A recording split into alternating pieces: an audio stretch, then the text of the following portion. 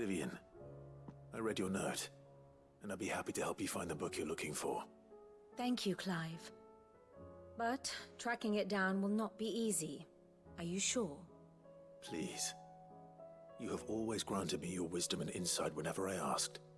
It's only right that I return the favor. Or at least attempt to. You are too kind. Alas, what I ask of you is rather more trying than delivering the odd lecture. I spoke with Harpocrates to see if he had any inkling as to where another copy might be found, but... But perhaps it is best that you hear the details from him. If you say so. Forgive me, Clive, for asking this of you. But this book, it set me on the path to becoming who I am today. Its importance cannot be overstated.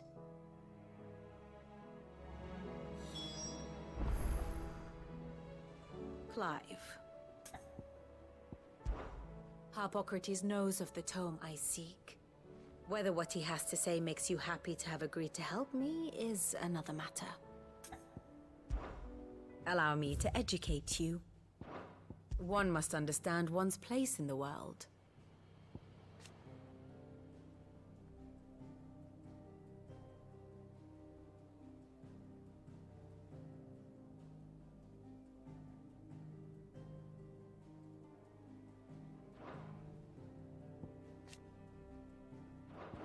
Very good.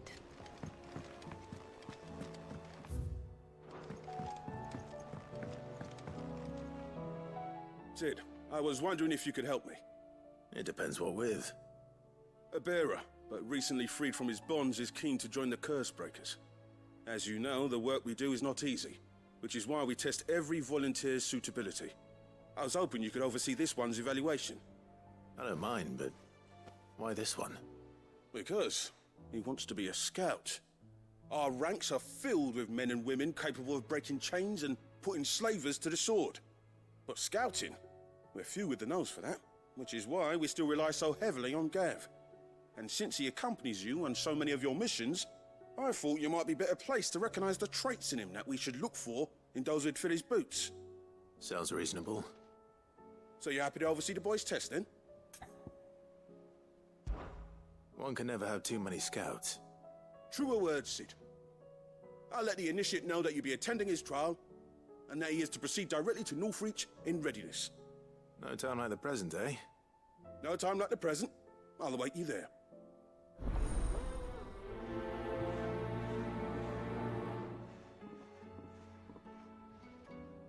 Northreach. I don't suppose they could have chosen somewhere closer.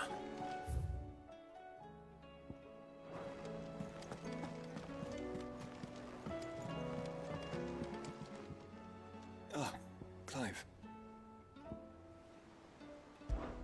This is it then, brother. Indeed. You're wrong.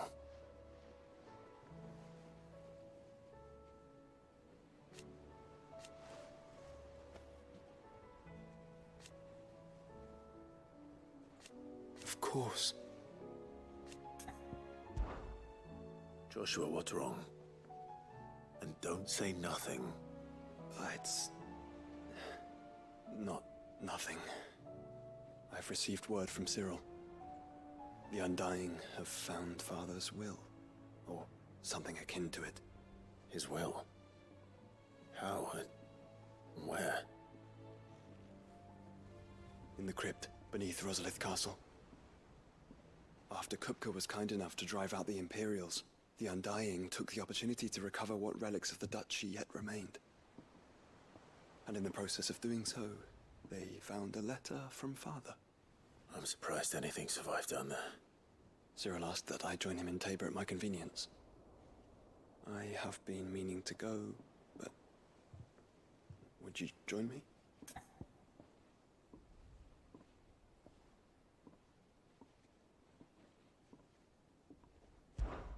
Of course. I want to know what's in that letter as much as you do. Very well. I am ready to leave when you are.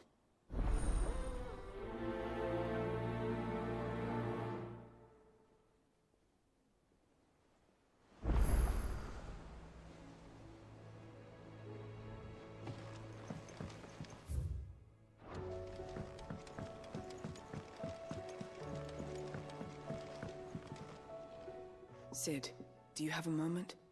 By all means. It's my old master. Seems there's no escaping her. She found some way to send me a letter. And something else. Records from a Waluda prison. Seems they were keeping a lot of bearers there. How did she come by such a thing? Finding bearers always was her strong point.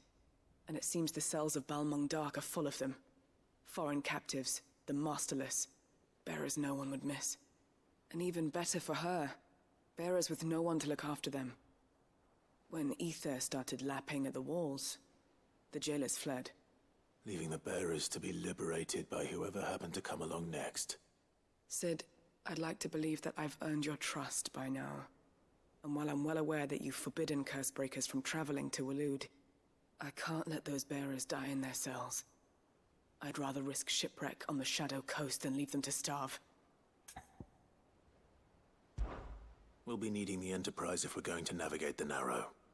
Does that mean... I'm making an exception, but we travel together. And we stay no longer than we have to. Ash is an inhospitable place at the best of times. We save as many as we can, and we leave. Thank you, Sid. There was a name in the prison register. A name from my past. Chadwick. Another of my former master's protégés. A gifted soldier, and the closest thing I had to family. The thought of him held captive in that place. He must be very important to you. He was. Is. Then we find him. The entrance to the prison lies in the shadow of Ravenwit Walls, just beyond the portcullis. We should head there as quickly as we can. I only pray there are still bearers alive to save. As do I, Doris.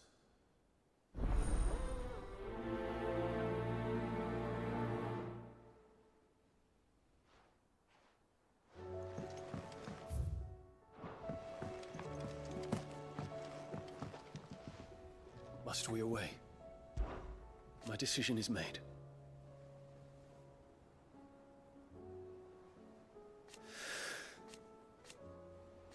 You said it yourself. He must. He must.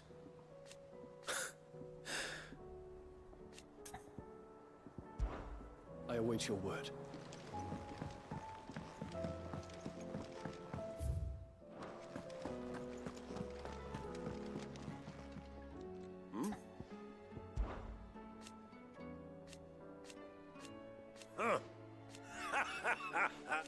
Thank you, Uncle.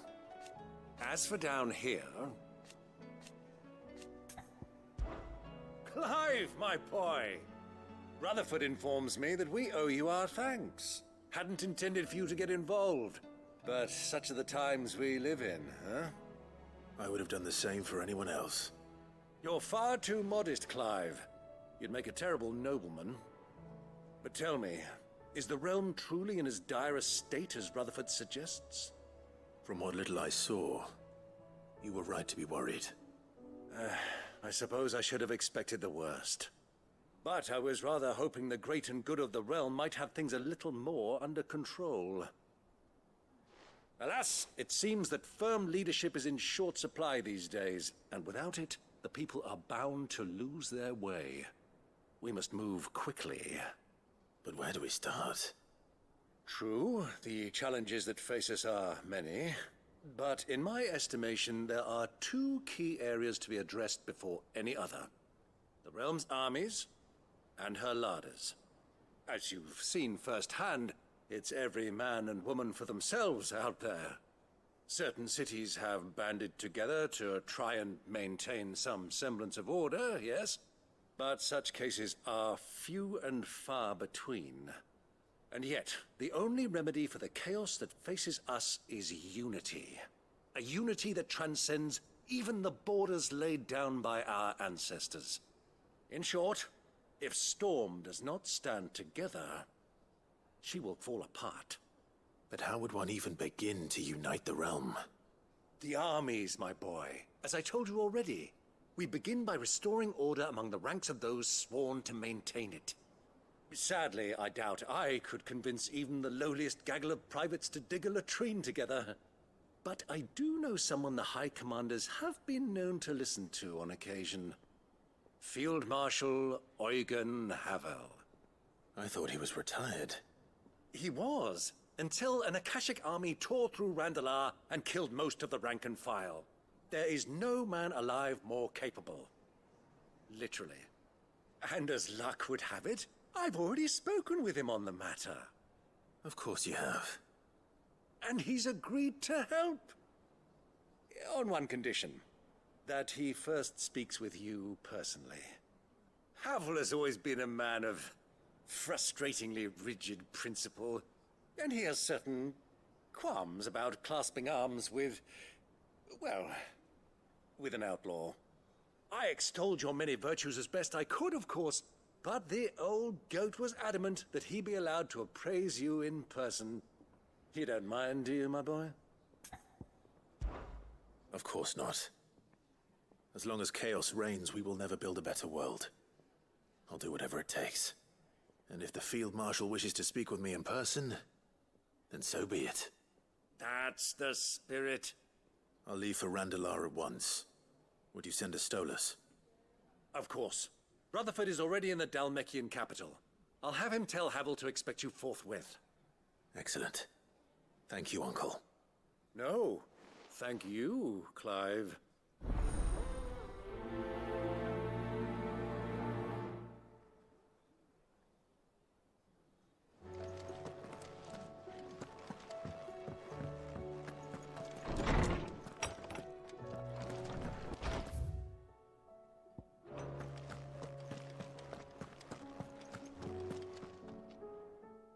Clive, my boy. What a pleasure it is to see you. Harpocrates. There's something I need to ask you. I've been charged with locating a book called From a Distance. Then you seek a rare gem indeed. One whose name I had not thought to hear from your lips. You've been talking to Vivian. Right as always. But she didn't seem keen to tell me very much. I take it she didn't like what you had to say. And yet I gather it did naught to dissuade her. Clive, if the young professor has tasked you with obtaining a copy, I fear she asks the impossible. The executors would not allow it. The executors? Coveters of Secrets. A clandestine organization committed to the collection and intenebration of forbidden texts and technologies. One such text being the tome Vivian seeks, chronicling as it does the true history of the enslavement of bearers. A tale which could overturn the established order were it ever to become widely known. Or, so rumor has it. I've never actually read the thing, or even set eyes on it for that matter. How is it that I haven't heard of this organization? Why, secrecy is the executor's watchword. They lurk in the shadows, emerging only to seize that which must be seized, be it books, inventions, or people, before disappearing again, leaving nary a trace. Which would explain why Vivian's copy was snatched from her grasp not long after she found it. By the hand of the executors, yes. But what drives them? Self-interest or ideology? Fine question. Sadly, all that is known of the executors can be recounted in a single breath. You may just as soon ask me of their origins, numbers, or the identities of their leaders. Any answer I give would be pure speculation. Then my hunt was doomed from the first. What was Vivian expecting? That I'd pluck it from thin air? Not from thin air, no. From ash. Rumors of the executors are rife among the scholars of Storm, but rather less so across the strait. I have a friend. Well, I had a friend in the village of Garnick, a collector of rare tomes, upon which subject we would oft correspond. Alas, I have heard naught from him since the skies fell dark. And no doubt he too has turned. But though he did not mention it by name, it is possible that a surviving copy of From a Distance yet rests upon one of his many shelves, quietly awaiting discovery. If you were, by some chance, able to save even a single book from the poor man's library, I know his soul would rest easier. Very well. When I next find myself in Waloed, I'll be sure to pay Garnick a visit.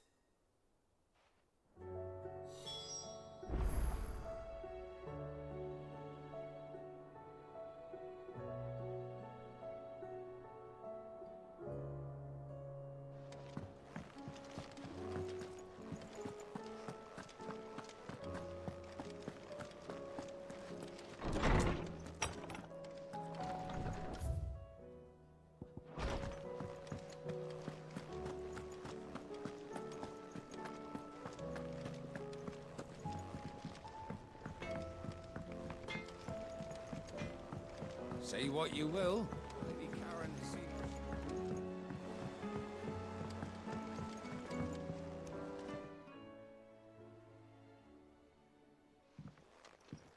Pining for something, boy. What is it? What do you see out there?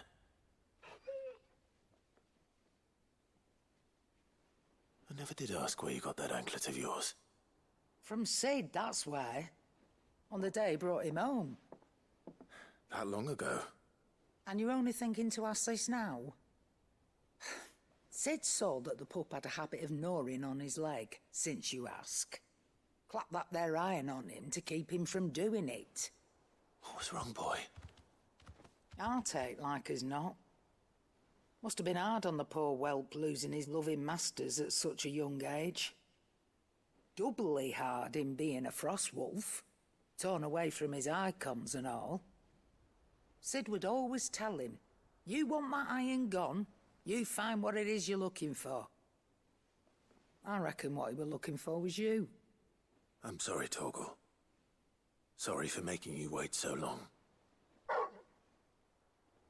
Let's get that thing off you.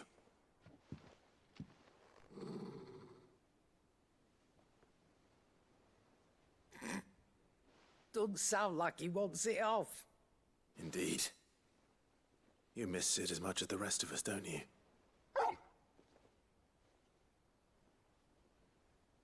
You want me to go with you somewhere?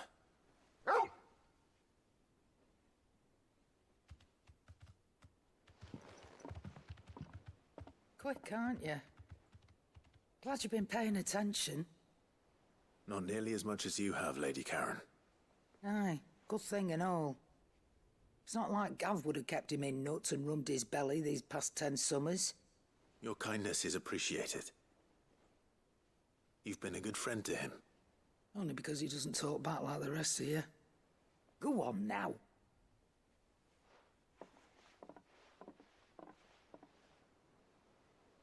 Where to then, Torgal?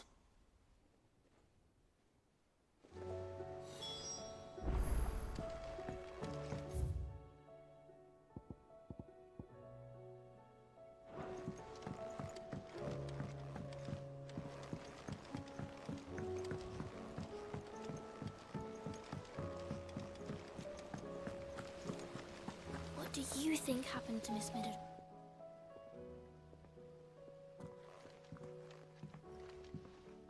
Sid, you have to help us. With what? You didn't take apart another of Mid's contraptions, did you? No. Well, yes. But that's not what we want to talk to you about. It's Miss Middledol. She's been acting strange. Very strange. She's barely ever around. When she is, she acts like we aren't even there. Her head's in a crowd. In the clouds. That's what I said. In the clouds. Well, she does have a lot on her mind. When did you last see her? Not long ago. Right after she got back from saving you from Stonear. Then it's probably just about the Enterprise. It did take quite a battering on the way there and back. You didn't break it, did you, Sid? You really should be more careful around Miss Middledol's inventions. Don't listen to her. Even if you did break the Enterprise, you could put it back together, couldn't you? But who's gonna put Miss Middledol back together? She seems really sad. Why don't I go and see if I can cheer her up? You do that? For us?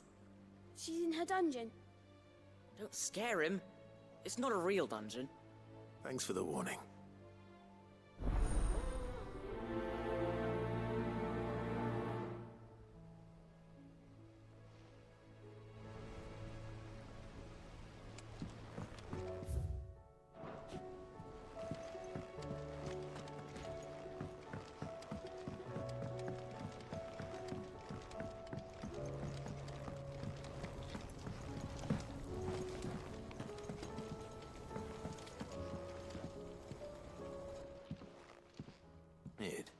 If you have a...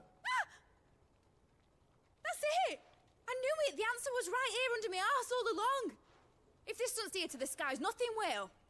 To the skies? You aren't trying to give the Enterprise wings, are you? What else would I be doing? The children seem to think you're avoiding them. They're worried about you. Is this really so important that you need to shut yourself away from everyone? The Enterprise is already the fastest ship in the realm, and that's with the sea beneath her. But what if she weren't bound to the waves? What if she weren't bound to anything at all? It's not fair. The gods get the skies all to themselves, so I'm gonna do something about it. The Fallen had their chance, but they relied too much on magic. And see where that got them? But not me. I've discovered how to do it without. Well, almost. First I need to make a prototype. And is that a one-woman job? Are you volunteering? I'll have you know the Enterprise is my baby.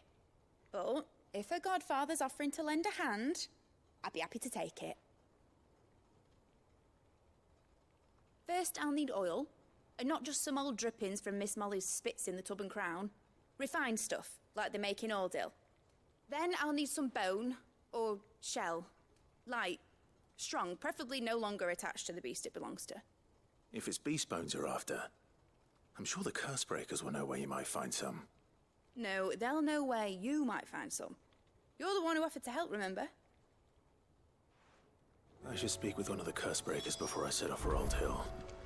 See if I can't find this bone while I'm there as well. Has Midadol mentioned a new project yet? When you return, would you mind teaching the children another lesson? They did so enjoy your last.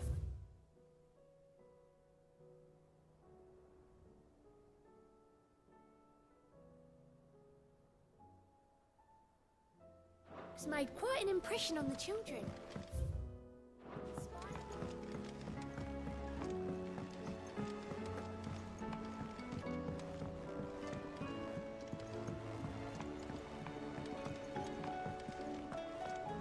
I will not let them be forgotten. Sid, may I have a moment? Of course. It is an honor to finally speak with you. My name is Herman. I've been with the Cursebreakers for some time now, and I wish to be deployed to Ash. Any assignment will do. No. The lands across the Narrow are too dangerous. I will not send good men and women to risk their lives needlessly. Why would you want to go back? I need to retrieve something. Something important. I was raised in an orphanage. The Badbach Conservatory. Or rather, I was held captive there. It was not a place of nurture. It existed solely to turn bearer children into mindless weapons. We were tortured until we feared no pain. Tormented until our hearts turned to stone. And few ever survived long enough to become tools of the last king. I can't imagine. I lost so many. I can't even remember all their names. But they must be remembered. They cannot fade away, faceless and forgotten. The Institute was run with military precision. Every child measured, every name recorded, every death logged with meticulous care. Sid, Allow me to travel to Ash and recover the registry so that my brothers and sisters might live on. You were a good friend, Herman. But the fact remains that Ash is simply too dangerous. Sid, please. Even should it cost me my life. Too dangerous for you, Herman. But not for me. I'll go to Bad Bach and find the registry. You will? I won't let you risk your life. I don't know how to thank you. You can start by telling me where I'll find this orphanage. Vida Grace. Hidden in a forest, overlooking the plains. All right. I'll see what I can find there. May the mothers guide you.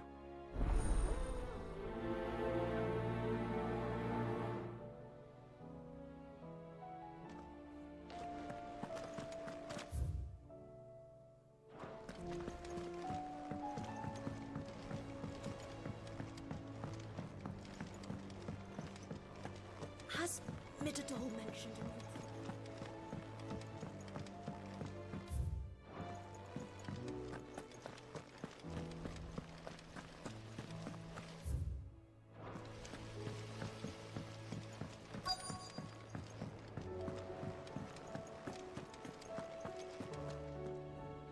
All right, Sid. Come to buy us around, have you? Only if you earn it. Mid needs a piece of light but durable bone for her next project. You've encountered your share of beasts on your travels across the realm. Any ideas? Most bones are the same. Whack 'em hard enough and they'll break. If it's durability you're looking for, shell will serve you better. You know what an adamantus is? I do. And I know to give them a wide berth. Will any old adamantus do? Well, with shells, the older the harder. There's a rumour of an ancient adamantus down in Karava, near Old Bidza, or what's left of the village anyway. But don't expect to make quick work of the bastard. There's a reason it's lived as long as it has. I'll keep that in mind. Thank you. Twinside's hundreds of...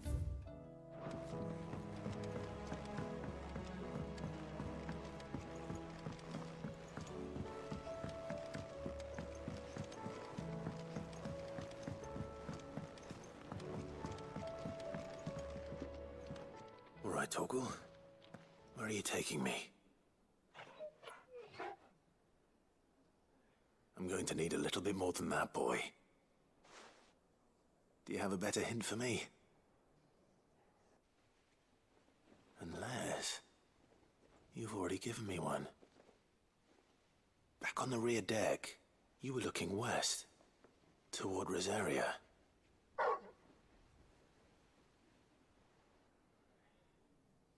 Why don't we try the rookery?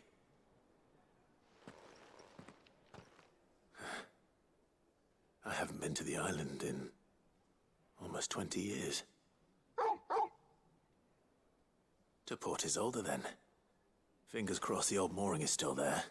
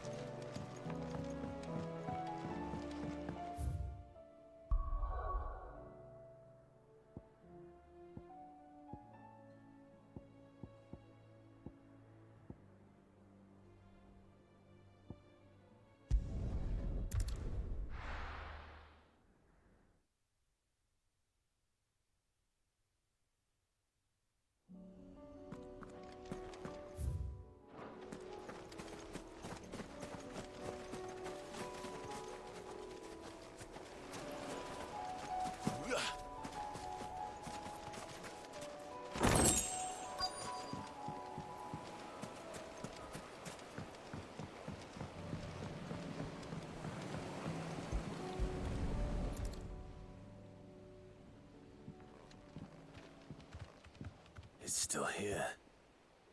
After all these years. Lots more than I remember. And you're a lot bigger. You might have to swim, boy.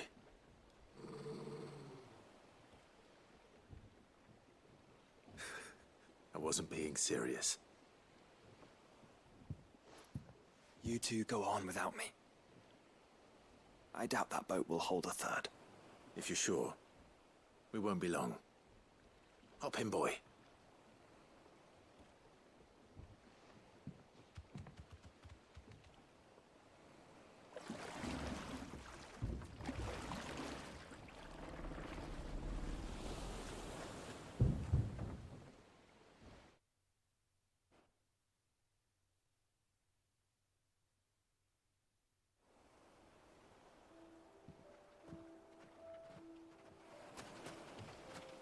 This place hasn't changed at all. The rookery's right through those trees. Come on.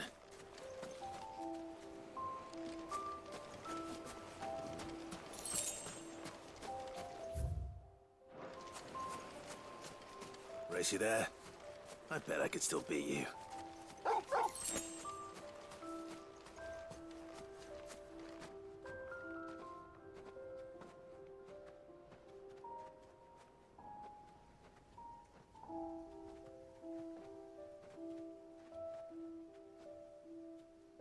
Here we are. This was our hideaway. Wasn't it, Torgal?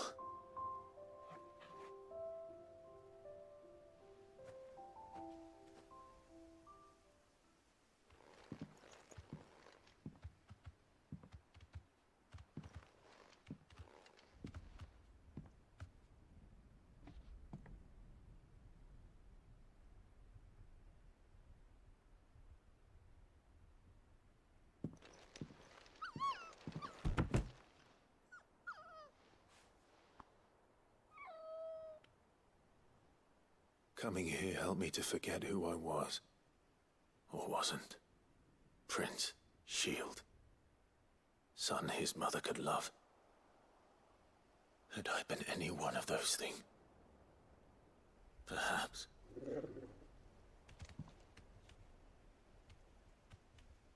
What is it, boy?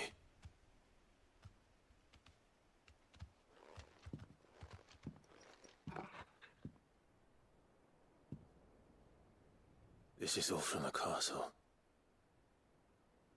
And Phoenix Gate. Did you bring these here?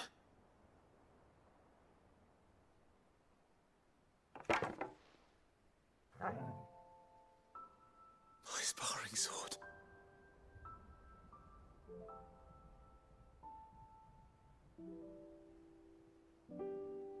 Well, well. You never stopped looking for me, did you, boy?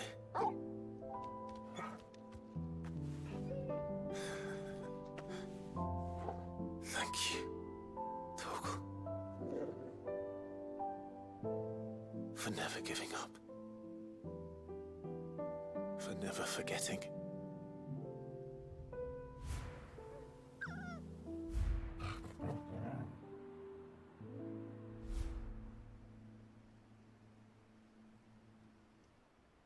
Let's take this with us, shall we? So I don't forget either.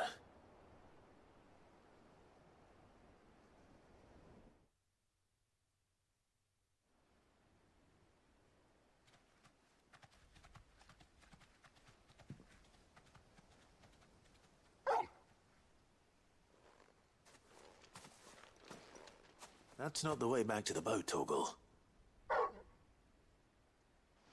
All right. I'm coming. I think I know where we're going.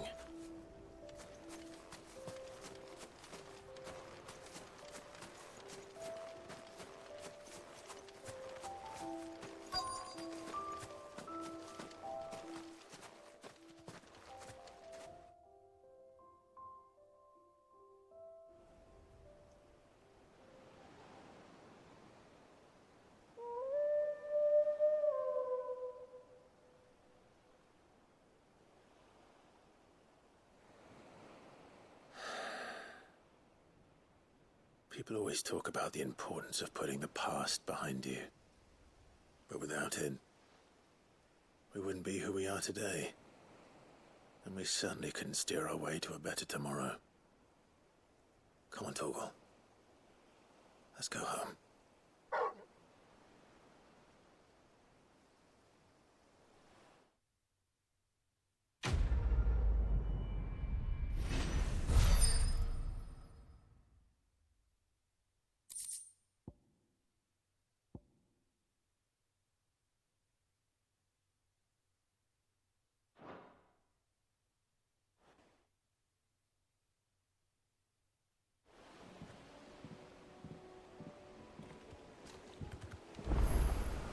Sorry for the wait. We're ready.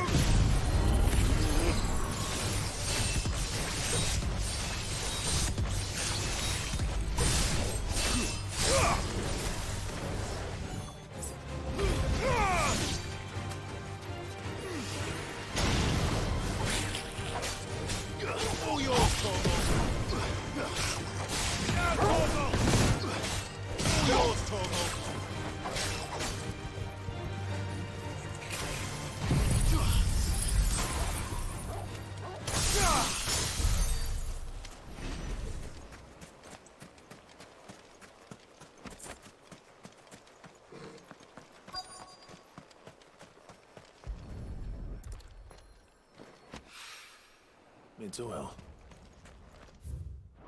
After what happened here, it's a miracle there was any left at all.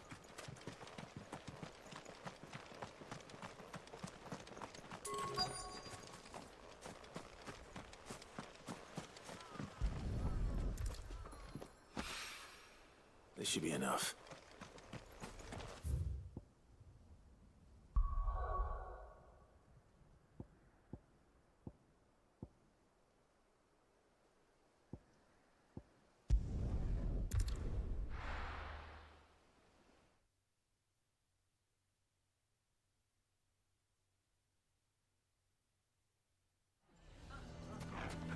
Why the hell would Victor take...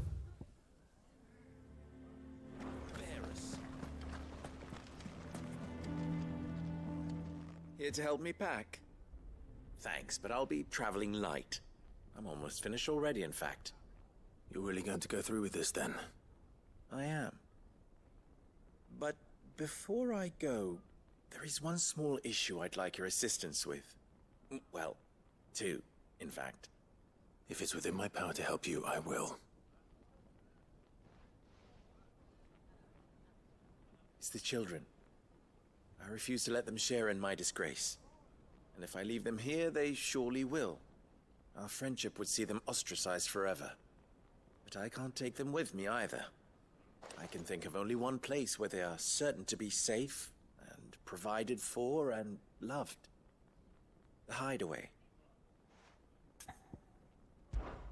Of course. The children would be more than welcome. Thank you, Clive. I will not forget this. Lubor, are you still here? What is it, Ferda? You look pale. There's been a flood in the Velcroy, a damn big one. The League of Outlaws encampment was completely submerged in ether. What?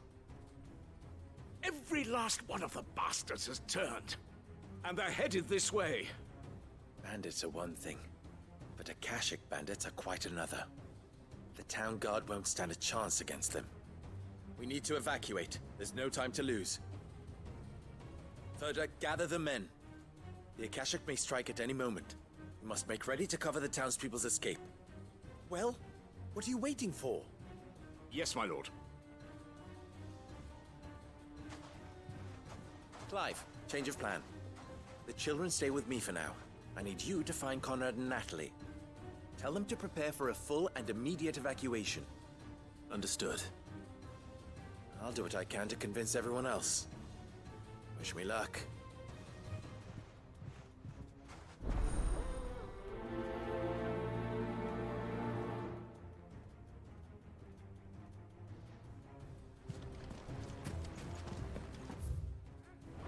What's You in the have cash? to listen to me.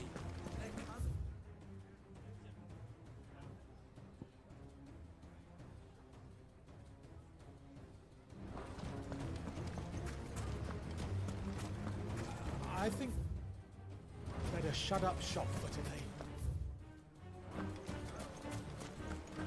You lied about being one of us? And you're lying. Why do they always have to make such a fuss?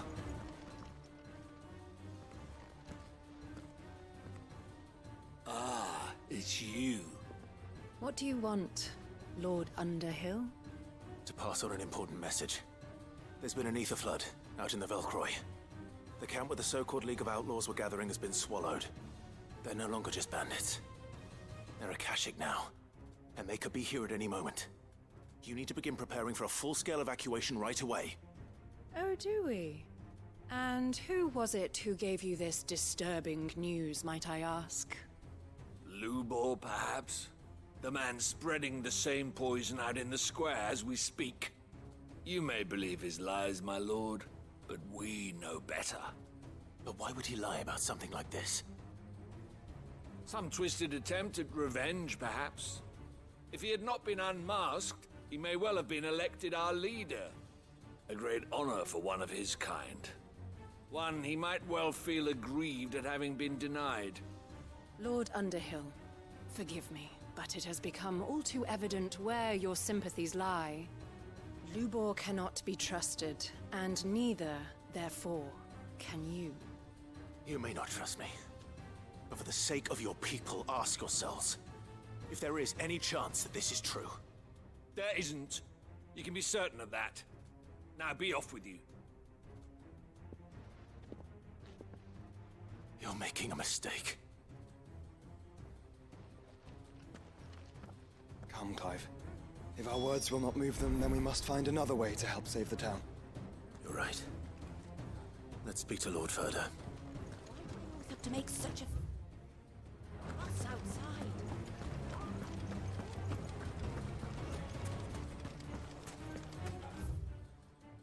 I think we'd better shut up shop for today.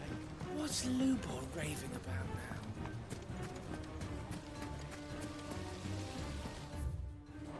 now? Daddy, what happened to your crystal?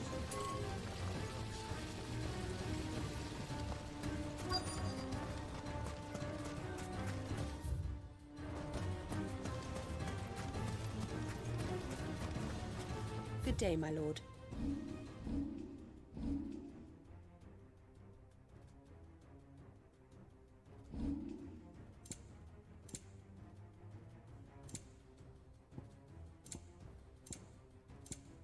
Fare you well.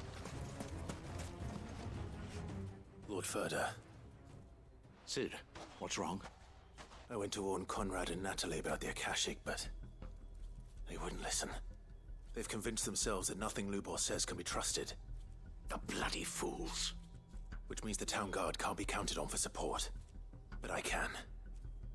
If there's anything I can do to help you defend Dalamil, you only have to ask. I appreciate it. Sid! Further! I've been looking for you everywhere. Victor? I thought you'd left. I couldn't abandon a friend in need. And Lubor is in need at this very moment. Come quickly.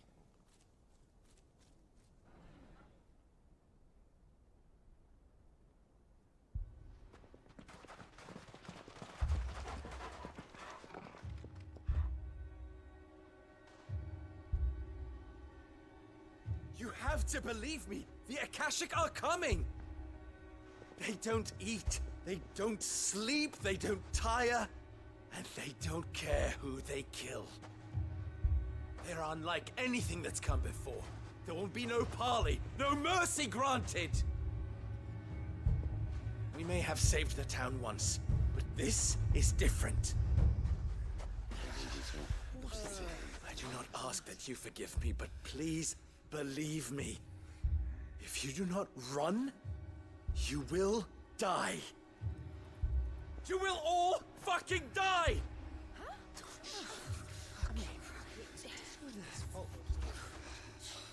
You'd like that, wouldn't you, bearer? Yeah, with us out of the way, your kind will be free to claim Dalamil for yourselves. You should run! Run, bearer!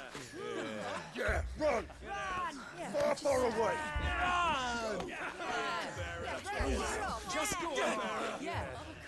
Yeah. Yes. Go. Come on, then. Go on.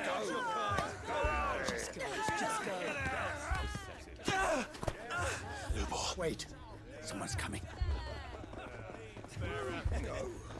Come on. Stop! You're hurting him!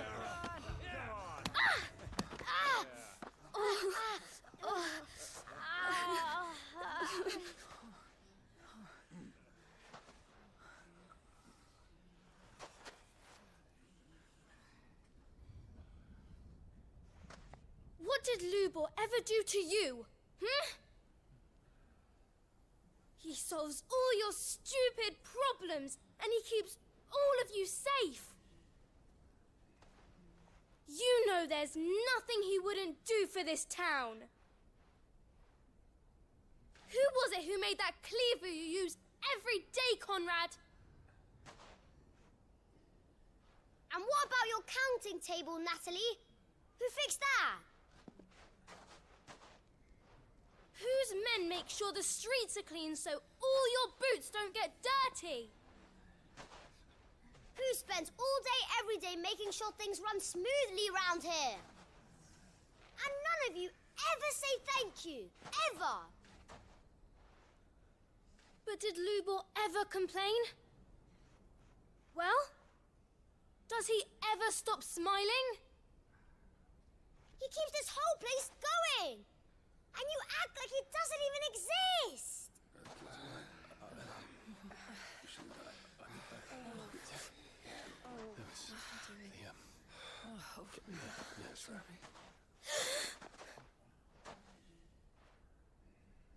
Lubor, we've heard enough.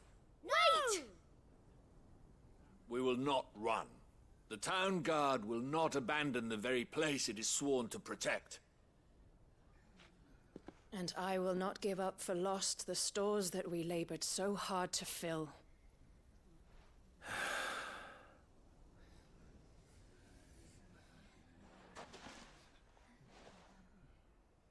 So tell us, how do you propose we deal with these Akashic of yours?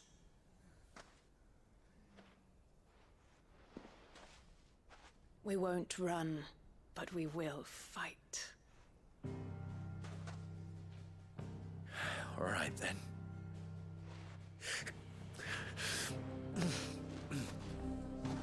Fine.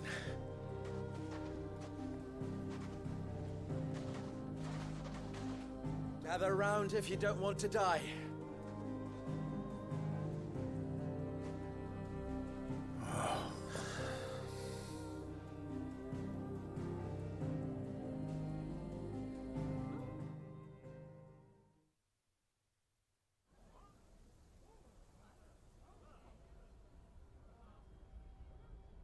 Allow me to explain the situation.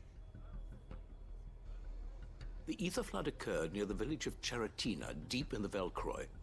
The place had been abandoned for years, until the League of Outlaws decided to make it their base of operations. Now they're all turned, and if the scouts' reports are correct, heading in this direction. They are mindless monsters, driven only by hate and rage, and they are utterly unpredictable. With the bandits, we at least knew how and where they were likely to attack. When these creatures come, Dalamil will have the bitterest fight it has ever faced on its hands. The town guard will muster at the north gate. The rest of us will take the south. Both forces will provide men to serve as scouts and messengers, ready to spread word of the size and nature of the Akashic force as soon as it is spotted. And as soon as it has been, we will converge on its position and see that it is driven back from Dalamil at all costs. Conrad, Can I count on the support of the town guard? Always. I leave the selection and coordination of the messengers in your hands, Victor. And the command of our men in yours, Ferda. If you would both be so kind. Consider it done. As you wish. Natalie, I would ask that you and your people have the townsfolk barricade themselves inside the bathhouse. And tell the merchants not to waste time securing anything beside the essentials. Preserving life is our one and only concern. As long as we survive, it doesn't matter what trinkets we might lose. Our riches can be regained. And if anyone doubts that, let it be known that the Briar's Kiss stands ready to cover any losses. Very well. I shall tell them. Where do I fit into this plan? Where else but the most perilous place of all? I would like you to travel to the home of our erstwhile League of Outlaws, Cheratina itself. The main host is most likely still there, and Dalimil will not be safe until it is eradicated root and branch. A little gardening. How pleasant. I doubt it. I have a feeling these weeds will be particularly stubborn. Luckily, so am I. So you are. All right then, we all know what we have to do. Now it's simply a matter of doing it. For Dalimil.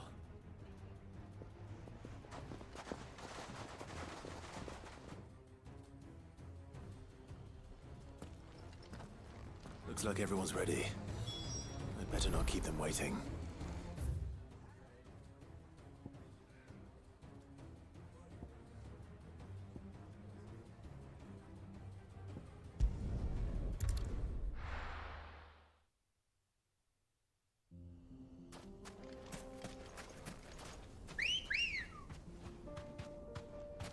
Come on.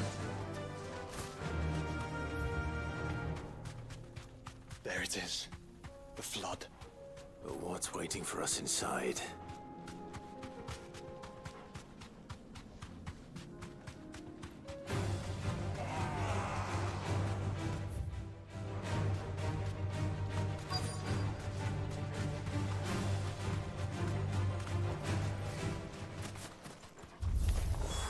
We can't leave a single one alive.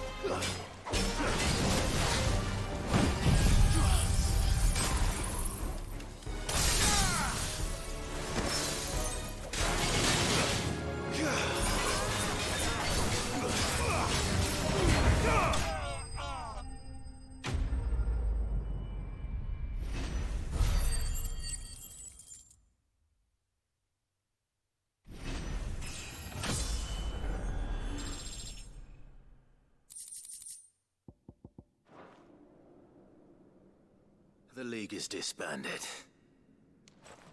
I should get back to Dalimil and see how the others fared.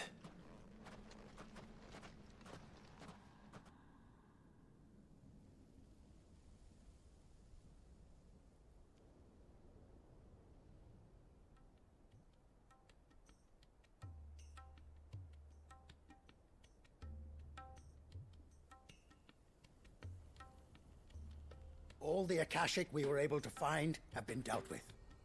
Seems that might be the last of them. Last of them here, perhaps. Lubo, Sir Clive has returned. Clive! What news from Charatina? It's done. Root and branch. I knew you wouldn't let me down. Thank you, my lord. Friends, the Horde has been driven back. The Akashic have been defeated. And we need not fear the arrival of any more, thanks to Clive. Victory is ours. We bloody did it! We saved Dalimil. Lubor, allow me to apologize. After all you have done for this town, we should never have doubted you. But we did. And for that we are truly sorry. We only hope that you can forgive us. We need you, Lubor. Dalimil needs you. So, if you would still like to be considered for the position of mayor, you have our backing. You do remember that I'm a bearer, don't you? We do. But that is not a stain on your character. It is a stain on ours. We thought only of what we perceived bearers to be, not what you truly are. The man who saved Dalimil twice over. I see. But I will only accept your proposal on 2 conditions. Name them. Firstly, that you will both do everything in your power to rally your people to my cause. If the Town Guard and the Merchants League do not accept my leadership, it will be doomed from the start.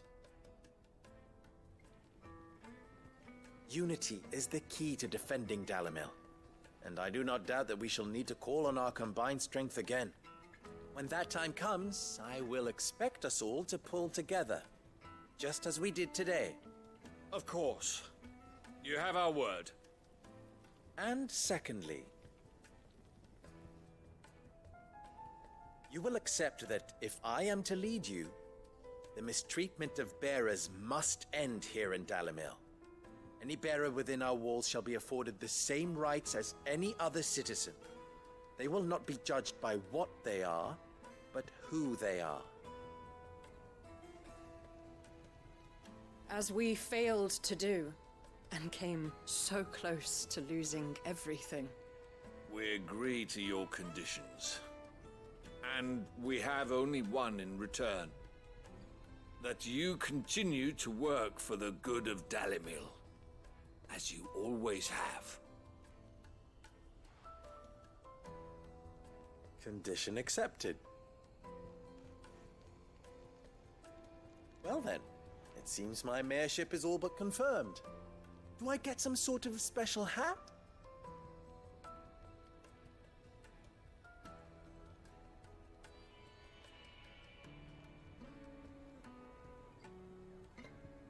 How fickle fate can be. Not so long ago, I had resigned myself to leaving Dalimil in disgrace. And now, I find myself her leader. Here. For everything.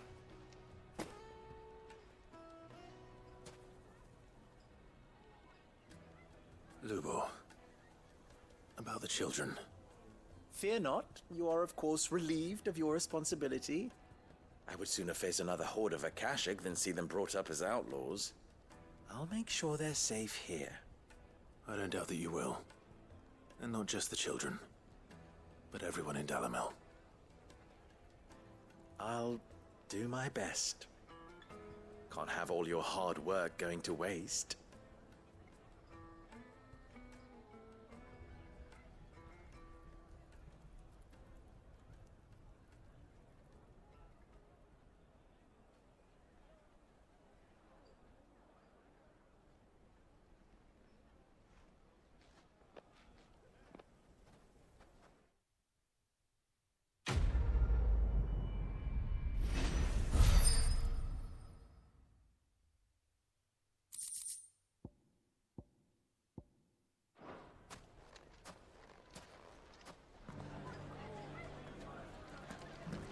I shall devote my every effort to creating a haven for man and bearer both.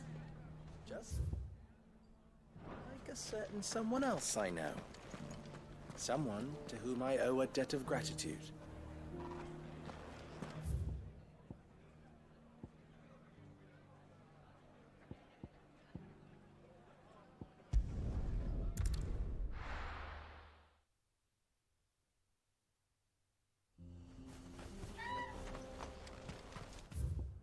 Welcome to Dravoj, Sid. Our gate's always open for you.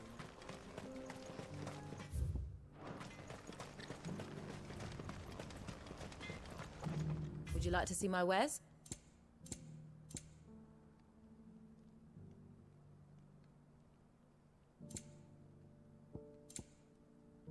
Go safely now.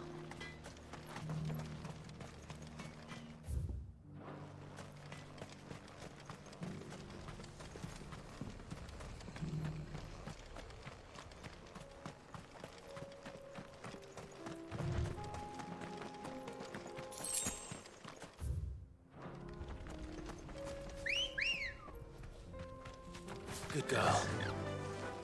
Faster!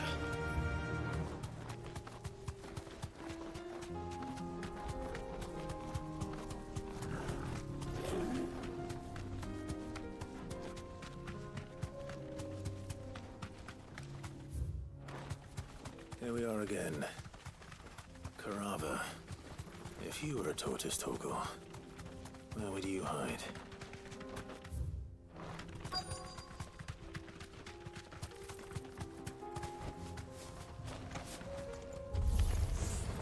Looks like we found him.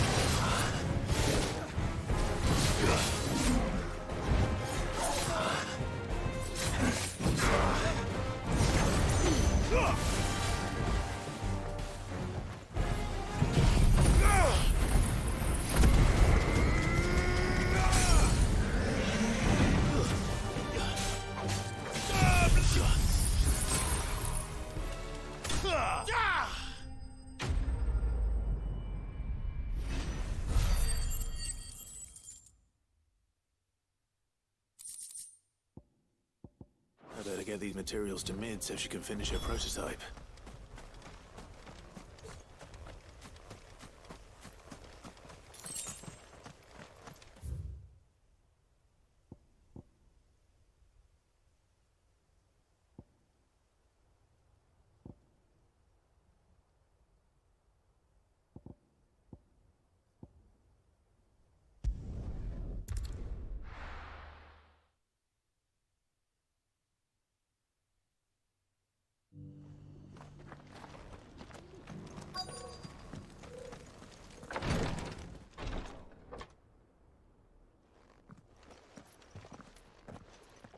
Your Grace, my lord, I trust your journey was not overly onerous. Cyril, you found a letter from Father? Yes, I have it here.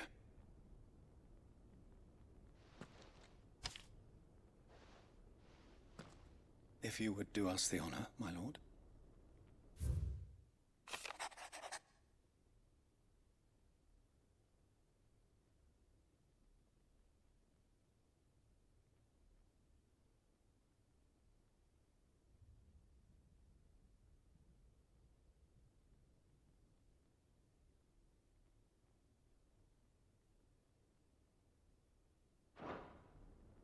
An inheritance. It would seem the late Archduke penned this missive shortly before his passing. The day before we left for Phoenix Gate. What are these plans he spoke of? His plans for the duchy, Your Grace. Your father entrusted them to my predecessor, the former bearer of the Burning Quill, who entrusted them in turn to me. The complete emancipation of bearers is their stated aim. But your father's dream did not end there. His Grace also spoke of building hospices to care for those stricken by the curse, and the founding of a new university to further the development of non-magical technologies. With the blight spreading ever more widely across the twins, Archduke Elwyn saw this as the only means of securing Rosaria's survival. He wished to see men and bearers treated as equals. To see centuries of common wisdom overturned. Small wonder he did not think it achievable within his lifetime. But he thought it achievable nonetheless. Had he not, he would never have written this message. Nor would he have entrusted his vision to his most faithful aides. Those who would have stood with you, shielded you from the machinations of the less benevolent personages at court. It's a pity only they are still with us. 'Tis true that those most loyal to your father were the first to suffer the Duchess's wrath. But one at least remains, and she has come bearing gifts. What do you mean? Mayhap it is better that she explain, my lord. After all, the duties entrusted to me by my predecessor extended only to recovering His Grace's will and arranging a meeting with the one who might execute it, or a part of it at least. And where is this woman? She awaits you in the archive, Your Grace. Thank you, Cyril. Shall we then?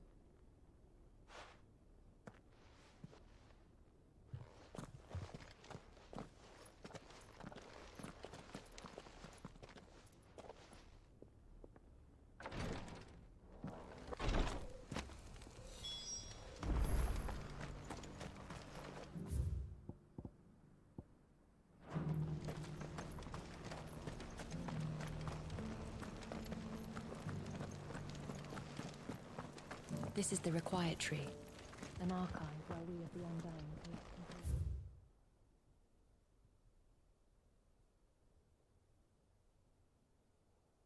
control.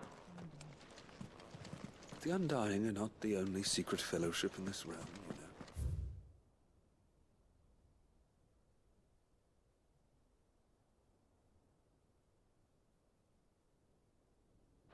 There are others, each working.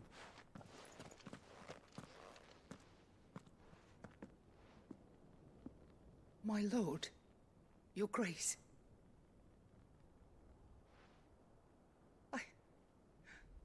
I hardly recognize you.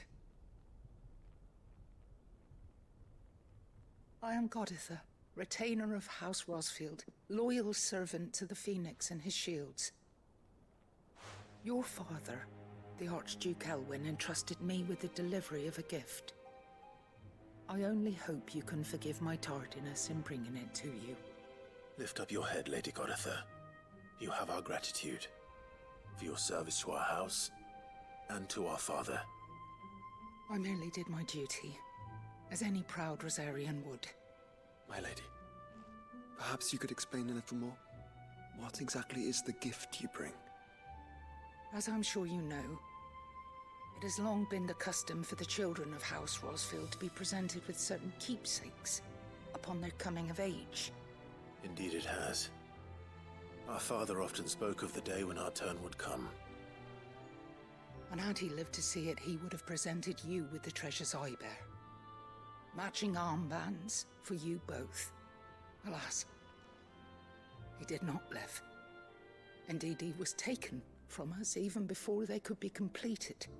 He had intended to claim the Heartstone with which each armband was to be finished himself, but it was not to be.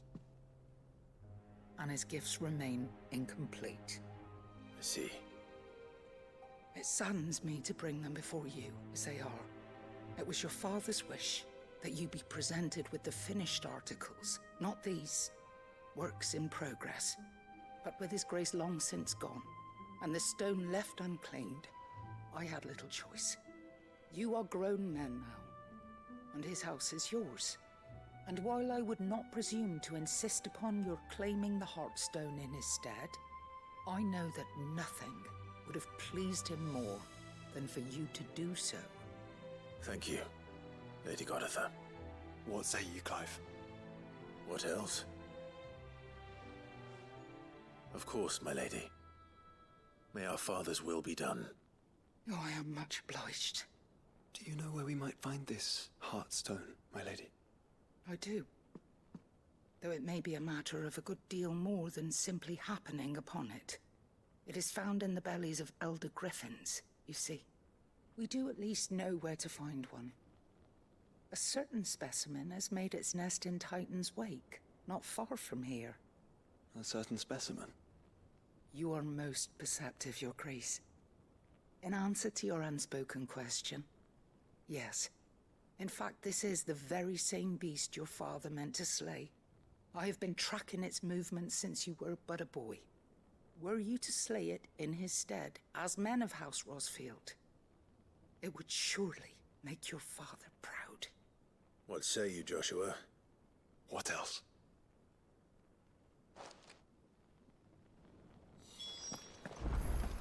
Titan's Wake is to the south of here. We must not be hasty. The good lady has been disappointed once already.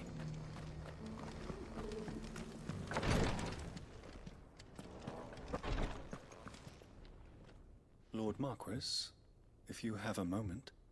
What is it, Cyril? One of our brethren lately journeyed across the strait in order to pursue a new avenue of inquiry in our ongoing investigation. He sent an owl some while ago, but we have heard naught from him since. Was he surveying another fallen ruin? No.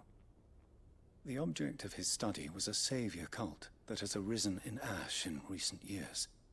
We believe it may have some connection to the Circle of Malleus, an ancient religion that worshipped Ultima as its god. By gaining an understanding of this new faith, we hoped to learn more of the Circle's original beliefs. And so you sent one of your brothers to Ash? A continent teeming with orcs and Akashic?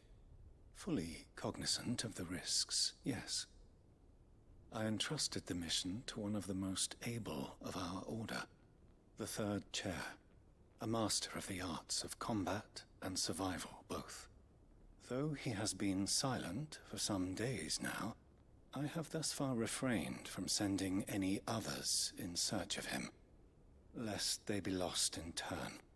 Yet, it seemed only right to inform you of the situation, given your unique experience of the perils of Ash.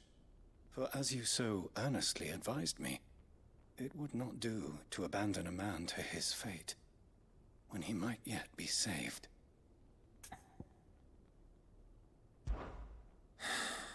It would not.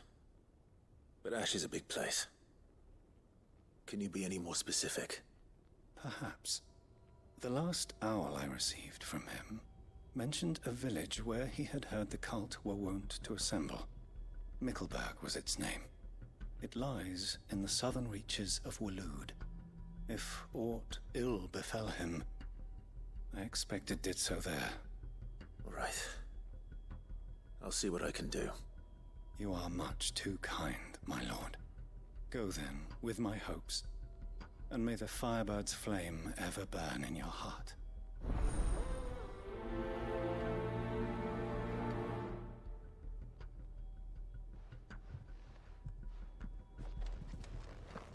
If this new faith really is an offshoot of the Circle of Malleus, then... Let's concentrate on finding the third chair first, shall we?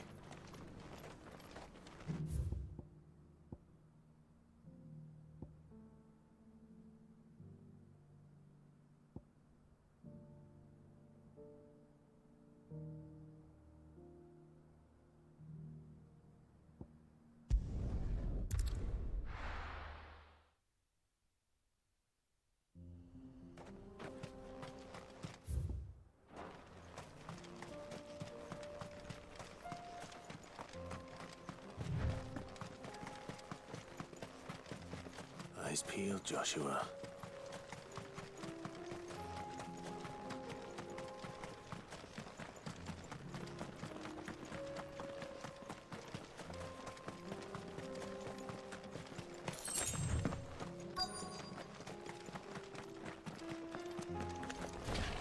There it is.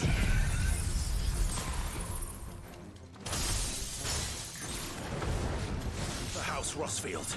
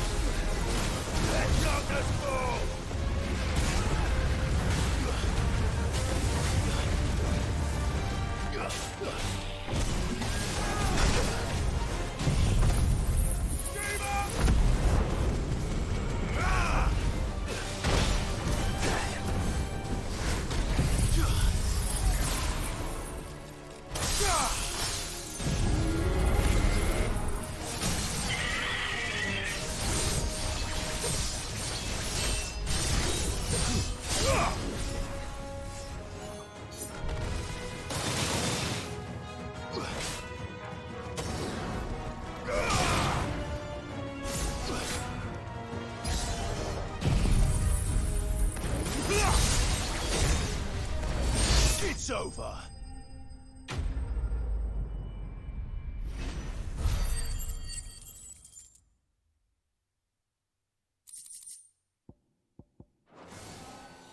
Is this the Heartstone?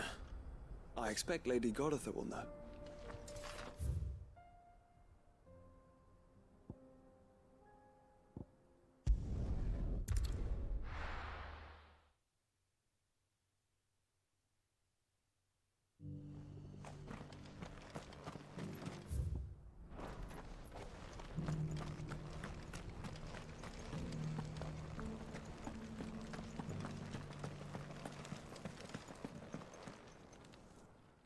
Thank the Founder you were safe.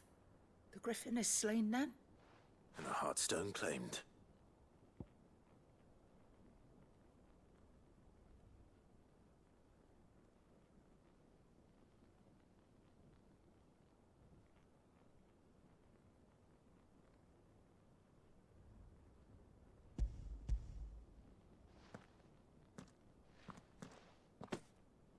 Yes. This radiant luster, like frozen flame. It is just as your father described it. Thank you, my lord. Your Grace. Your father would be so proud. Lady Goditha, the lapidary is ready. Thank you, Cyril. I will be with him shortly. If you would excuse me, I shall have the stone cut and set forthwith.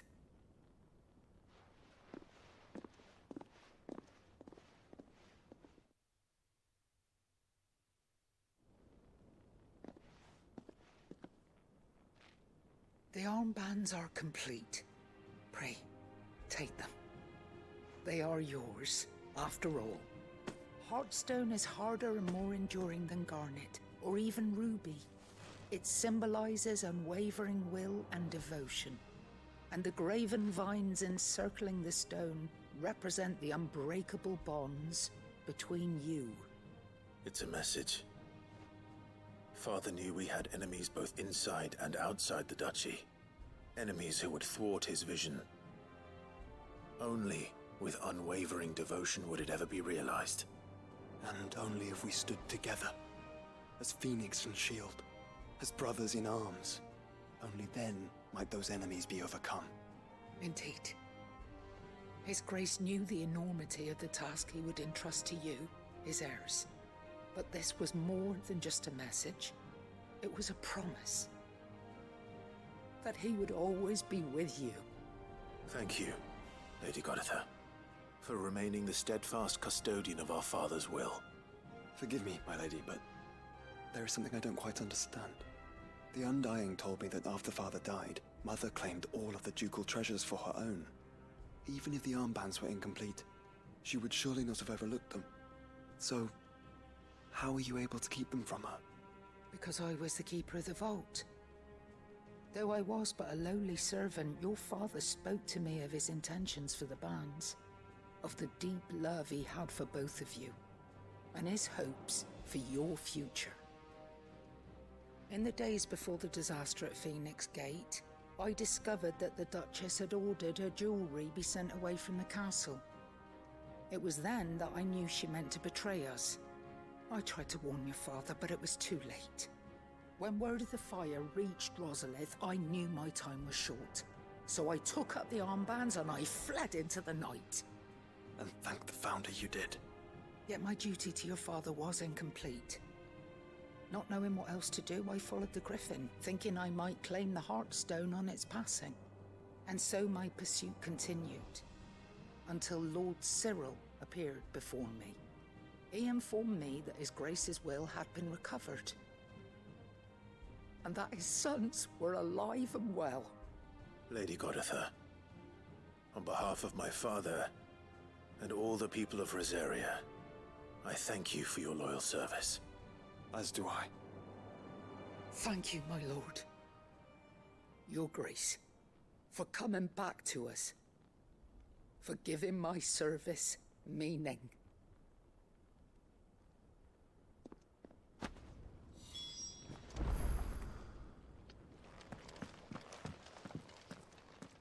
The bands suit you well. It must be gratifying to finally receive the inheritance that was denied you for so long. It is. And we thank you for the part you played, Cyril. If you would permit me to play my part a little longer, might I suggest that you make your way to your father's memorial atop Hawk's Cry Cliff? Let him see that you have received his blessing, and that his vision lives on in you. I suppose it would be churlish not to. What do you say, Clive? Should we pay Father a visit? I think we should. I was hoping to be able to offer him my thanks before we left for Origin. Your father's helm is enshrined there. It has been since the day we recovered it from Phoenix Gate. I prithee claim it, for it too is a part of your inheritance, and I do not doubt that your father would prefer it in your hands than perched upon some lonely rock. Thank you, Cyril.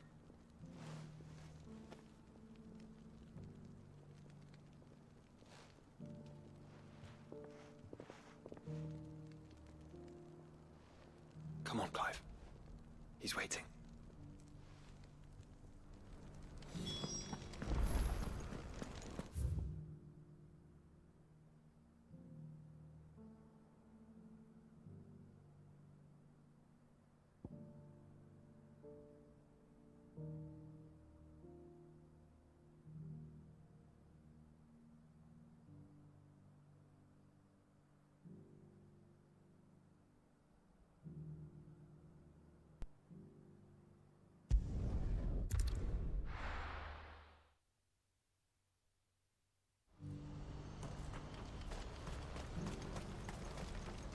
You won't find a finer array this side of Strait.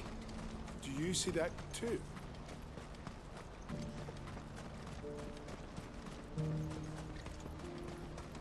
Papa? What is it? Oh, please. Just make it stop. I'm scared.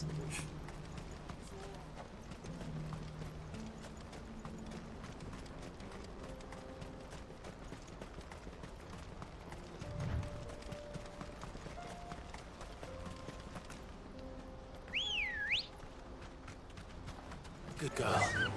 Faster!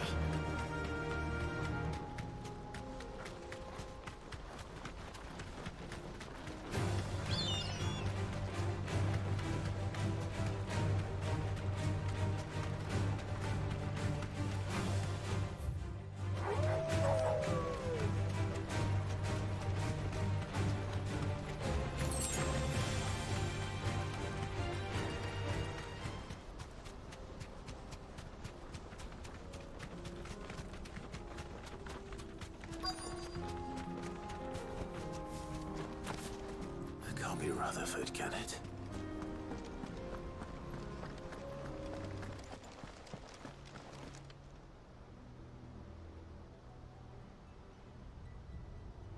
Turncoats and cowards, the lot of you!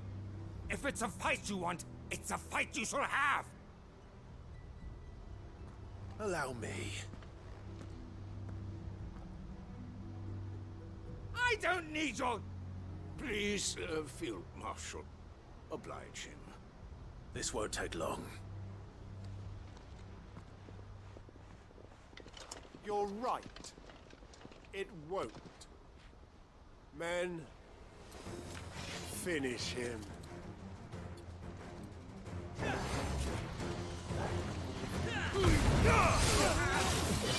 Stay down!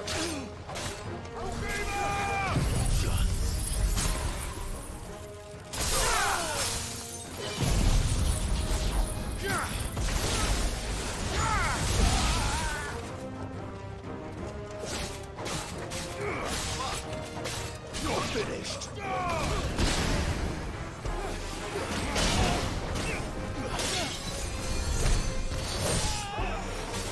Let down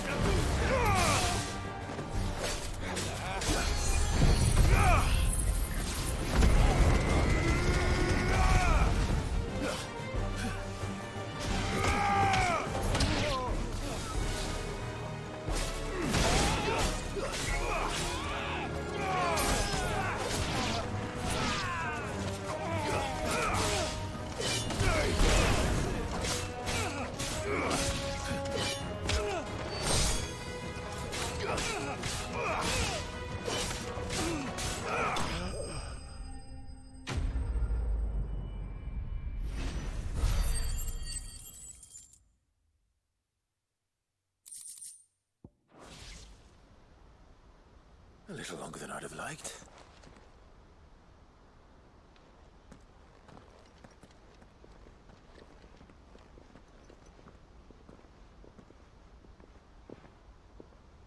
Field Marshal Havel, I presume. Are either of you injured? No, my lord. You arrived just as our escort turned on us. Fucking traitors. I'd heard reports of soldiers in the outlying regions abandoning the oaths they swore. But I hadn't thought the corruption had reached so close to the heart of the Republic. It's a fucking disgrace. Your interfering old bastard of an uncle tried to warn me, of course. My lord Marquis. Or is Sid the Outlaw more to your liking? Call me what you want. It doesn't change who I am, or the urgency of the message I bring. My uncle has a plan to right the realm, and he needs your help to see it through. Before I agree to anything, I'd have you answer one question. What do you stand to gain from all this? I won't deny that I might benefit from further chaos. But I seek a new beginning for all of us. And while the choices I've made may not always have been the right ones, I know I made them for the right reasons. For so long, so many of us have been told how we could live, how we could die, when it should have been our decision all along. Now we have a chance to put things right. But in order to take it, we must stand together. Even if it be beside those with whom we don't see eye to eye.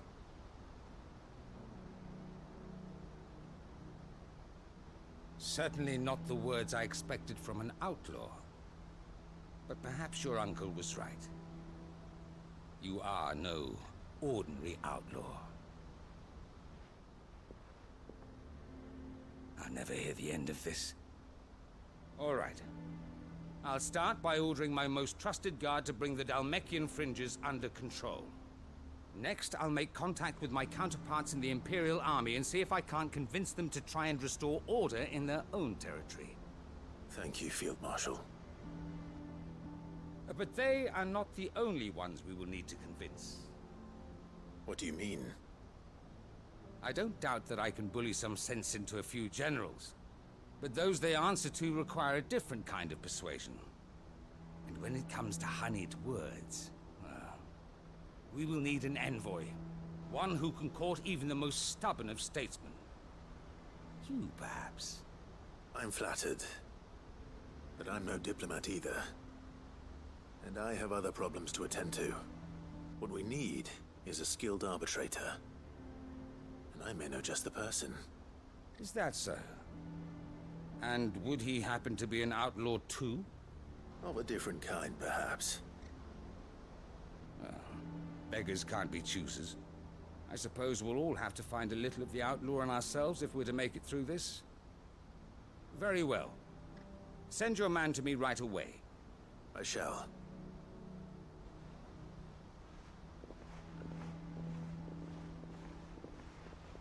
My Lord Marquis. Your Lord Uncle bade me escort the Field Marshal to his manor in Port Isolde. And I will see that my associate joins you there. Very good, my lord.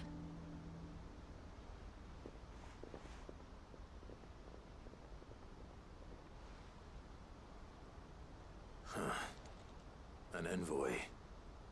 I'm not sure I'm the man to talk anyone round. I can barely convince my brother to take his medicine. No. This is a job for someone with experience. Someone like Quentin. I hope I can convince him at least.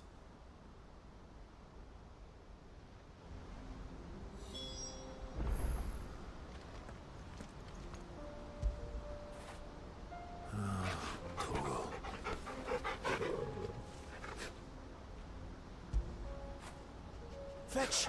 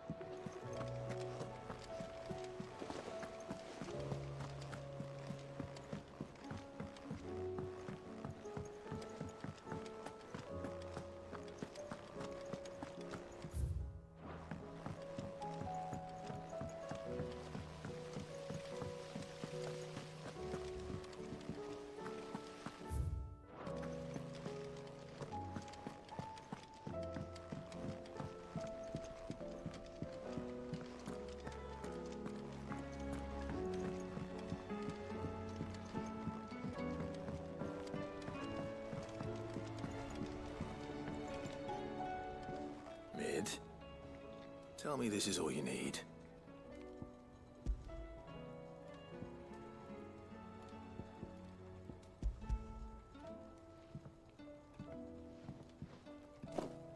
Aw, you make it sound like I asked you to save the world or something.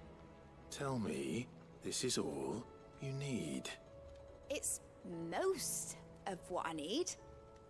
After you left, I went over the figures again, and I realized I'd forgotten a 1 and a 0. And a cogwheel. Just a tiny one. Though, that's the problem. Gears that small are a bastard to make, and I may have lost the one Blackthorn spent a fortnight toiling over. wait. The children. When they took apart your scales, there was a tiny brass gear.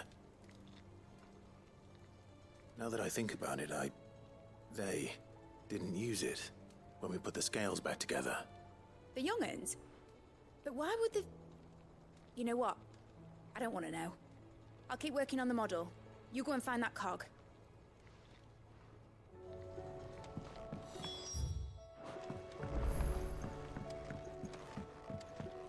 Has Midadol mentioned a new project yet? Sid! Is Mid still hiding from us? She wasn't hiding. She's fine. She's just busy working on her next project. A new invention? What is it? What is it? Is it an airship? I bet it's an airship! Do you think she'll let us help?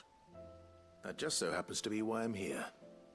She needs something special, something only you three can provide. A brass gear. A tiny one. One that might fit on, say, a set of scales? Oh, the one you forgot! We remember! We saved it, just in case. It's in the bag of bits. Since your lesson, we've been disassembling, then reassembling everything we can find. All the pieces that are left over, we keep under our beds, just in case. That's good to know. Look! I found it!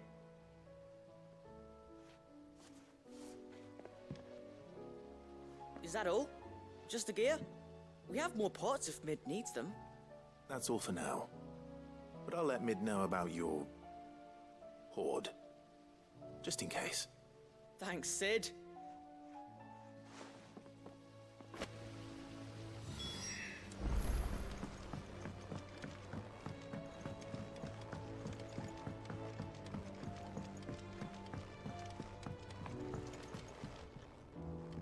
Well, did they have it?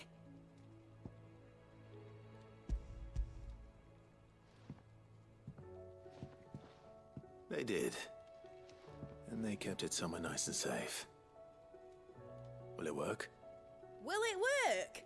It's perfect! You're a genius, Clive. What exactly are you going to use it for? Only the most important job of all.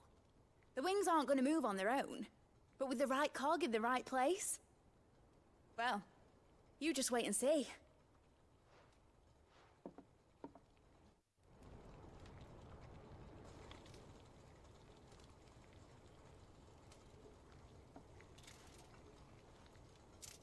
That should do it.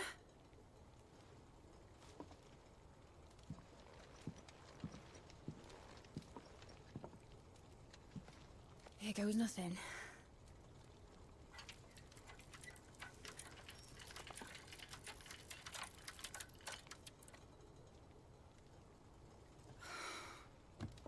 Titan's tits.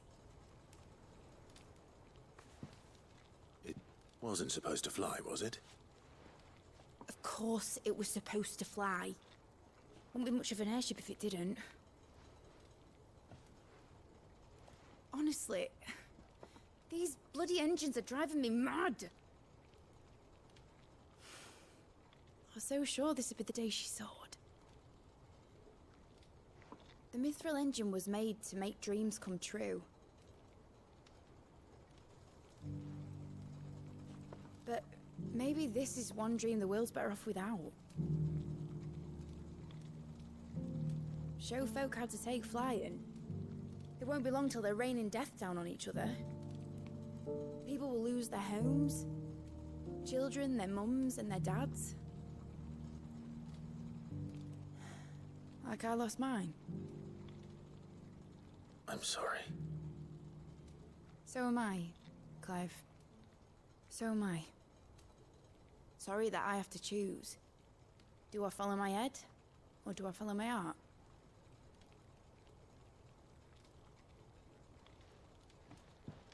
Good question. The first time I stood on the deck of your ship, felt the wind in my hair. It was like I was flying. But imagine how it would feel to actually do it.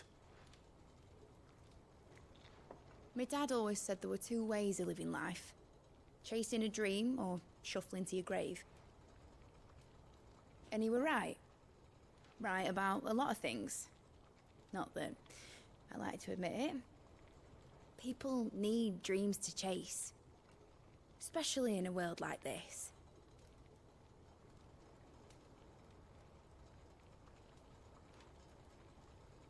Right. When this is over, I'm gonna take all my mithril engines to Zemeckis and sling them over the edge.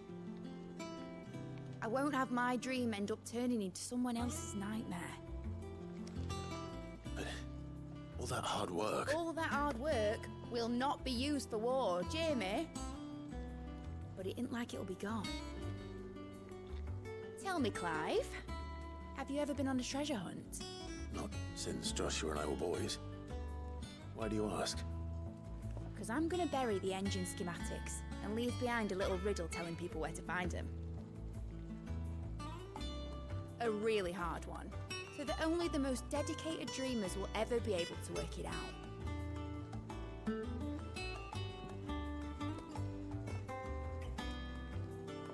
Ooh, I can picture it now. Some daft general squinting at the words with a gormless expression on his mug. Like that one, yeah. Right.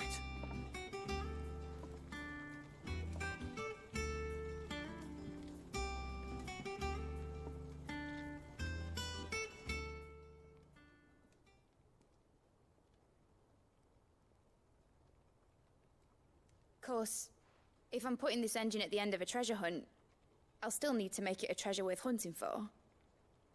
Won't be much of a prize if it couldn't even make a toy boat fly after all. My dad always said, dream big. But it ain't the size of a dream that's important, is it, Clive? Only that it's a good one. And I reckon I've got a fair few good uns left in me. I'm sure you do.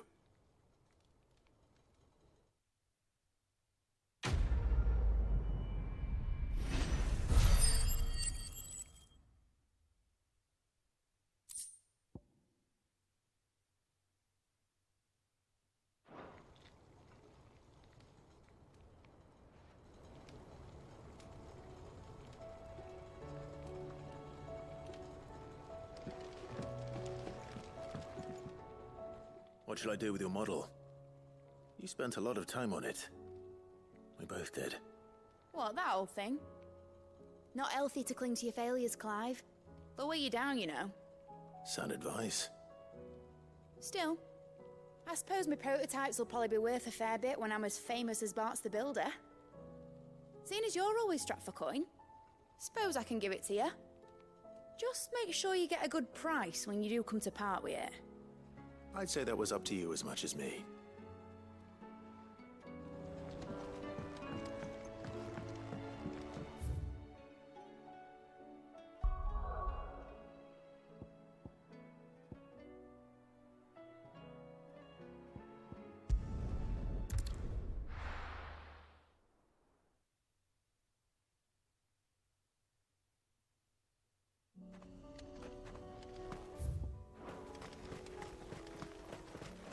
Unwavering will and an unbreakable bond. Do you really think we're strong enough? To save the world? Of course. To have overcome Father's political enemies? Of that I'm less certain. Especially knowing what we know now. What Mother was truly capable of. But perhaps these bands would have helped. Knowing he was with us would have made all the difference.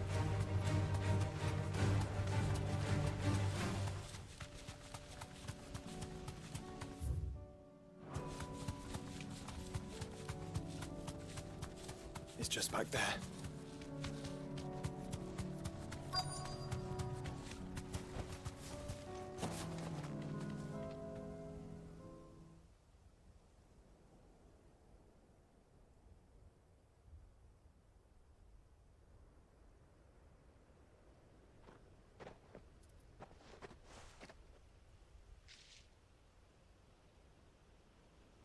Father always fought for what he believed was right.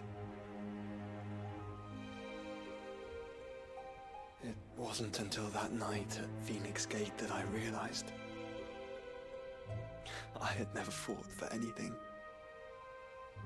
I always had someone else to do the fighting for me.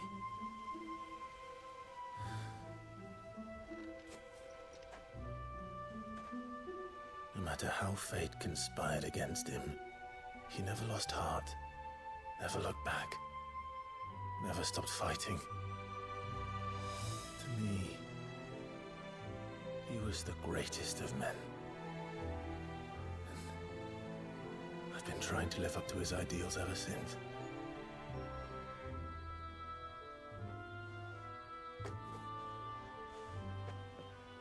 We all have, Clive. We all have. And we'll keep trying. Because that's what he would have wanted. What he would have done himself. Even if it meant standing against the very gods in the heavens. I shall be borrowing this, Father, if I may. That you might watch over us as we follow in your footsteps.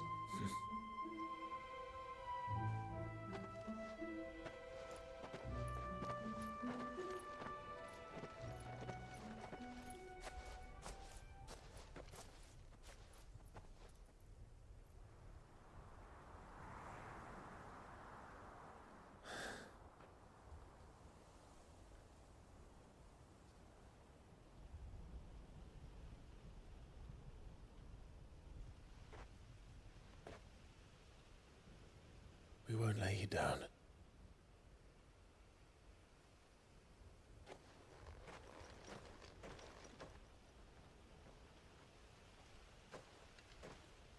Onward then? Onward. To the end. And to a new beginning.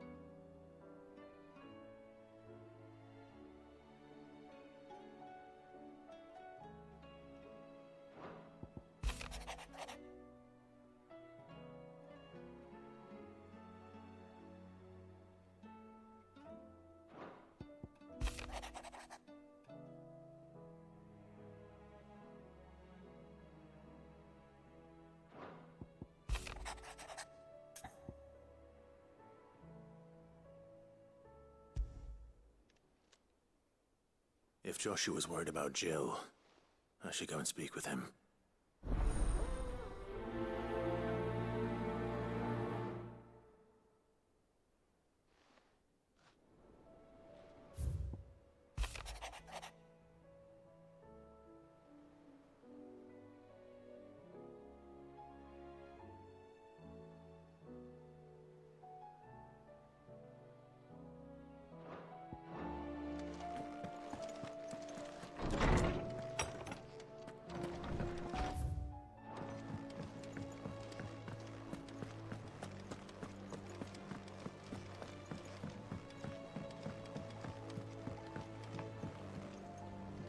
Joshua, I read your message.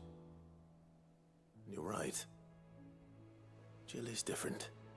I don't think I'd realized how different, but since we returned from Drake's spine, I've felt it more and more. I suppose it's not hard to imagine why. She doesn't think she belongs anymore. And that's why we need to remind her she is still one of us. To let her know that we still need her. Now more than ever. That you still need her. But how to do that? When last we were truly close, we were but children. Of course. Do you remember the time we accompanied Father on his annual tour of the Duchy? And Jill and I broke from the procession to ride up Man's Hill.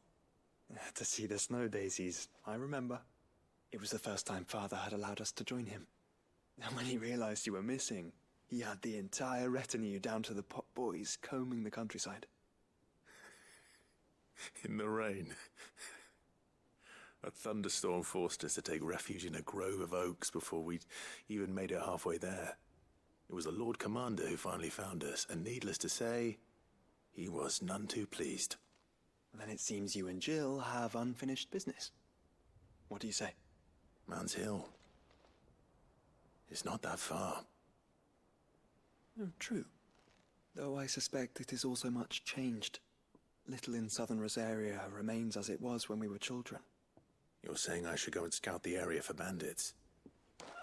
I'm saying we should first go and see if there are actually still any snow daisies left. What would you do without me, Clive?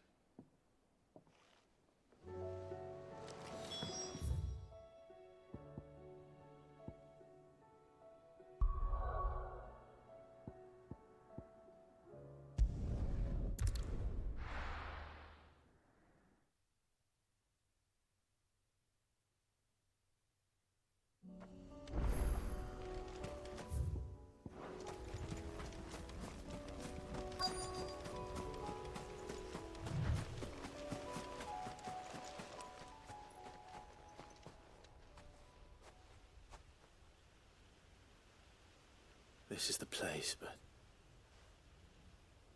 I'm sorry, Clive.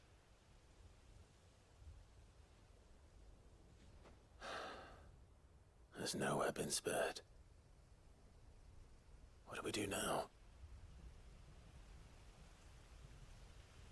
We keep looking. Man's Hill cannot be the only place where snow daisies grow. Perhaps, but...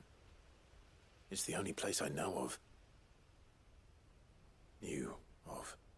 Then why not ask someone who might know of another? Someone in the backyard? To the hideaway, then.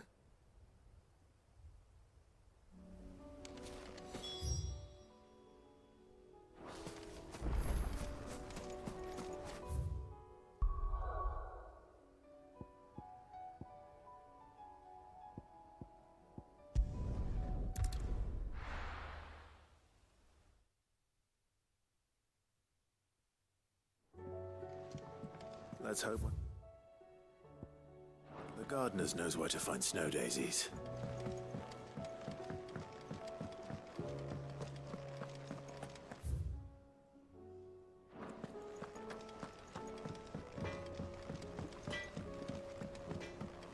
Say what you will, Lady Karen seems...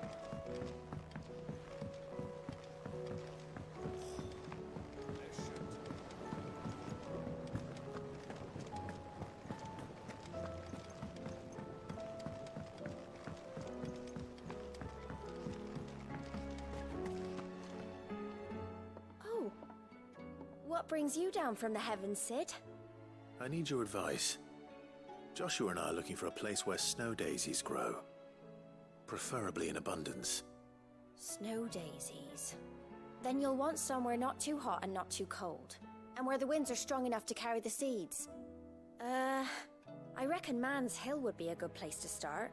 There in the Royal Meadows, perhaps? Both have similar climbs and the right elevation. If the Blight hasn't claimed them yet.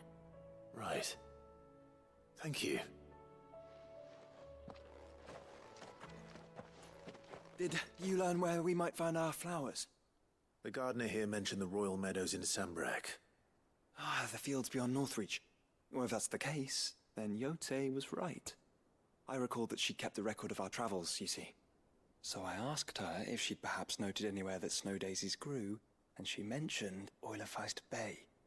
Whose shores border the meadows. Off we go then.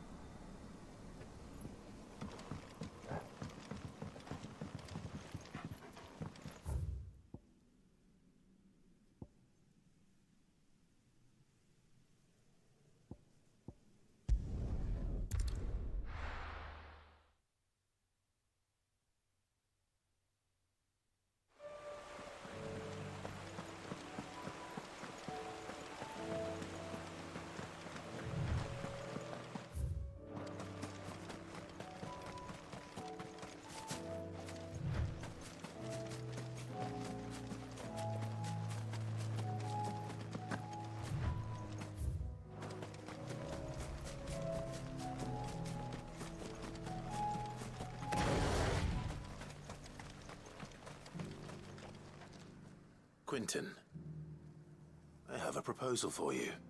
Do you now? Something tells me you'll be asking more of me than a cask of Gotand gold. Go on then.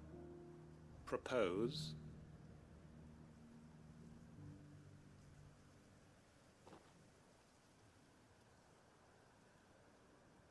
You'd have me convince the chiefs and chamberlains of the realm that they should simply swallow their pride and do the one thing that has proved impossible for thousands of years. Was there anything else? Perhaps I can fetch you a meat pie as well. I know it's a lot to ask, but I can think of none better suited to the role. And you'd have me give up what little I have left to do it. I told you, Clive. The people of Lostwing are my family, and I cannot abandon them. You'll have to find someone else. I'm sorry to hear that. So am I. And why might that be? What he's asking. How's it any different to what you've done so far? They want you to speak for those who can't speak for themselves. That's what you do best. If it's the vineyard you're worried about, we'll see that the grapes are picked and the tons filled. You know we will. It's not that. Then what is it? You said yourself we're family. Don't you trust us? You know that's not what I'm... Then what are you saying? That only we are worth saving? Why turn your back on everyone else? You convinced us we could build new lives for ourselves, and if you can do that, who's to say you couldn't convince the entire realm? A stirring argument. I fear that any rejoinder I make might fall somewhat flat by comparison. So you'll join us? Where do you need me? Field Marshal Havel will want to speak with you in person. He's currently in Port Isolde. I can arrange for a party of Cursebreakers to accompany you there. That would be very much appreciated. I hear the roads are far from safe these days. Hopefully not for long. My uncle will want to know that his plan is taking shape.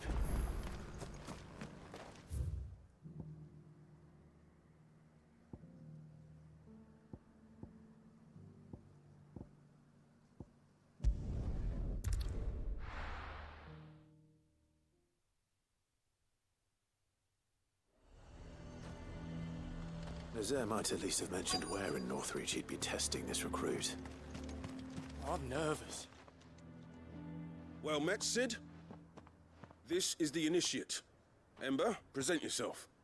At your service, Master. Please, just Cid. There are no masters here. Your life is your own. Oh, of course. Thank you, Cid. The sergeant says you'll be evaluating me at my trial. To become a scout, yes. You are aware of the dangers inherent in that role. I am. But I swore I'd face them. Just like the man who saved my life. Who would that be?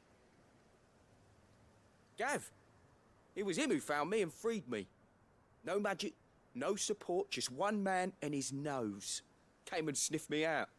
It taught me what one man can do if he puts his mind to it. And I've been training ever since, so that one day I can be someone's saviour, just like Gav was mine. I'm sure he'd be flattered. You clearly have good intentions, Ember. And it sounds like you're under no illusions. Stick to this path and you'll make a fine Cursebreaker. So, what? Have I passed? You haven't even started yet. Now listen.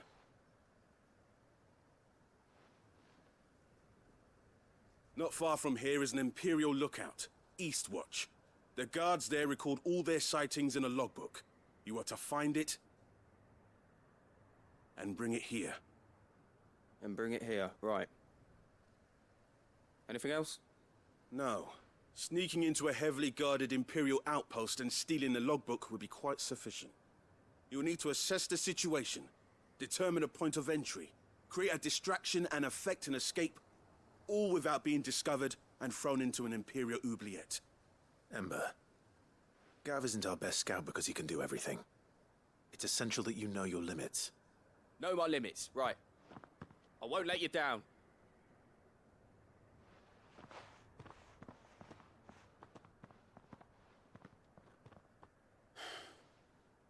It shouldn't be as dangerous as I made out.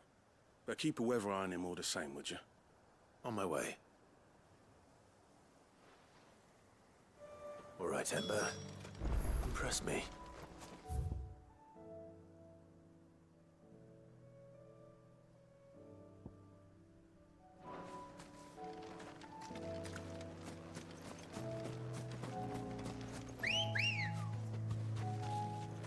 Ready, go? Yeah!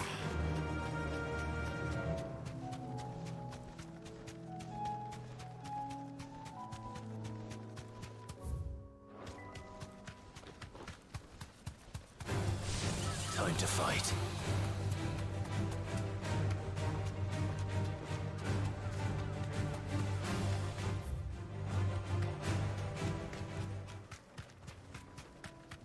These are clean kills.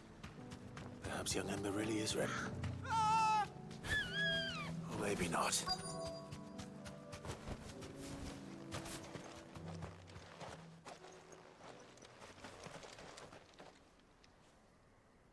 Damn it. Ember, draw your sword! I can't! Then run! If you want him, you'll have to go through me. Slow.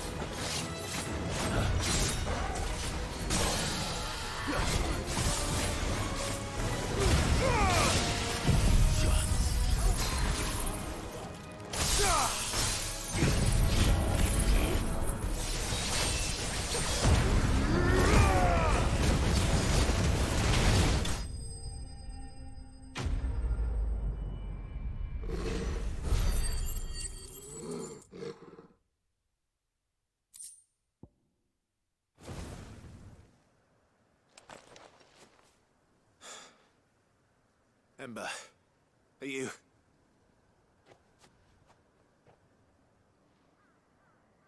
Gone. Of course. Scouts really are a rare breed. Back to Northreach it is, then.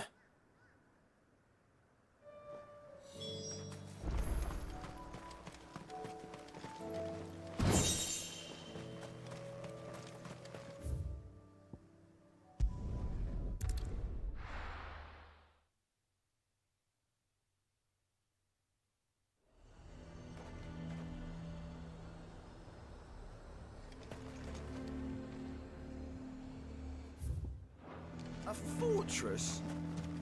And who'll pay for that?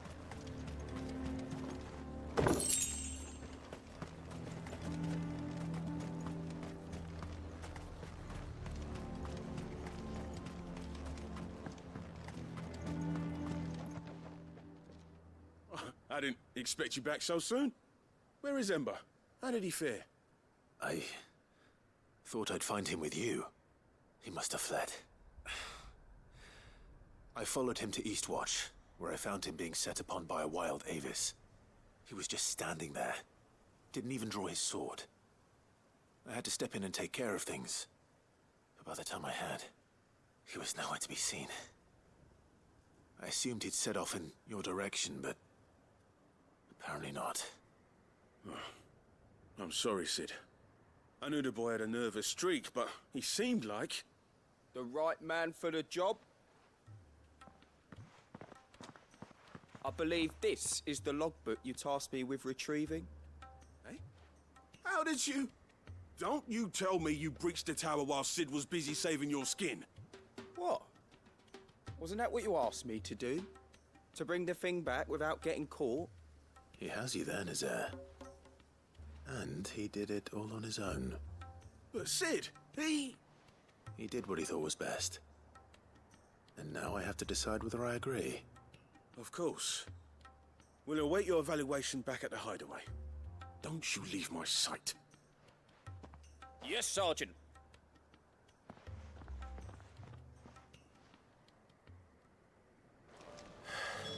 This won't be an easy decision.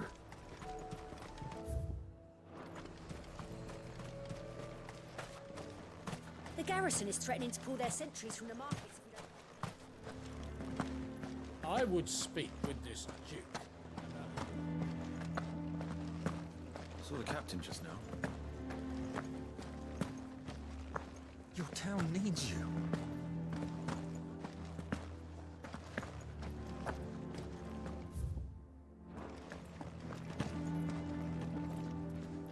Do you have a moment, Clive? What is it? It's the Duke, unsurprisingly. His Eminence has assumed full control of the garrison and put every able-bodied man to work on the fortifications. The town was left all but unguarded, so Philippe was compelled to form a citizens' watch to fill the void. And though my dear boys have been characteristically willing to assist him in this, they want for bodies. So I was wondering if you would lend them your strength, that the people of Northreach might sleep easier, if only for a few nights.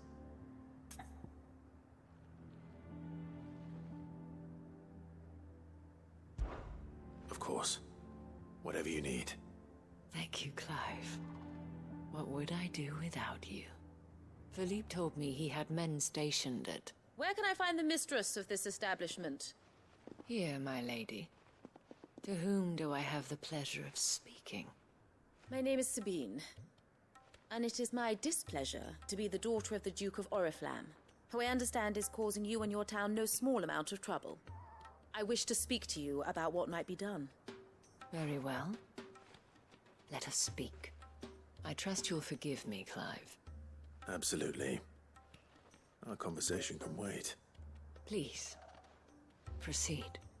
As you know, my father is a most overbearing and supercilious man, and I join you in objecting to his every action. Indeed, I owe you my thanks for continuing to argue against his reckless plans. Yet I fear he is not one to be swayed by reason. No. He must be made to face the consequences of his actions. And who would make him do this? I would. Myself and several other like-minded individuals. Were you to join us, we would surely have the strength to drive him from Northreach for good. Does that not seem a trifle drastic? Drastic action is precisely what is called for. Unless you are content to see your people downtrodden and dispossessed. My father would have it that citizens exist only to serve the Empire. That they should be forced to make every sacrifice to ensure her revival. But he is wrong. It is not the people who must serve the Empire, but the Empire who must serve her people. He's always been like this. Scornful of the opinions of anyone he judged beneath him. But he cannot be allowed to ride roughshod over the common folk any longer. We must fight him. By all possible means. Fight him? No. My purpose is to quell the tension in Northreach, not to stoke it. Respectfully, my lady. Our only chance of saving this town depends upon every one of us uniting against our common enemy. Your father and his followers included. While I understand your frustrations, I cling to the hope that he may yet be won round. False hope, I assure you. But I see that your mind is made up. I shall bother you no longer.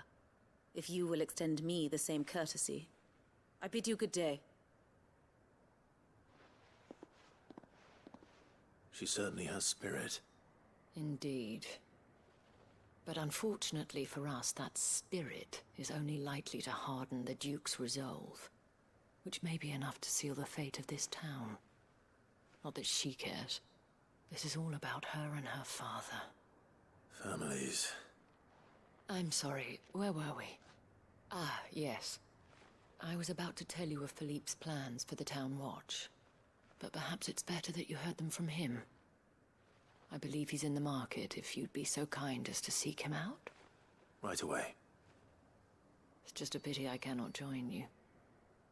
I'd like to see the two of you in action together.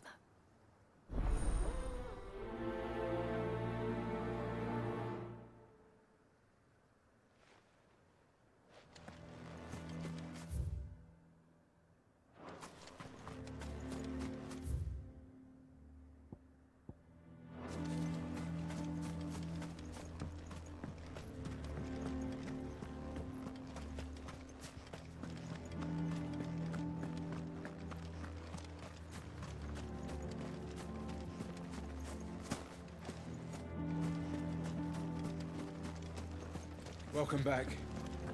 Wraiths give you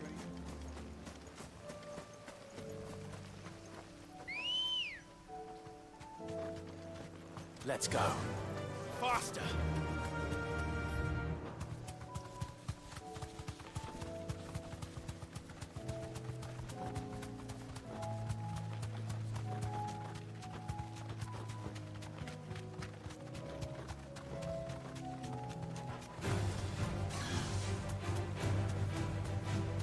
Are vast. Where do we even start? Yote mentioned the coastline. We can start there.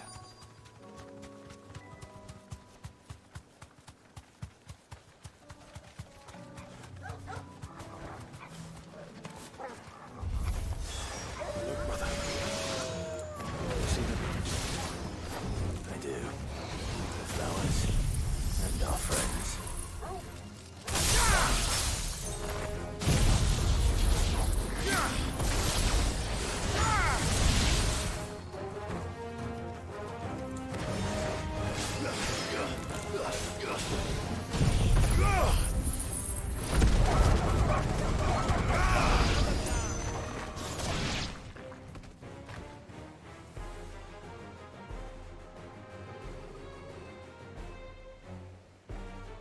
What do you see, boy?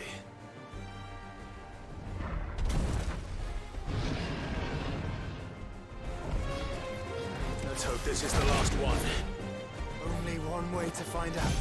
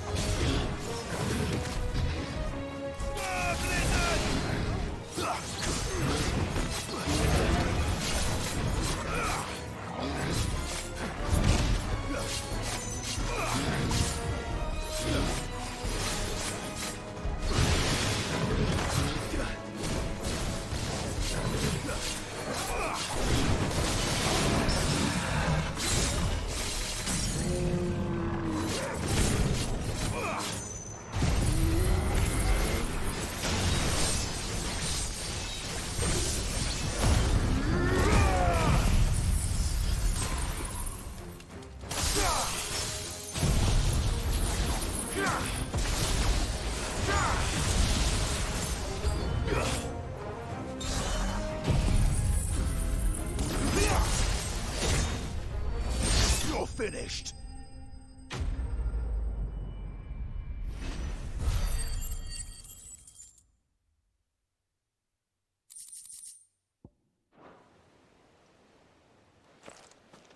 That was harder than I expected.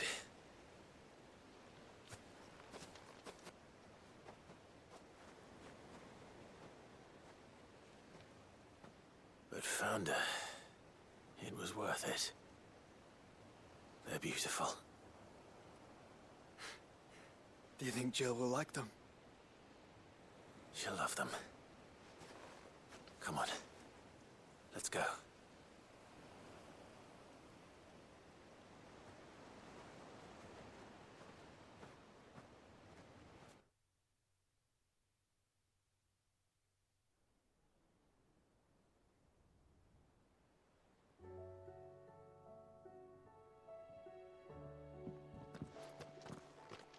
It appears my work is done.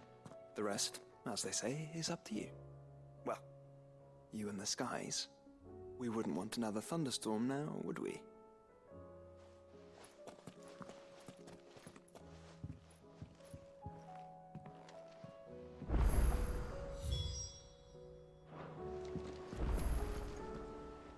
Uncle, I bring good news. The Field Marshal has agreed to your plan. Ha! Of course he has.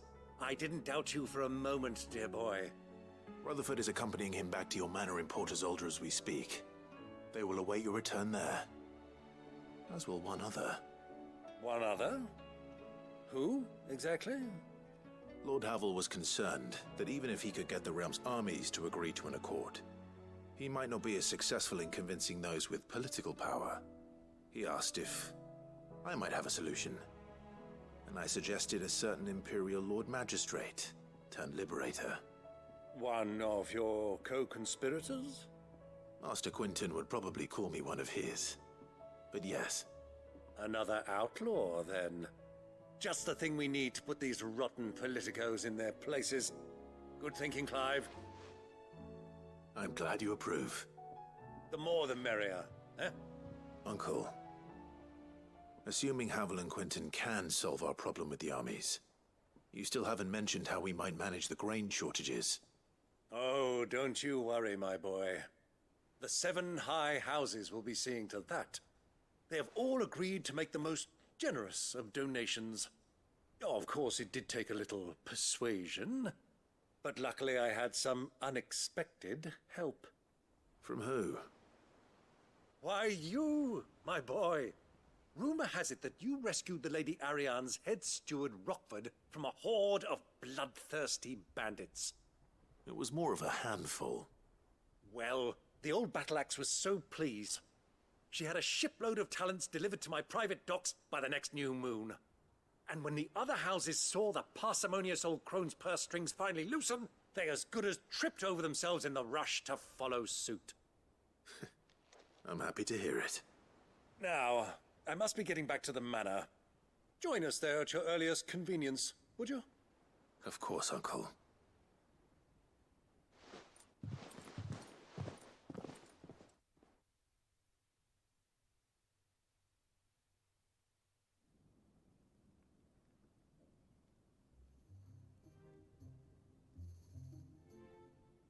And how, pray tell, will we get that grain to the capital if the roads are still overrun with Akashic?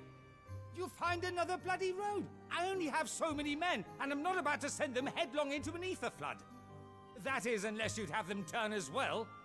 Well, I'd certainly eat less. Says the man with a belly bigger than a band of curls. My soldiers actually need their rations. Without any food to keep them going, they'll be dead even before you've sent them on your fool's errand. If I may, gentlemen, perhaps I might suggest an alternative approach. Though supply routes are indeed disrupted, there is no shortage of ships. Indeed, they bob away in every bay from here to Randalar, awaiting a safe haven. Allow them to make port and fill their bellies full of grain. And once those who crowd the cities are fed, ferry the displaced back to the countryside to work the fallow fields. But I'm sure that you wish to continue your discussion. Forgive the interruption. Two such firm friends as yourselves need no help from the likes of me. Rutherford spoke fondly of the great bond between you. Us? Friends? I can't stand the man! Clive, I'm beginning to question the quality of the company you keep. And what kind of company were you expecting him to keep? The man's a criminal! Criminal? How dare you? You are not fit to breathe the same air as this fine, upstanding young gentleman. Upstanding? He calls himself Sid the Bloody Outlaw! Once more onto the breach.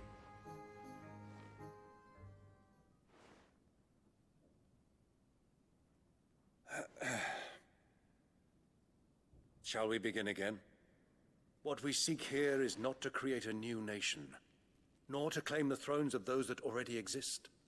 We wish simply to bring stability to the realm that mankind might weather the current storm. And to do that, we must convince those in power, the generals, the statesmen, the nobles, that our cause is just. There will be disagreements, yes, and I imagine some resistance, much resistance. But we cannot let that deter us. If we show them the path, show them that we walk it ourselves, then I am confident they will follow. The fate of the world lies in my nephew's hands, but the well-being of her people lies in ours. And we must not squander the chance that Clive has given us. Uncle Byron, Now, with that settled, let's move on to the signing of the Accord. For what great moment in history hasn't been accompanied by a little ceremony?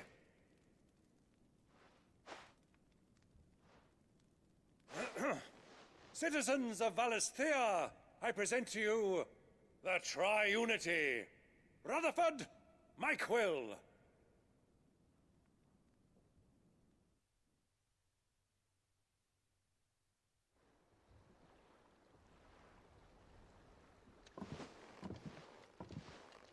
Well, my boy, the stage is set. That it is. This is the role you were born for. Now I ask only that you trust in the talents of your supporting cast. We shall play our parts to the best of our abilities, that you might have the opportunity to shine. The realm needs its Sir Crandall. And there is no better Crandall than you, Clive. I want you to keep this signed accord as proof of our faith in you. I will. Thank you, Uncle.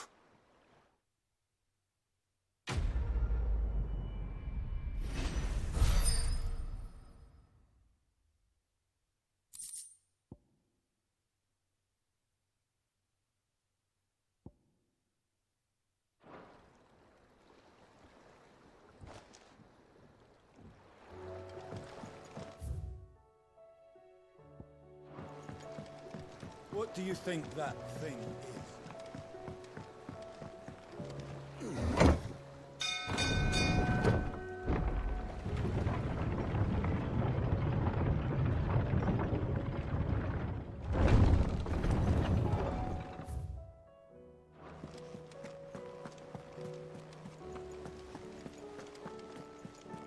You should have seen.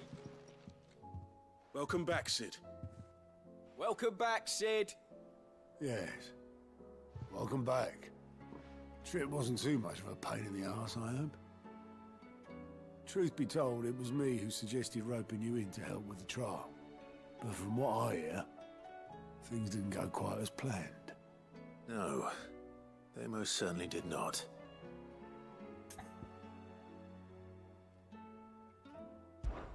Ember lost his nerve in the face of a beast of prey, but he didn't lose heart. He pressed on, and he achieved his aim. And is that not what we ask of our scouts? Indeed it is. Thank you for your honest appraisal, Sid. The fact remains, however, that Ember will not always have a battle-hardened warrior on hand to pluck him from the jaws of peril. All I have gleaned from this trial is that without someone watching his back, Ember is little more than a liability. Wait, Sergeant. Ember still has much to learn, it's true. And this time he was found wanting. But I'd say he's due a second chance, nonetheless. After all, he did do as you asked. With a bit of hard work, any hand can be made to hold a blade, and any mind can conquer its fears. But a scout's nose is different. You've either got one, or you ain't. And by sniffing out that log, young Ember here has shown he has a conch and a half. Wouldn't do to waste it now, would it? Fine. One more chance. I'll do whatever you ask. I'll spend my days and nights in the pit if I have to. I'll show you. Just you wait. Daft as a brush, that one. But his heart's in the right place. Just like someone else we know. And if you ask me, we've been leaning on him for far too long. That time the curse breakers took some of the weight off his shoulders, I reckon. It couldn't hurt.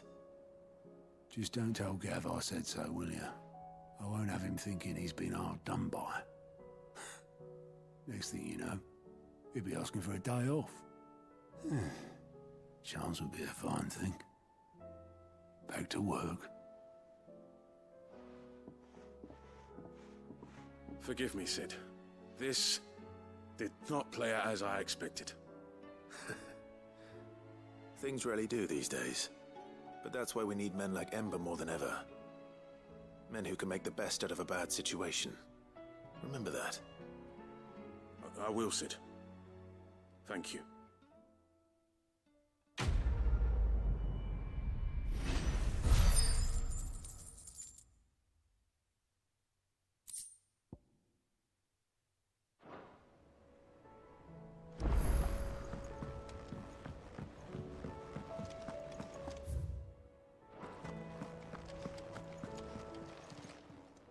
Welcome to the Patron's Whisper. Your benefactors are a generous lot. You earned this. All done?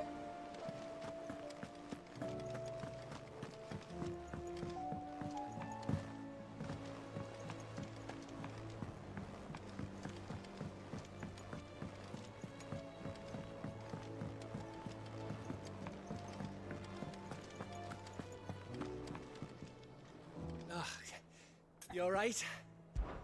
Something troubling you? No more than usual. It's just... Etta's baby will be coming soon, and I wanted to make something for it. I'm sure she'd like that. Back in the north, families would always make gifts when a bairn was on the way. Yeah, let the little tykes know they were welcome in their new homes, like. So, what's the problem? Well, the problem is that Etta's due any day now, and I don't know if I'll be ready in time. Is there anything I can do to help? You know, there just might be. All right then. What exactly are we making? A good luck charm. But not just any good luck charm. Not just any. No. One made from the feather of a silver chocobo. There's naught luckier in all the realm, or so we used to say back home anyway. Thing is, they're hard to come by. Had Otto and Karen check with their suppliers, but nothing. I'd try and track one down myself, only... Only the big day is fast approaching. And that's all you need, a feather.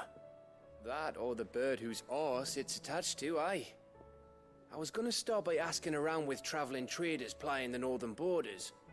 Well, there's no shortage of those passing through Martha's. I think I might make that my first port of call. I'll let you know if I find anything. You're a good friend, Clive. I won't forget this.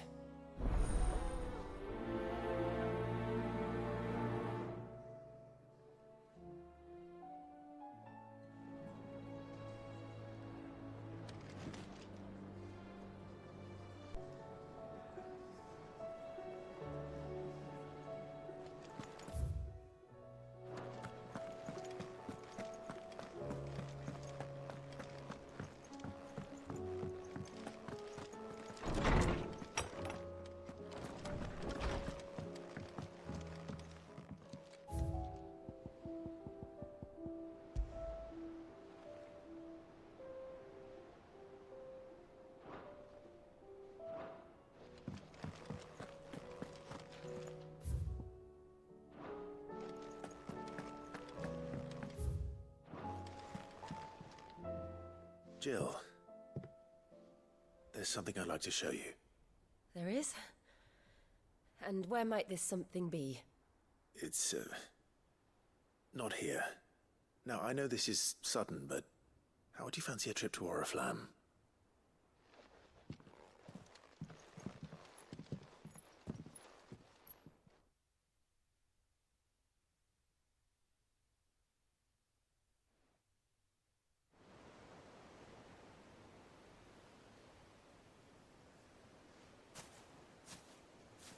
There are so many.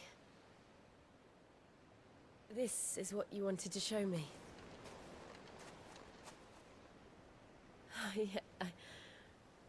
I don't know what to say. You don't need to say anything. The smile on your face is enough. We've been worried about you, Joshua and I. Do you remember when I took you to Man's Hill? Or tried to? How could I forget? You saw me crying and thought a change of scenery might lift my spirits. In the end, it earned me a nasty cough and a stern scolding from your mother. But I felt wonderful nonetheless. I'm sorry. I had no idea what I was getting us both into. But I couldn't bear to see you like that. Before we left, my chambermaid told me she'd overheard your mother talking about my marriage prospects with some of the noblewomen at court. They were debating whether it would be more profitable to marry me off to one of the high houses instead of saving me for the ducal line. No one thought to ask me what I wanted. I was nothing to them. A pawn at best. I felt so trapped. So lonely. I didn't know. But I wasn't alone. You were there. Your hand in mine as we ran for those oaks. And I knew then, no matter what happened, I would be all right. I'll never forget that feeling.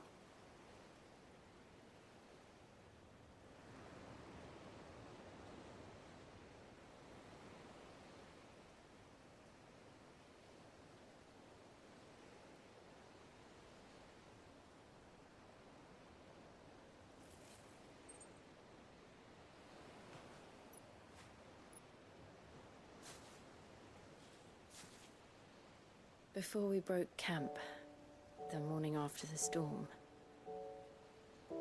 do you know what I did? No? What? I slipped away from my governess to climb the tor. And from there I saw a sea of petals, all reaching for the sun. And I realized that no matter how terrible the night, dawn would always come.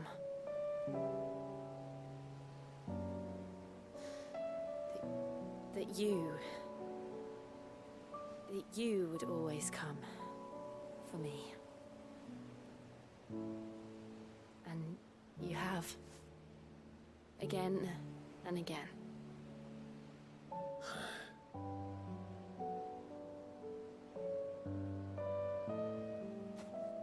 Where do you see us? When all this is over?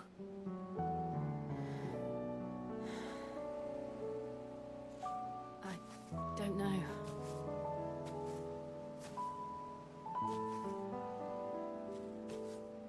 Not here, though. I think I've outgrown the twins. After everything we've been through, the realm just seems so small.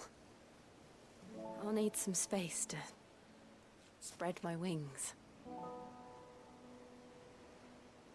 Then that's what you'll have. And I'll stop at nothing to see that you do.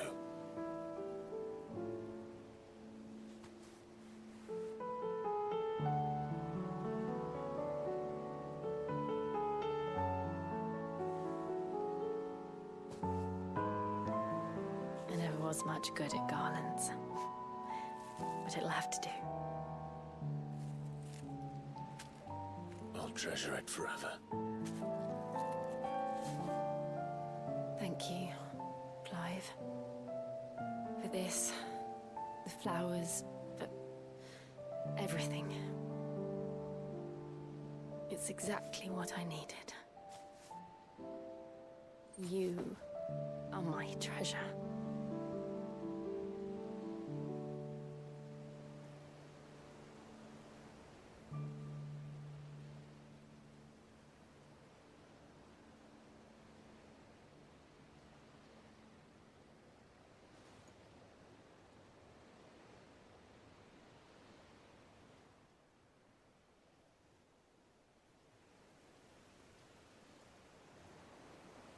We should probably be getting back.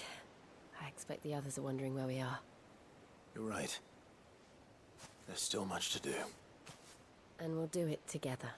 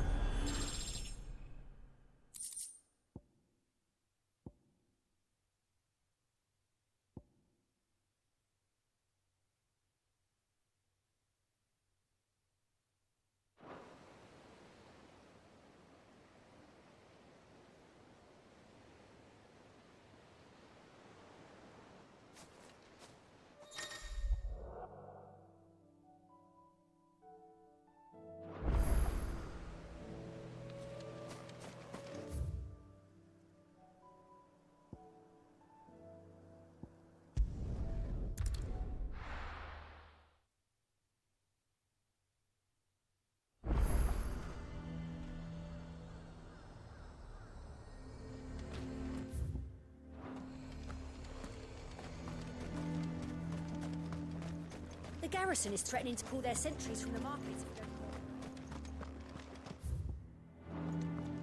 What does the dame have to say about all this? So you are content to abandon the... Please, I beseech you. If you are a true son of Northreach, you must fight to defend your home. That's exactly what I am doing, milady. Or trying to, at least. The land is crawling with fiends, and someone has to keep watch. Even when our true enemy is hiding in the garrison? Fine. You're not the only able-bodied man in Northreach. Thank you so much for your help.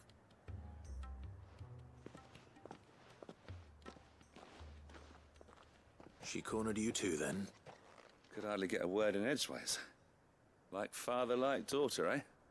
She made an uninvited appearance at the Vale earlier, hoping to convince the Dame to join her in fomenting rebellion. I bet that went well. Her ladyship seems to have a way with people. Anyway, what brings you here? Our mutual friend thought you might welcome some help. Oh, she did she? Right as always. In fact, you're just the man. We've had some reports, you see. Sightings of, you know what. They're back. Seems that way. All over, too. We haven't been able to confirm anything yet, but if you're willing, you could go and see what's what.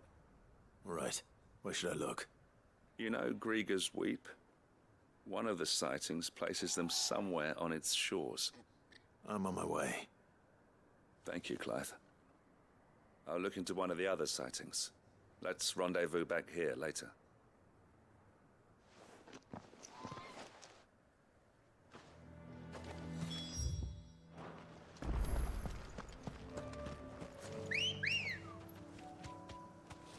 Ready, go?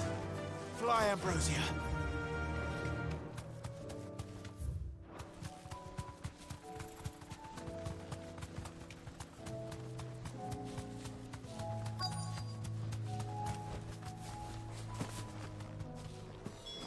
Damn it. The reports were true. I need to stop them before they get to the town.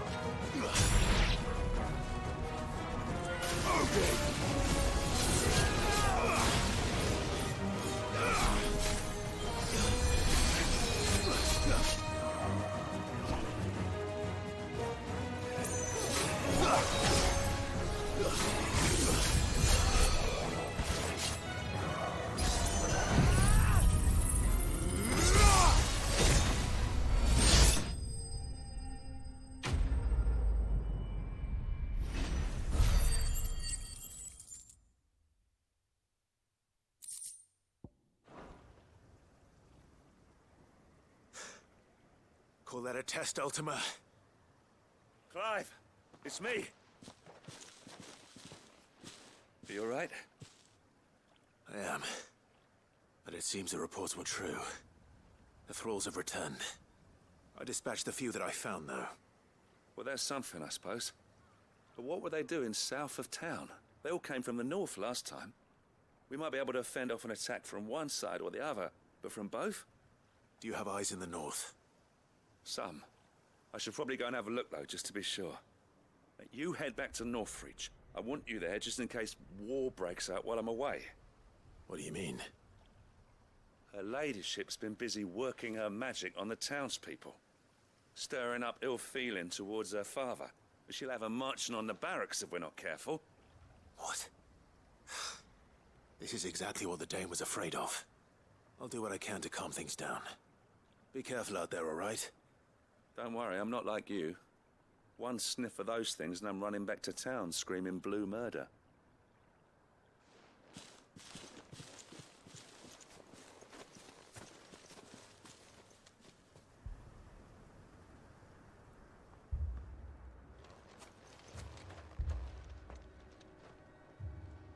Do you not see, Father? The people of Northreach have given enough, and only a fool would ask for more. Listen to me, Sabine. Where would our people be without their country, hmm? The Empire is their sword and their shield. It is she that ensures they can live without fear. And now she teeters on the brink. Without their sword, how will the people fight? Without their shield, how will they protect their kin? Can the unarmed stand against the advancing hordes? No. But there is yet hope. A new shield, a new sword. A new empire. We can rebuild Sandbreck, just as Great Grieger wills it. Perhaps we could, Father. But we don't want to. Not if it is built on the broken backs of the people. Please, let us not quarrel in the street. You must see that no good will come of this. Our fight is not with each other, but with the threat that draws ever closer to our gates. A threat that your sword has yet to rid us of, Your Eminence. You will hold your tongue, whore! You may have filled my daughter's head with your heresy, but I will not be corrupted. Corrupted? Your daughter's opinions are her own, as you would know if you had ever deigned to listen to her. At least I hope they are your opinions, and not posturing born of a family feud. Northreach deserves better than that. Northreach deserves better than you, Carla. Yes, I know who you are. The slut of Twinside who bedded a Branded.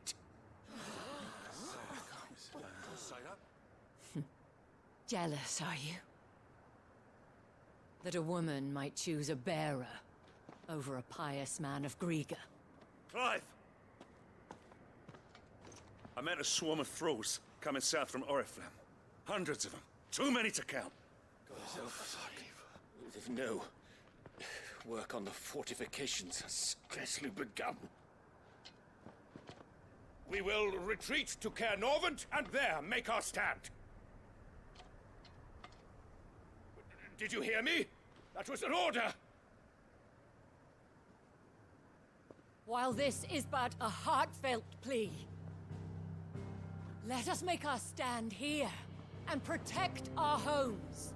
Protect those that we love. Together, for Northreach!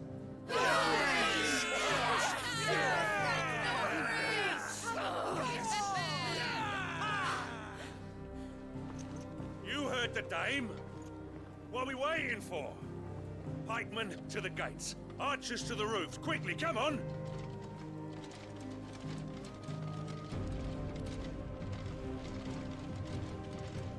But she is but a common... whore, yes. And we'd follow her to the gates of hell.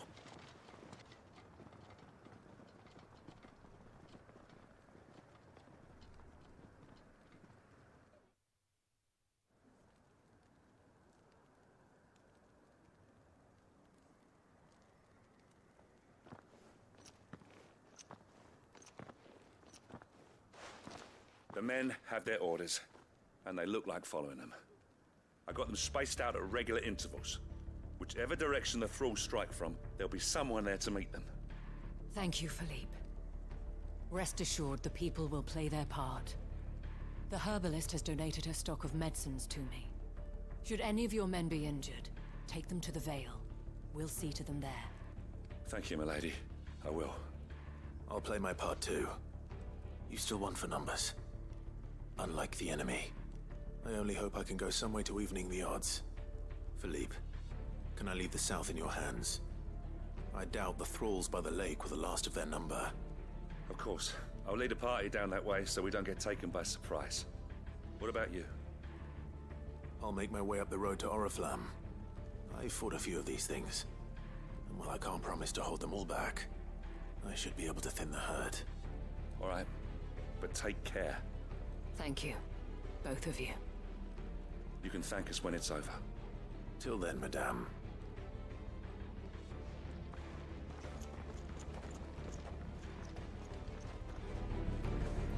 When the fight begins,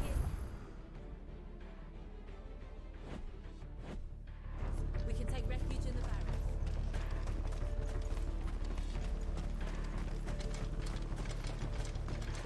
I want steel in the hands of every man.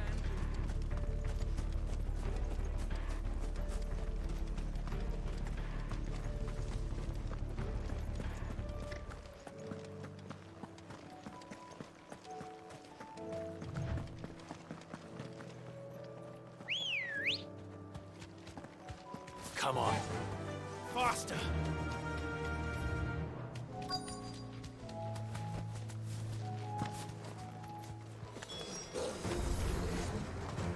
There are so many of them. Not for long. Stay down!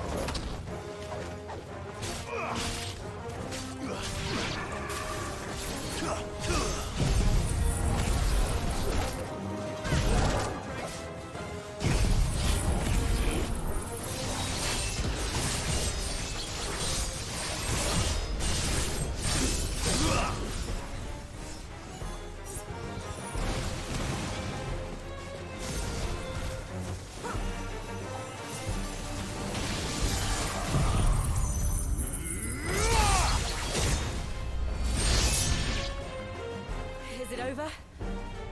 No. It's only just begun.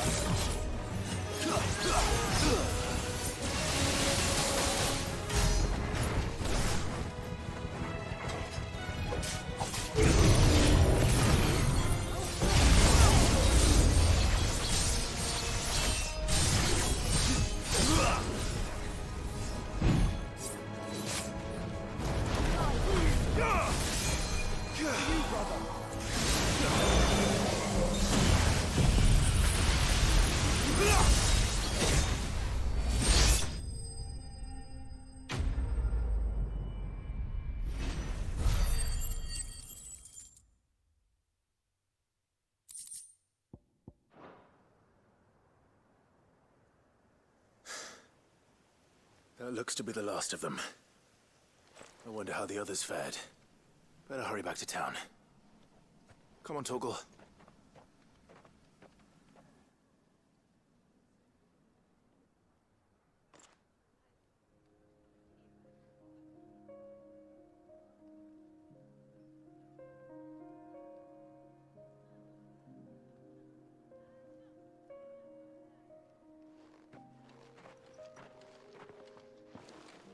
Clive, it's good to see you. And you. The road to Oriflamme is clear. How did you and your men fare? Well, we ended up fighting for our lives down by the lake. Took a few nicks, but nothing the girls of the Vale can't put right. Glad to hear it. Well, it seems we've survived. For the time being, at least. I thank you both for answering the call. You were right. And I was wrong. About everything. I had thought that the only way to unite the people was under the banner of Empire. That without a strong hand to guide them, they would drift apart. To be borne hither and yon by the eddying currents of fate. But you brought them together. Not by force, nor by the exercise of goddess-given authority, but by simply being one of them. By knowing what they feel, because you feel it yourself. Our purpose was ever the same, Your Eminence. You were merely distracted by a loftier vision of empire and glory, while our eyes beheld matters closer to home. You have the right of it again. As did you, Sabine. His Radiance said it himself. Sanbreque is naught without her citizens. I forgot that. And I am sorry. I'm sorry too, Father. I should never have taken things so far. I only wanted you to understand how the people felt. How I felt. But my anger got the better of me. Do not blame yourself, my dear. This was my doing. I should have listened to you. To all of you. Your Eminence, your Ladyship, I do not doubt that you came here with the best of intentions. But I believe the same could be said of us all. We all want safety, security, prosperity. Not just for Northreach, but for the entire realm. And we may yet achieve it. If only we work together. Will you join us in this? Yes. We shall. Thank you, Your Eminence. Now that that is settled, I must go and see to the wounded. The Vale's doors are always open to any soldier in need of relief. And today there are more than ever before.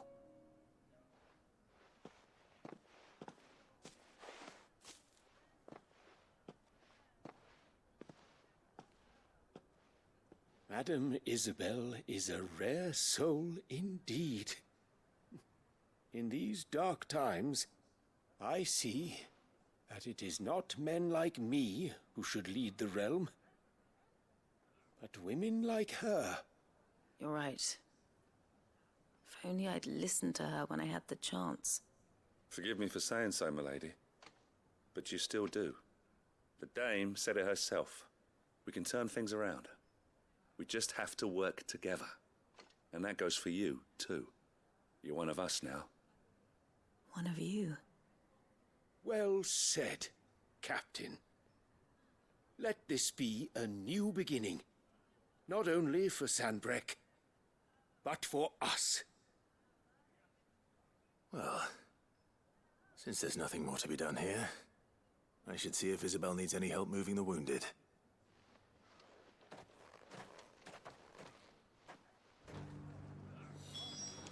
Can we get you anything?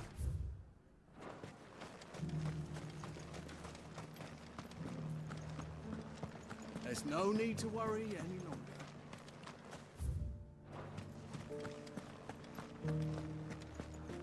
I saw several soldiers being carried to the Vale.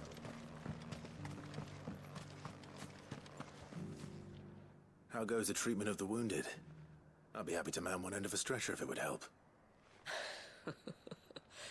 You've helped quite enough for one day, Clive. Thank you. Don't mention it. Oh, but I must. After all you've done for this town, it is the very least you deserve. Tell me, if Northreach had fallen, what would you have done? A woman of your means could find a home anywhere in the realm, but I sense you would rather have died here. It's a long story. For you, madame, I have all the time in the world.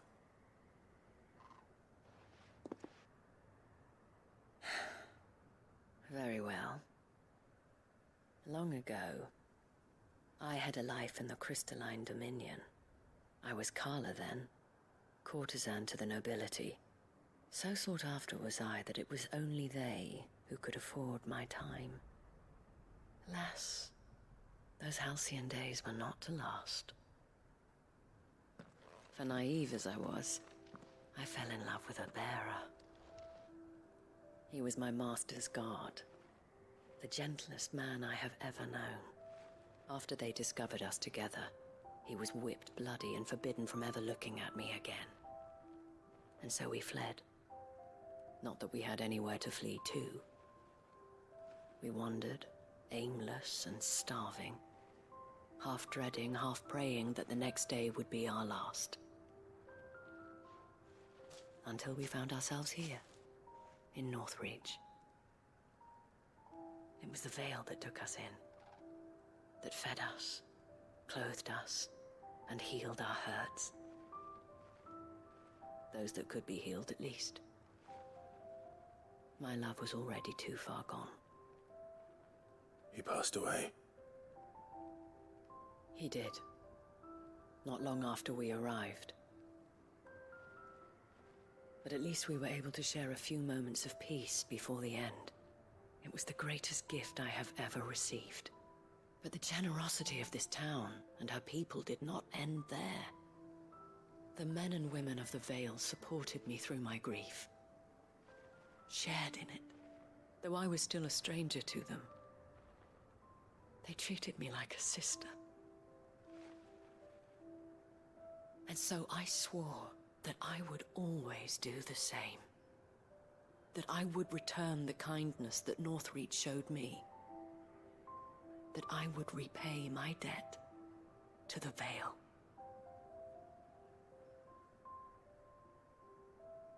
Thank you, Isabel, for sharing this with me.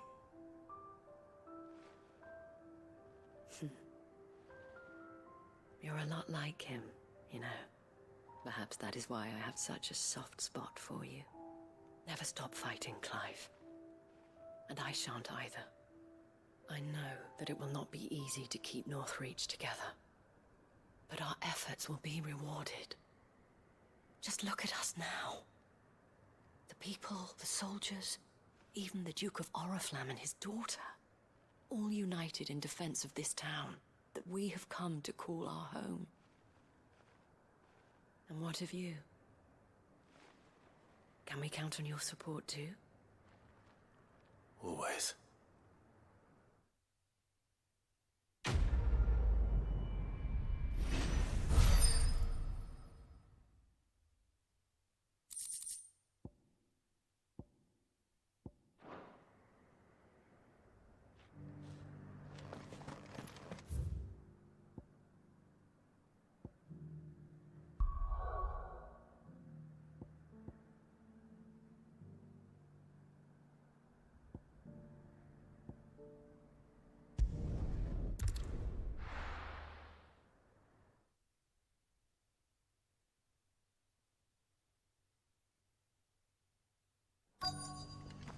Let's hope one of the merchants here has what Gav needs. Excuse me. I'm looking for something. Oh, well, then I'm your man.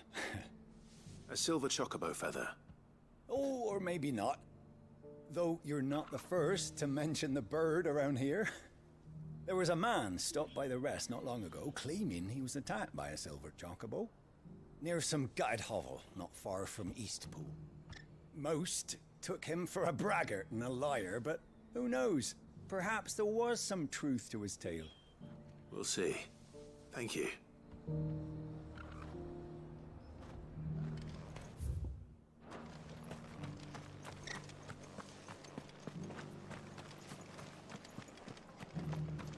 Just because the heavens have gone to wreck and ruin, you know.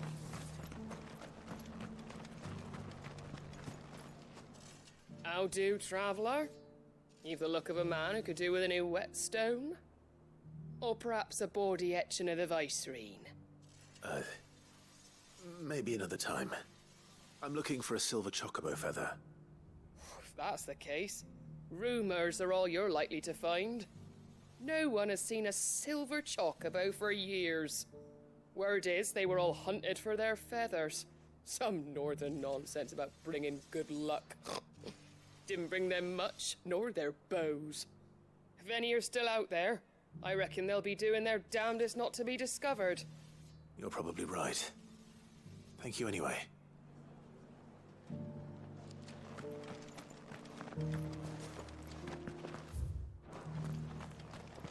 I've got greens of Looking all for shelter. shapes and sizes. Colours.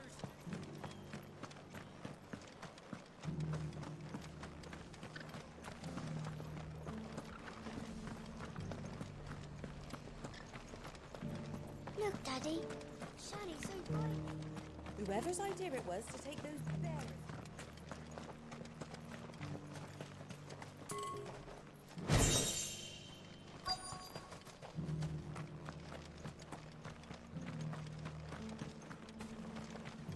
I'll build a barricade so strong.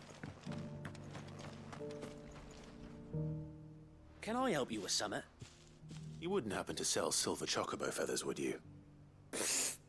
I deal in fruit, not fancies. But if it's fancies you're after, I suggest you try Rhiannon's ride. Was a silver chocobo seen there? Oh, yes.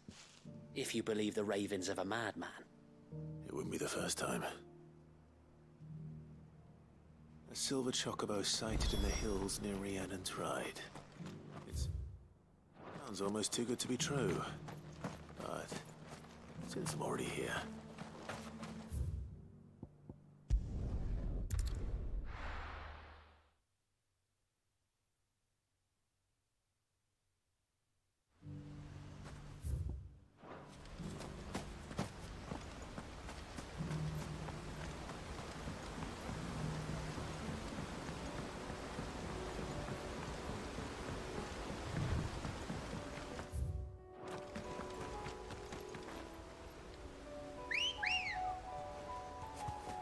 Ready, go?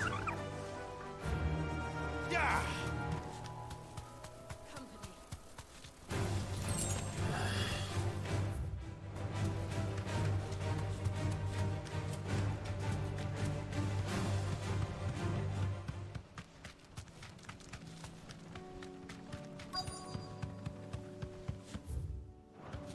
Tracks. They're not left by bandits for a change.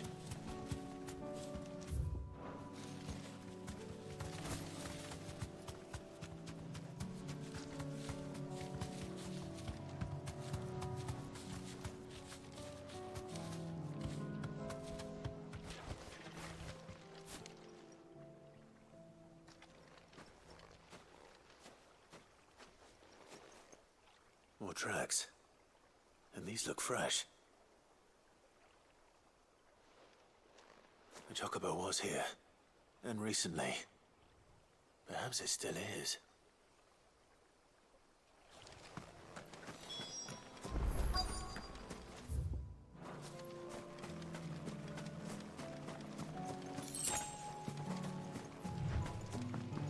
I don't hear anything.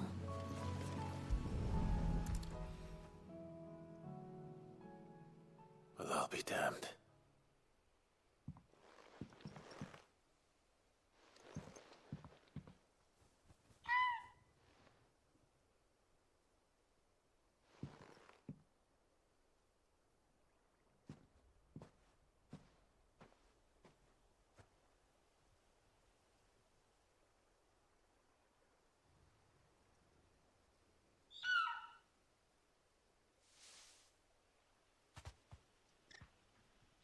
It's all right.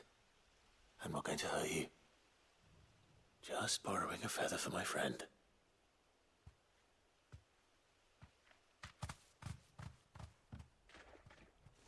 Thank you. Let's get this back to Gav before they change their minds.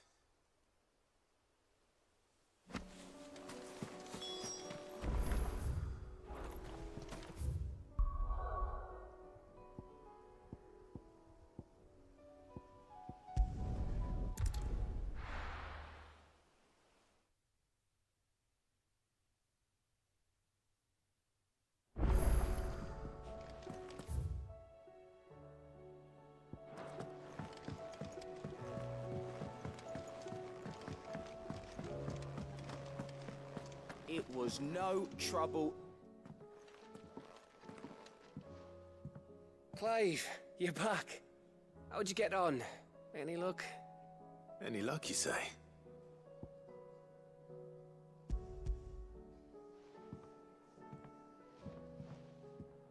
Crystal's crack. Is this what I think it is? Where in the hell did you find it? It's a long story.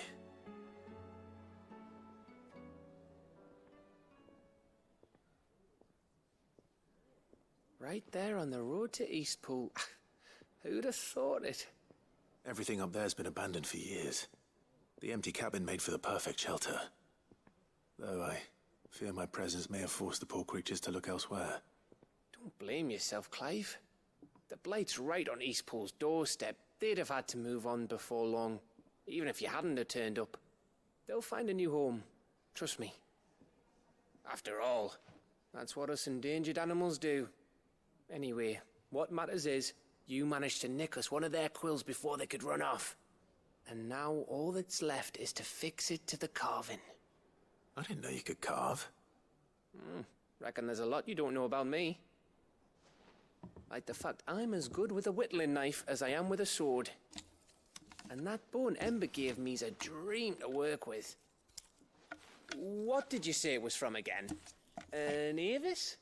But it weren't your Avis, Sid. I slew one of my own at last. So all those long nights in the pit finally bore fruit. I'm proud of you, Ember. Don't speak too soon. I ain't done my trial yet. There we go.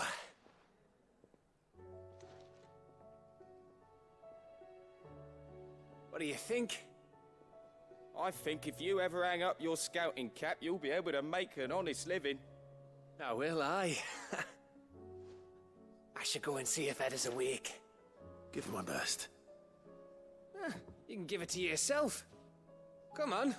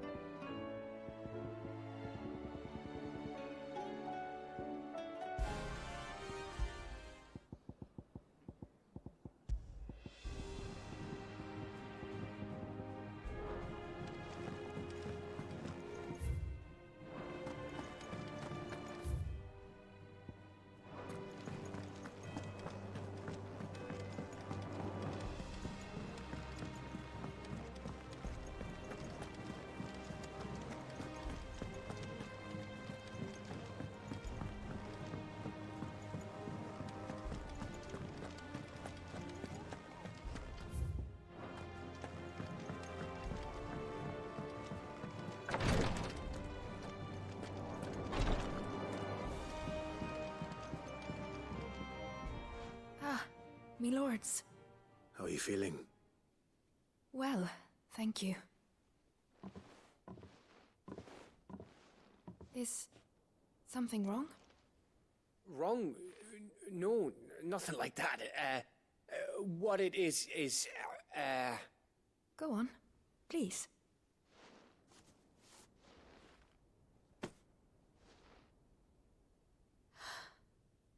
It's beautiful. Did you make it? We did, aye. It's from all of us here at the Hideaway. your new family, like. It's a good luck charm. We may come up north when a band's on the way. I mean a baby. To let him know that they're part of the family too. Oh, I hope you like it. I don't know what to say. I thank you, my lords, for everything. If there's anything you need, just let us know. I will. Ah, Clive. Fancy a swift off. I'm thirsty. I could be convinced.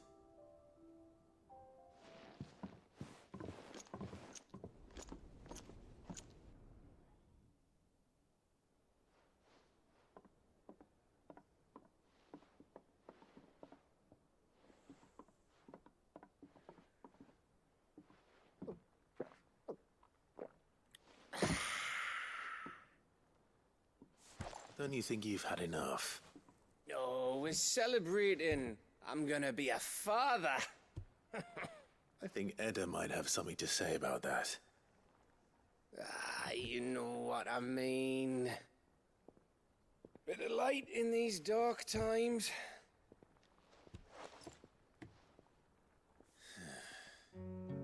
Wasn't long after me 10th name day. My mum told us she was with child again. I was over the fucking moon. I was looking forward to having a little one to lord it over. What with me being the runt of the litter. Thought I'd finally have a chance to prove to the world that I could be a big brother. Imperials came the day she went into labour. Had myself a baby sister. And then I didn't. My whole family gone in a blink, while I hid in the cellar like the spineless little arsehole I was. Great brother I turned out to be.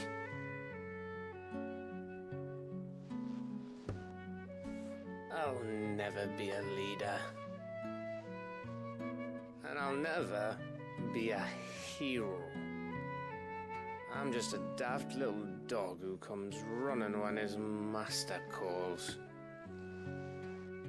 I'll never be like you, or Sid, or Jill, or even Torgal. Have you finished? Maybe.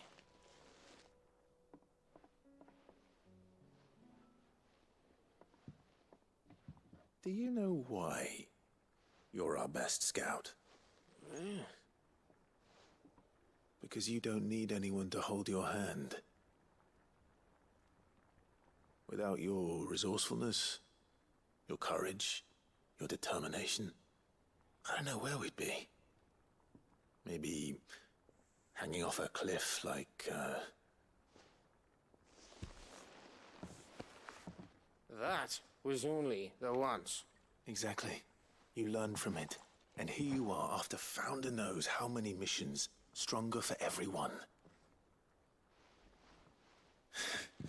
And let's not forget Rosalith. Who was it who freed me from the dungeon? Who was it who ran to Jill's rescue? That would be me. Because you're our brother, Gav. My brother.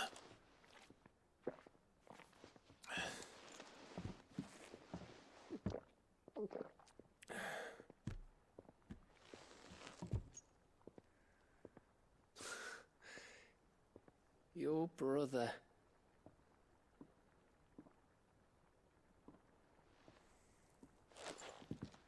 Which means that when the time comes, I get your room. And your sword.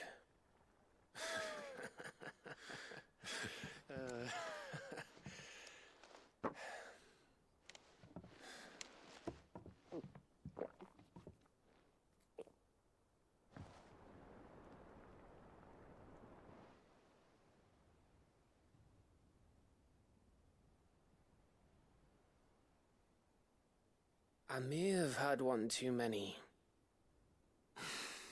You may have had 10 too many.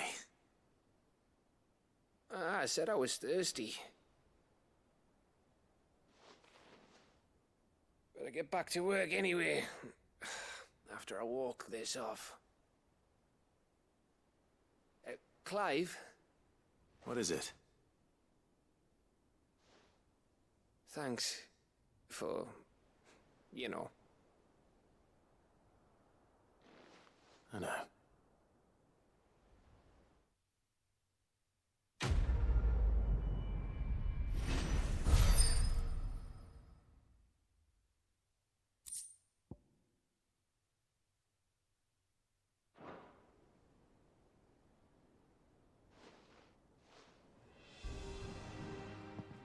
One of these days. One of these days, I swear, it's gonna be me who drinks you under the table. If by under the table you mean retching on my boots half the night, I reckon one of those days was yesterday.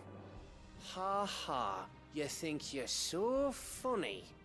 But just wait till we crack open the bottle I left in your chambers. That stuff's strong enough to burn the horns off a behemoth. Sounds like I'll be needing some new boots.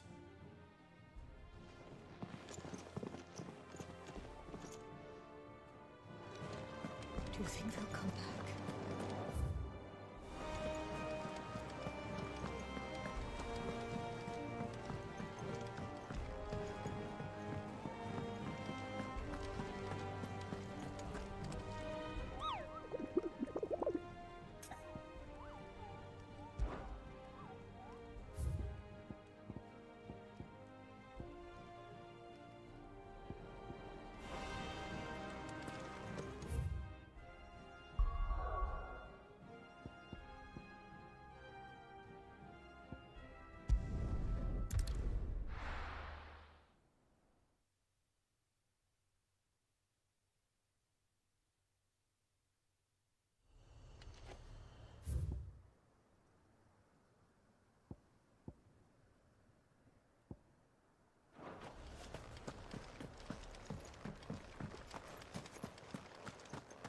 Ambrosia won't help me here.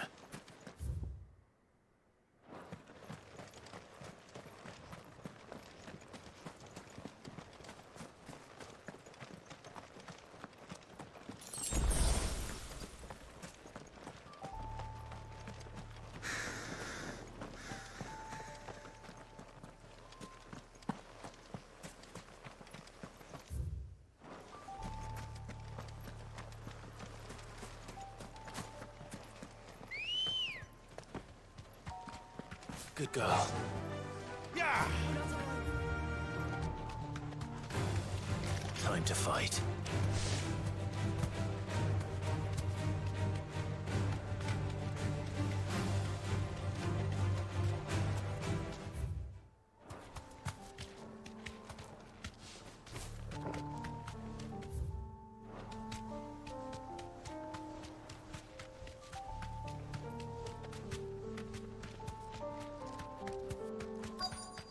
This be Mickelberg.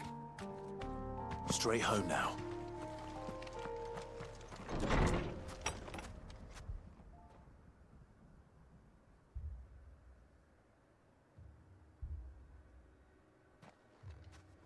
These people aren't turned. And the village seems safe enough at least.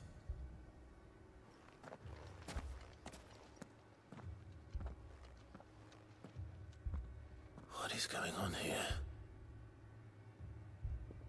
Ah. Did you, too, heed the call? Heed the call?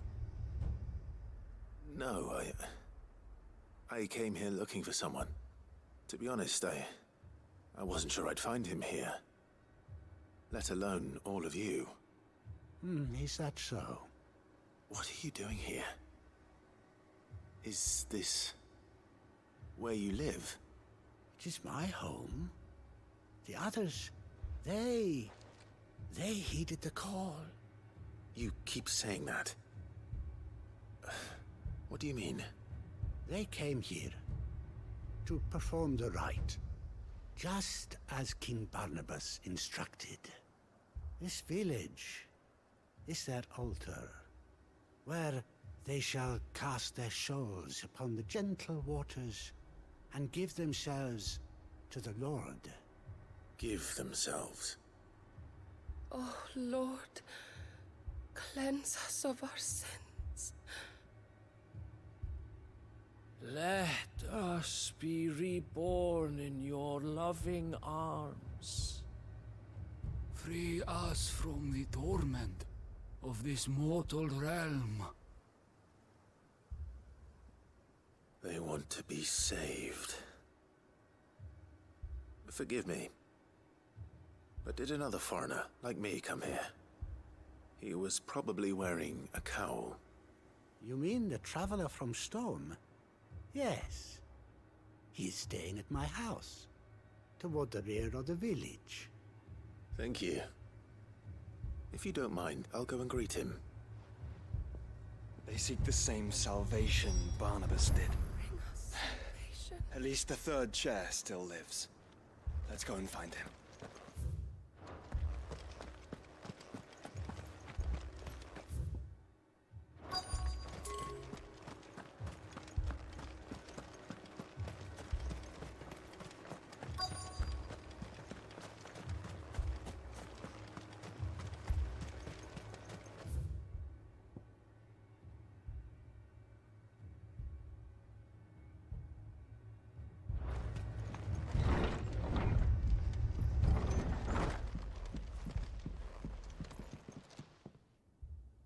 Excuse me. Are you with the Undying? I am. And so it would appear, are you? Lord Rosfield, if I am not mistaken. That's right. And you must be the third chair. I am. Cyril was worried for your safety. He sent me to find you. Then I must apologize. I did not mean to trouble the bearer of the burning quill. Much less you, my Lord Marquis. He said that you had failed to report. Is there a reason for that? I came here to study the followers of this new faith. But the more I learned of them, the more my own faith began to falter. You have seen them at their prayers, have you not? They devote themselves to the veneration of their Lord with a fervor I have never seen before. Praying night and day that they might be rid of their wicked wills and reborn in their Saviour's light. Not that they might be granted respite from their worldly woes, but so that they might continue to serve him. Serve him with all of their beings. I, too, swore to devote my life to the service of my Lord and Master, but this... 'tis different. It is more. And so I would see it through to the end. See these people safe, that they might achieve their dream. That they might do their duty to their Lord. Even if it should keep me from doing my duty to mine. You do understand what their dream is, don't you? I do, my lord. They would cast aside their wills and become Akashic. I know that it may be hard to believe, but to these people, that is the very essence of salvation. Forgive me, my lord, but I must remain here. If you are to return to Master Cyril, I would consider it a great... Did you hear that, my lord? Something is happening. I'll go and find out what. Stay here.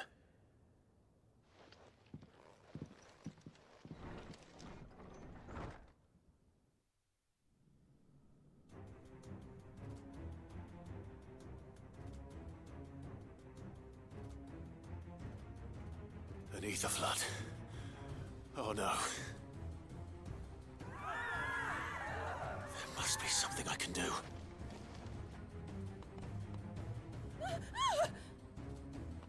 Echoes as well. Found her. Ready, brother? Ready.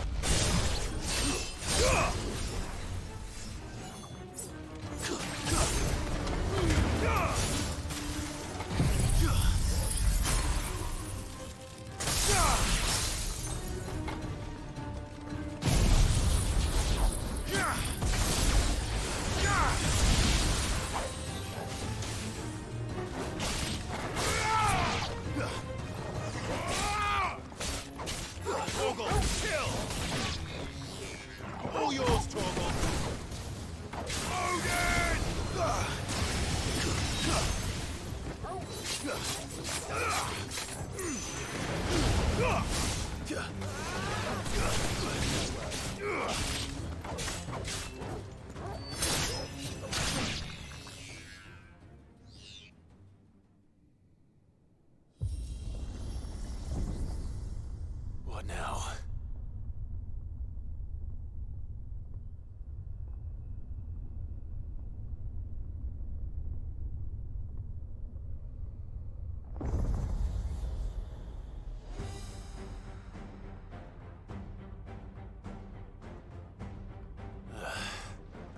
We meet again. I've killed your kind before.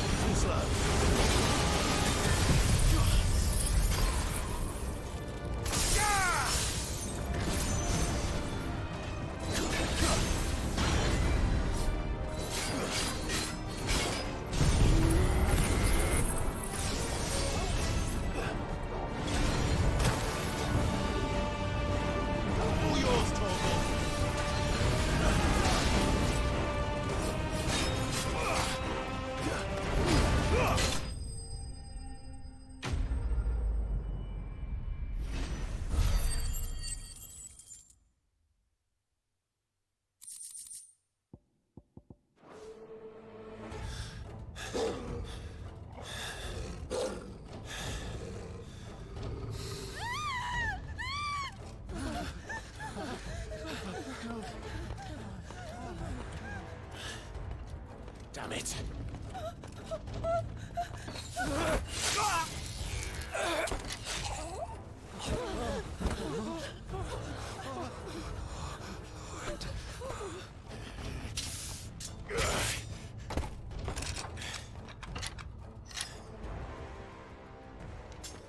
Don't you die. Come on, speak to me. I had to save them, that they might have a chance to find true salvation. By devoting themselves to the service of their Lord. Just as I did, when the Undying plucked me from the gutter and gave me a cause to believe in.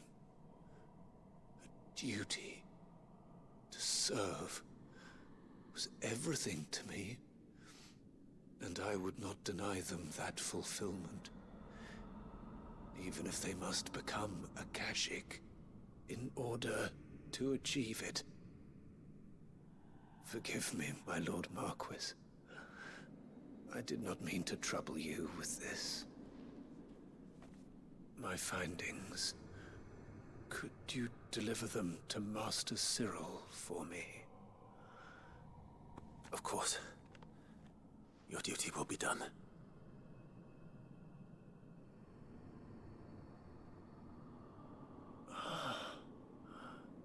Look, my lord.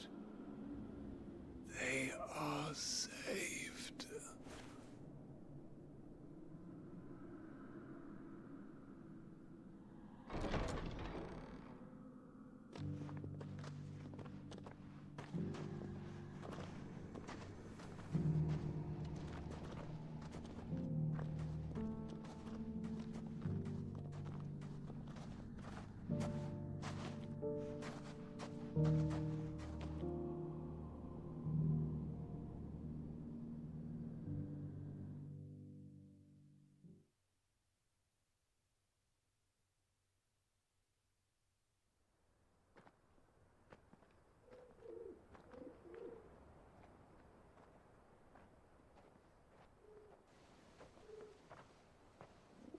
They are saved. Founder. I should get this report to Cyril.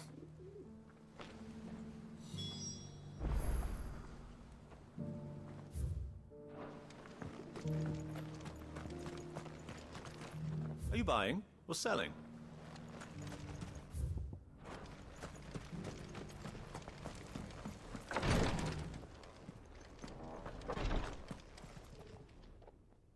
My Lord Marquis, welcome back.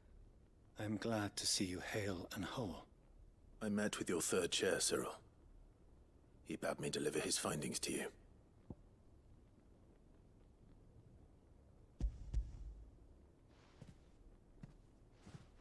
Thank you, my lord. He remained in Ash? He died protecting the villagers from an echo. I buried him in Mickelberg. I'm sorry that I couldn't save him. If you could not save him, no one could. The villagers, they were believers in this savior cult. They prayed to their god that they might be unburdened of their wills. Then an ether flood came, and their wish was granted. Your brother sacrificed himself that they might live, even knowing that that life was death by another name. Then he perished defending liberty. A hero's end. For the right to choose how one dies is no less sacred than the right to choose how one lives. Sid would agree. He wanted to build a world where people could die on their own terms. A noble ambition. To die for one's cause is the most perfect expression of one's faith. It matters not how misguided others might judge one's decision to be. Only that the decision is one's own. We live according to the teachings of our order. We believe in them, we protect them, and yes, we die for them. For better or worse, that is our creed.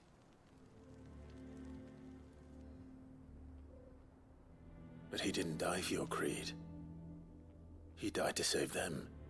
And you still believe that what he did was right. I believe that he believed it was. We of the Undying are not slaves, but willing servants. And this was his will, the ultimate expression of it. All right. I'd like to know this man's name, Cyril. To know the names of all the Undying who've fallen in the line of duty. They died serving my house. It's only right that I remember them. That is my duty. Of course. I shall fetch the Book of Martyrs at once.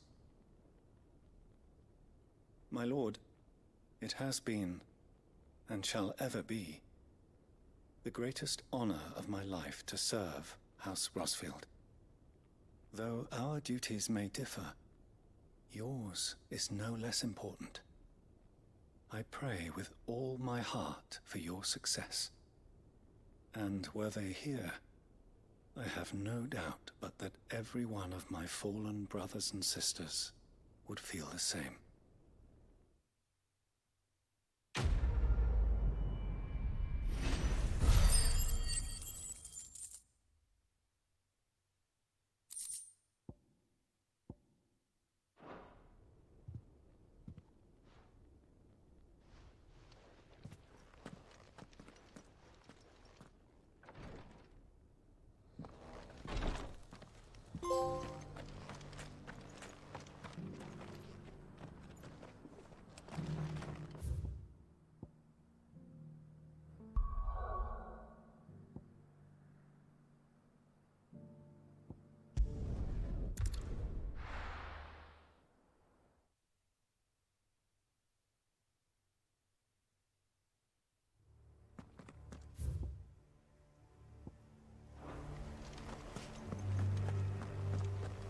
Doris is waiting for me near Balmung Dock. The longer she's out in the open, the more likely she is to be found by a Kashik. I need to hurry.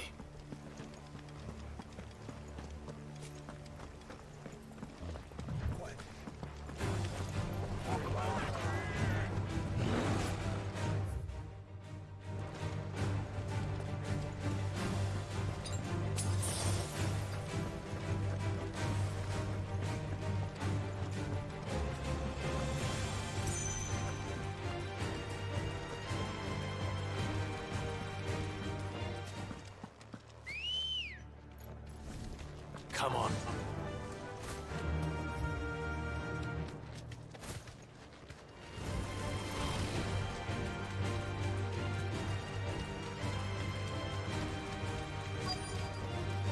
That'll do, girl.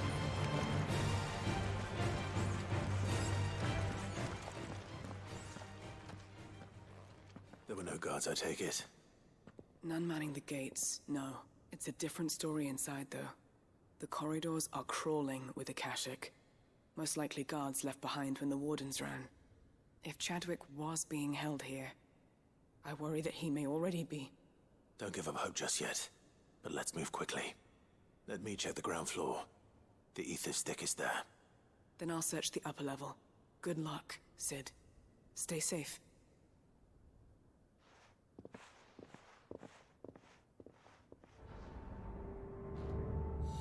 Just how bad are the floods inside the walls? Bad enough to turn a bearer? I hope not. We're risking a lot just being here. Better keep my eyes open for signs of life. Let darkness fall!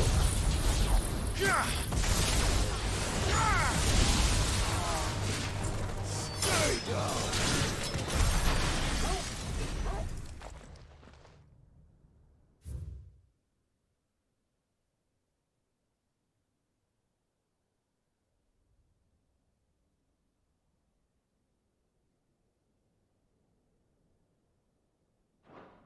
So this place was no ordinary prison. And I doubt they'll have taken the creature with them when they fled.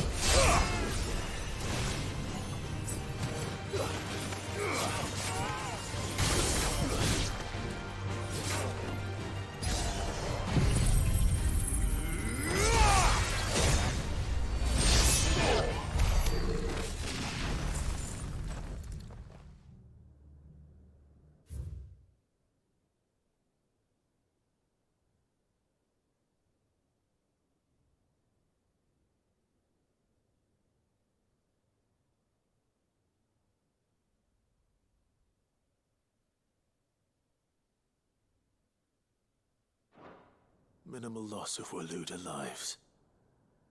And what happens when they run out of bearers? Even the Imperials take better care of their branded than that.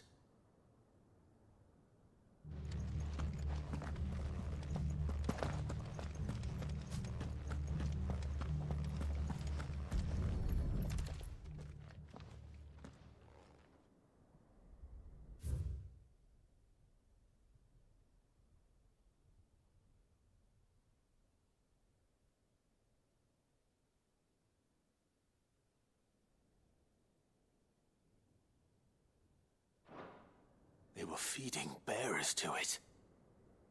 This is even worse than I'd feared. Nothing but a Kashyyyk down here. Hopefully things are looking better upstairs. I should go and see how Doris is getting on.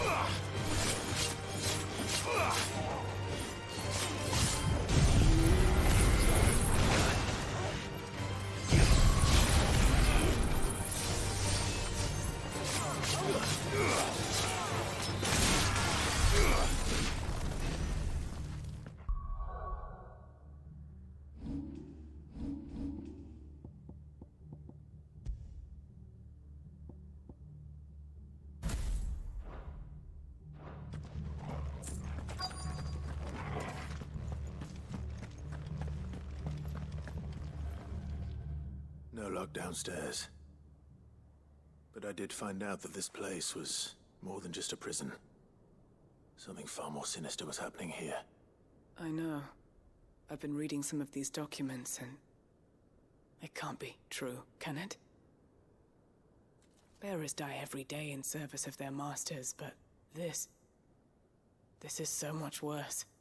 Pitting bearers against a wild beast armed with nothing but their wits? And all in order to bring about more death. And not just those who could fight, but the elderly, children even. And those who wouldn't or couldn't were disposed of. Whatever that means. I'm afraid it means they were fed to the monstrosity they kept here. Then we're too late. And I was a fool to bring you here. Don't say that. Did you find anything else? A key. But it doesn't fit any of the locks on this floor. Perhaps it will fit one of the doors downstairs. There's a corridor I haven't searched yet. Finish up here, then come and find me when you're ready. All right. I'll be there in a moment.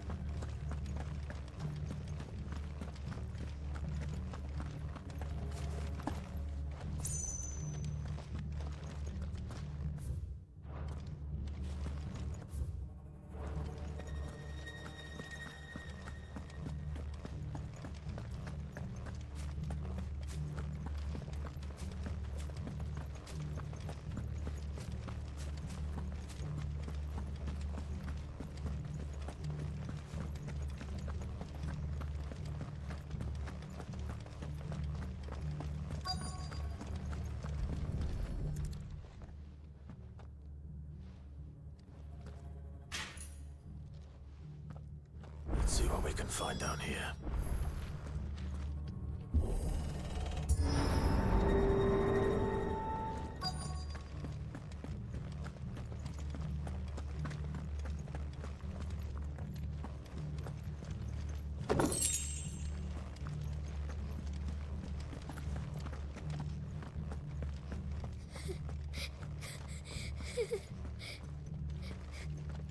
Survivor.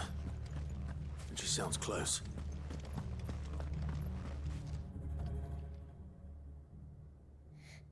Who are you? There's no need to be afraid. Are you alone? Are there any other survivors? Some of the guards. They're still here. But something's wrong with them. Everyone else was eaten by the monster. Of course there were.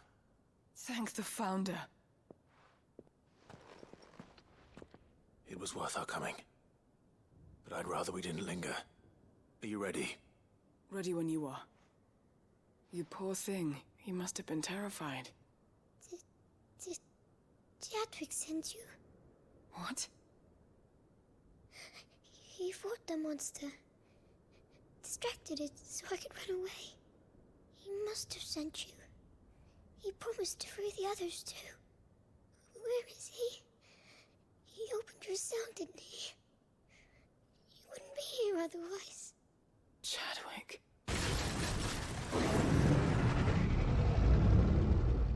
Was that?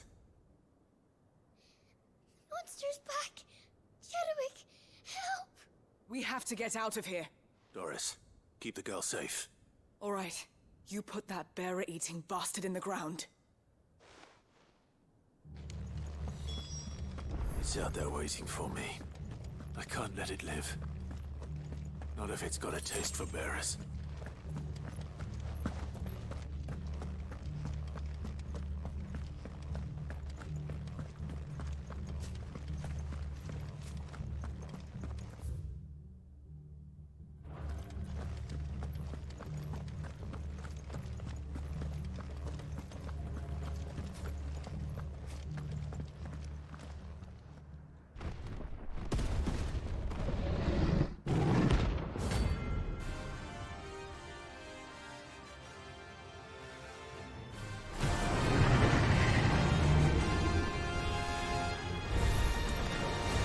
Will wreak havoc if it ever leaves the prison.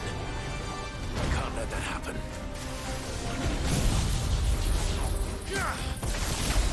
All yours, Torgal.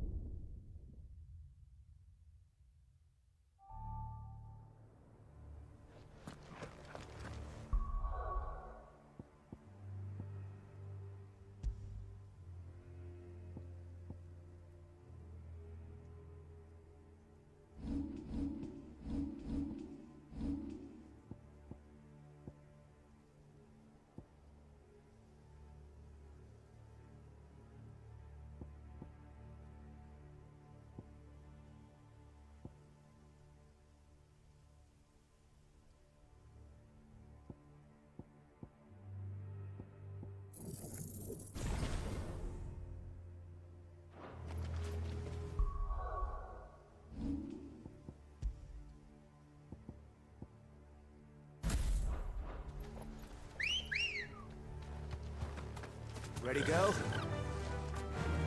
Yeah!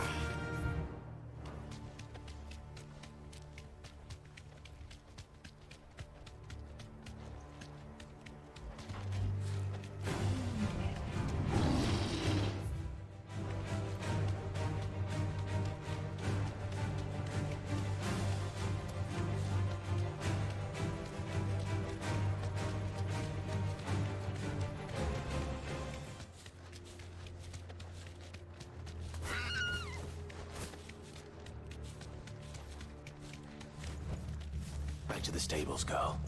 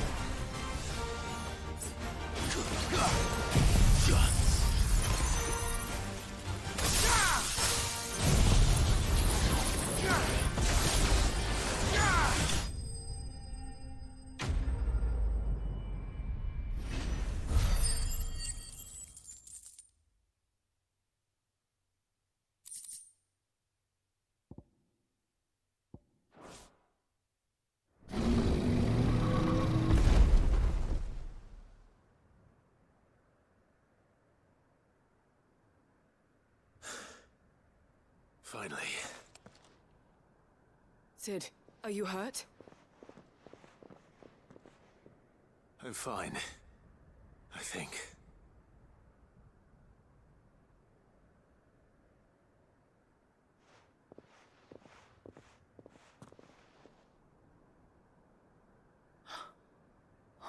No. What is it? A diary. I gave it to Chadwick before we went our separate ways. He was here. Do you think that creature? I'm sure he fought bravely to the last. The girl is safe thanks to him. Chadwick. You fool. Come on. We have to get her back to the hideaway. We don't want his sacrifice to have been in vain. No. Of course not. I'll see that she's looked after from now on. It's the least I can do.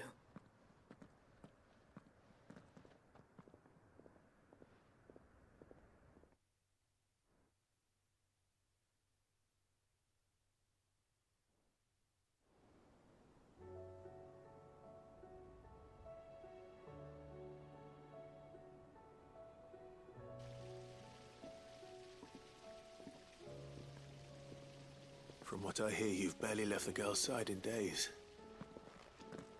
I hope she's recovering from her ordeal. She is. Slowly but surely. She's far tougher than she looks. I thank the flames we found her. If we hadn't... I know. But we did. I'm sorry we weren't able to save Chadwick. There's no need to apologize. Without your help, I would never have found out what happened to him. How he fought to the bitter end to save her. To save Haida Marie. That's the man I remember. The man I thought of as a brother. I wish I could have met him. I'd like to hear more about your past. If you don't mind, that is. Of course.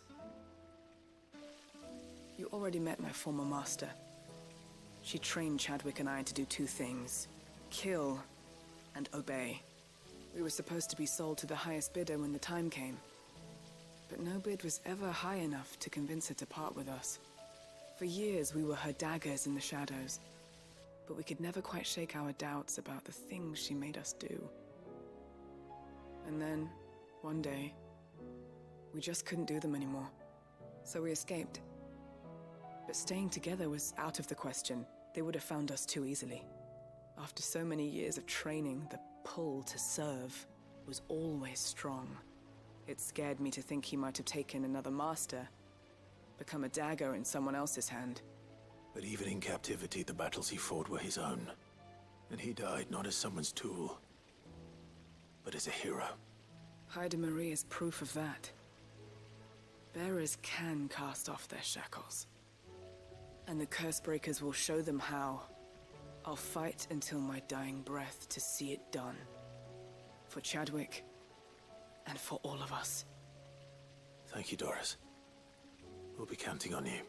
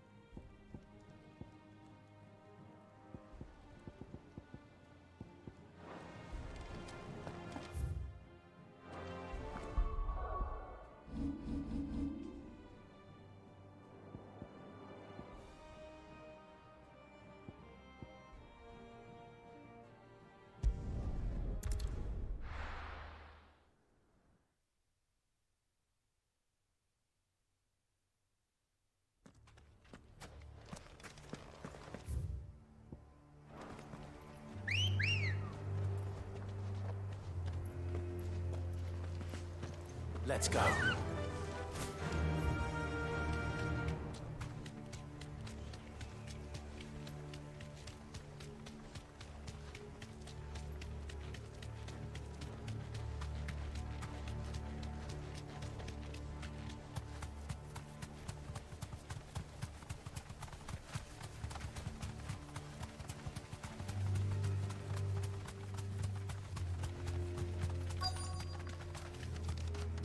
The entire village looks abandoned.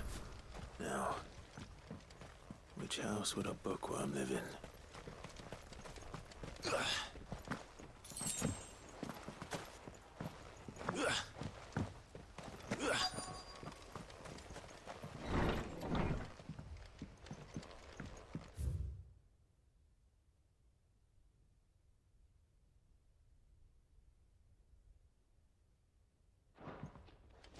This is a Royal Army logbook. I think it's from the local barracks.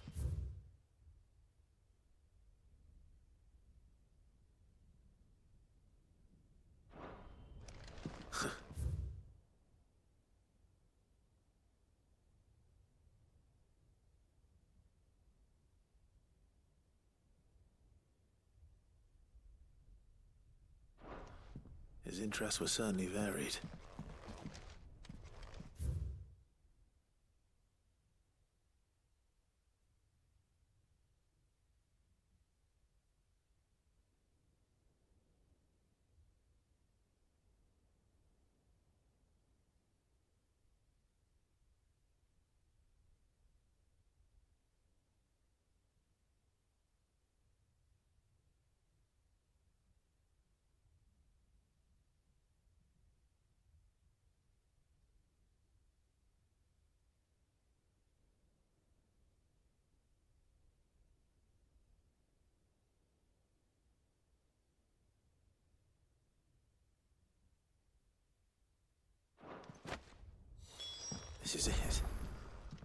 But if what it says is true, I need to get this back to the hideaway.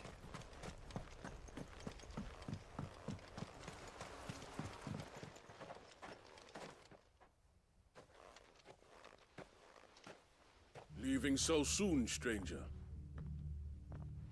We've been watching you. From a distance, so to speak. Subtle. I know who you are. Then we need not waste time on introductions. Hand me the book. Leave it in our care and return to your life. Your care?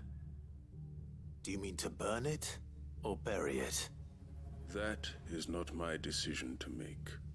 But by one means or another, its contents shall be removed from the common record. Then I'll have to politely refuse. I won't let you erase our history. Then we find ourselves at an impasse. Very well. The book can just as easily be pried from your dead hand.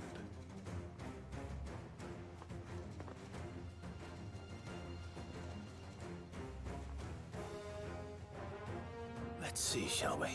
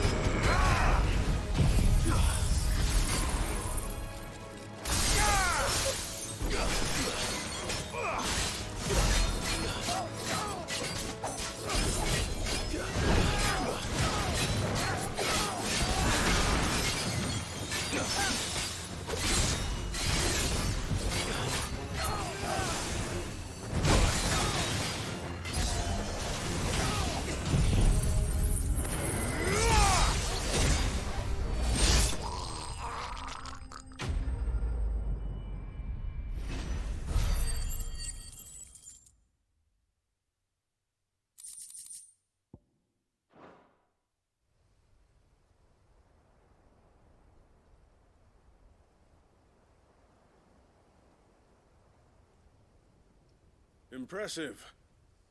But we have other means. We shall claim the book yet. Why do you want it so badly anyway? It lays out in no uncertain terms the vanity and avarice of mankind. It tells the shameful history of the persecution and oppression of a gifted few by a giftless many. Would you say that this interpretation was correct? I don't know. You don't know. Your sword may be sharp, but your wits are dull. So let me answer for you. There is no correct interpretation of history. That a series of events took place may be proved beyond a doubt. But there can be no single, immutable explanation as to why they came to pass. It is a question of numbers and of belief. If enough people believe that a set of events occurred for a reason, that belief becomes the truth. So you're trying to control the truth? We are trying to protect people from themselves, from knowledge that would bring them naught but pain. That is all. You may keep the book, for now. The world is small, We shall meet again. Until then. Wait! Damn it. Let's get this back to Vivian. Perhaps she can explain what that was all about.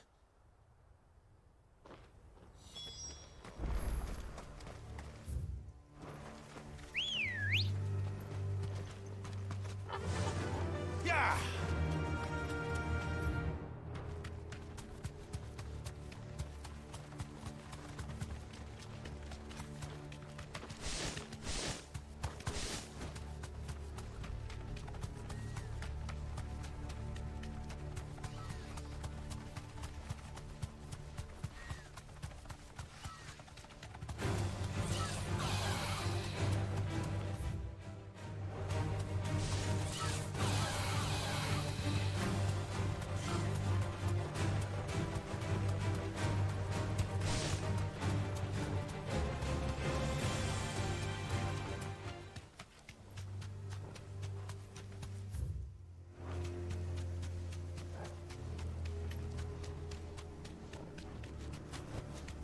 No need to ride from here. This must be the orphanage. Hopefully the registry is still here.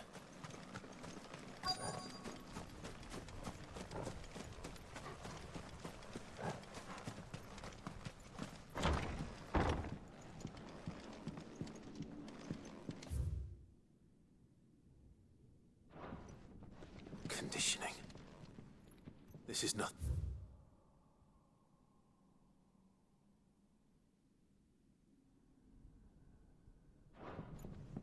Disposed of. Herman wasn't exaggerating. It's a wonder he survived this place.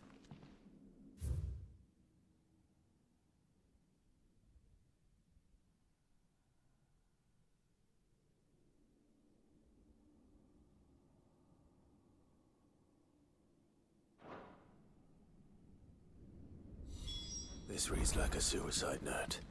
Did the director go through with his plan? There's only one way to find out.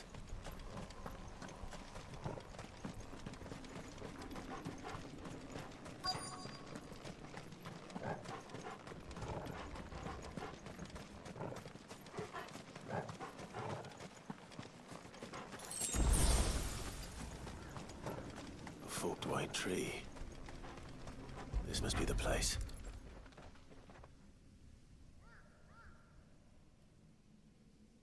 Could he really be buried here? There's something hidden among the roots. Let's see.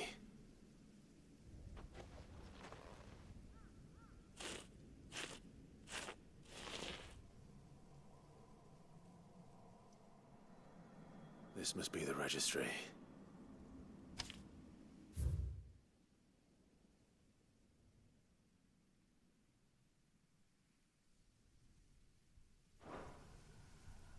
So many names. This place was a slaughterhouse. But where is the architect of all this misery?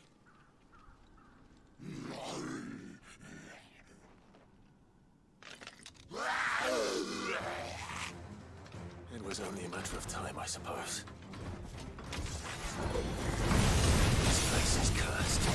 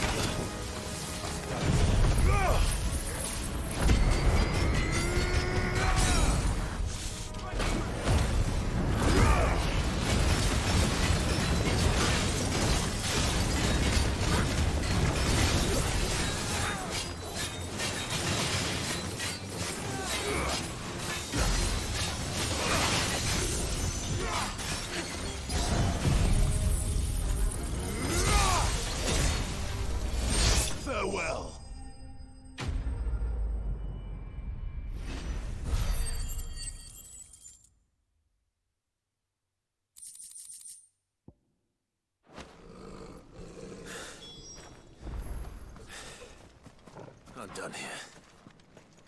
Let's get the registry back to Herman.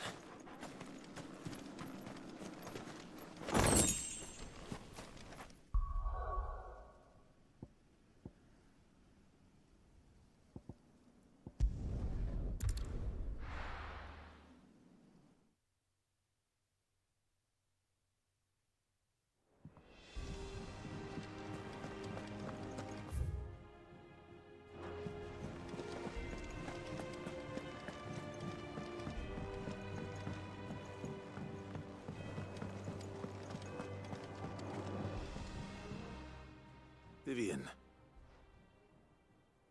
I found it. The book you lost.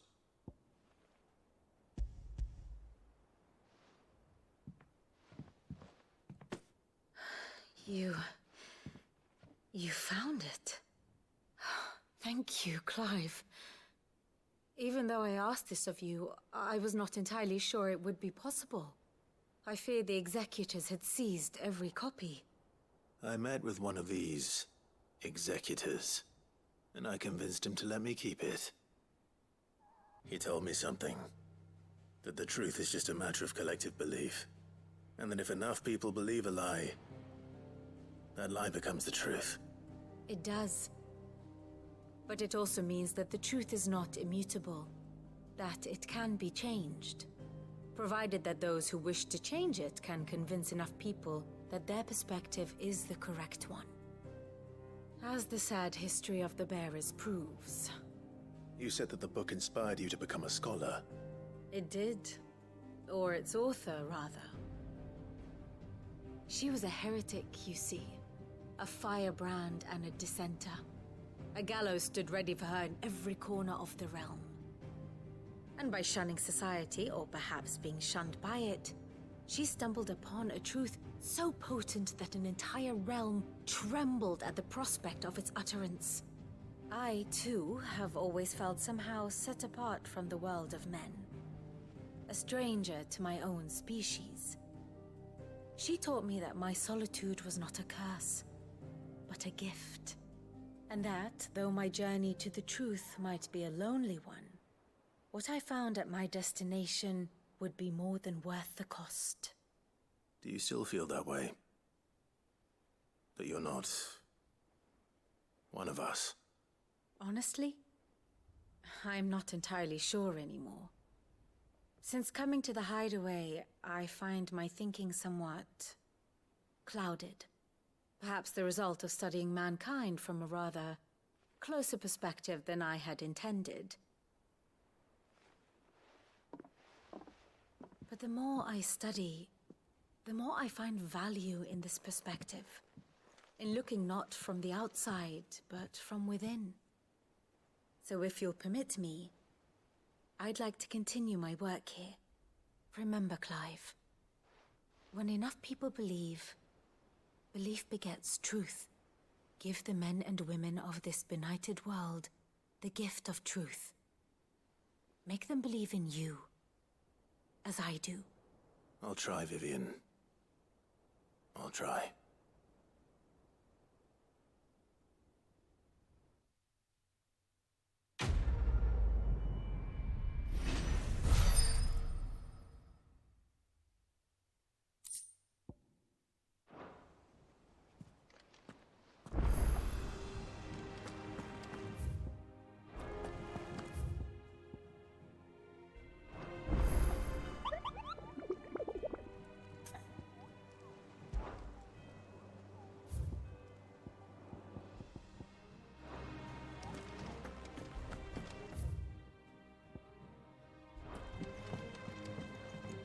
Clive, what is it that you wish to learn?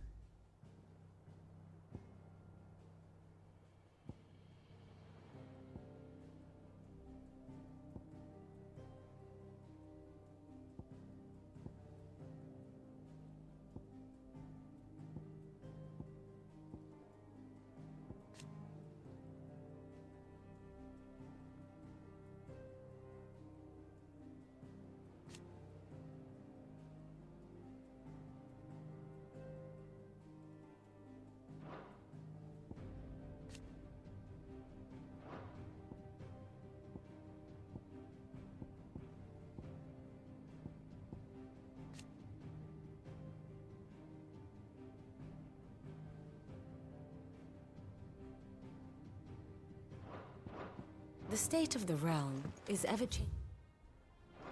Clive.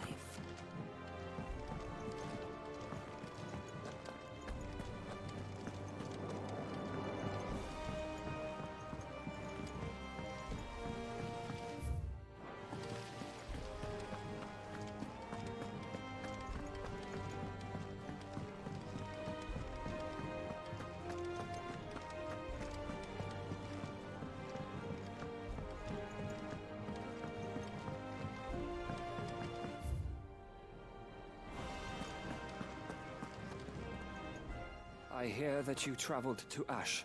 Sid, did you by any chance recover the names of my fallen friends? I did. Yes.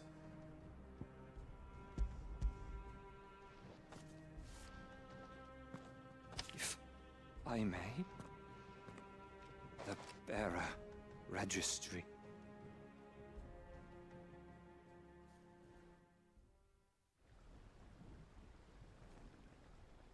The director was a brutal man. He got no worse than he deserved. The registry was all I found beneath the tree. There was no sign of a body. Or any record of what happened to the children after the orphanage closed. I pray that at least some of them survived. All their names are here. The ones we lost. My friends. My light in those dark times. I can still remember their faces, like it was yesterday. Children who were taken from their bunks in the morning, never to return. No explanation ever offered. They'd be happy to know that you survived, Herman. But why did I make it out alive, when so many others died in that awful place? It's not your fault. And blaming yourself won't bring them back. Honor their memory. See that their names live on. That way, at least. They're never truly gone. Thank you. Sid, I'm going to write a book. An account of the horrors of Badbach, and the spirit of those its custodians sought to crush. All of Valisthea will know of our suffering. And in the name of those I lost, I will not let it happen again. Neither will I. These records would have been buried for all eternity, were it not for you. Thank you.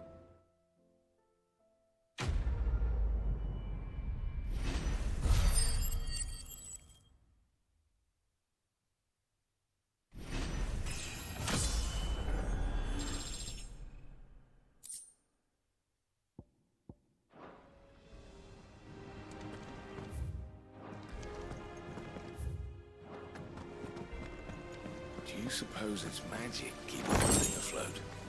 What else could it be?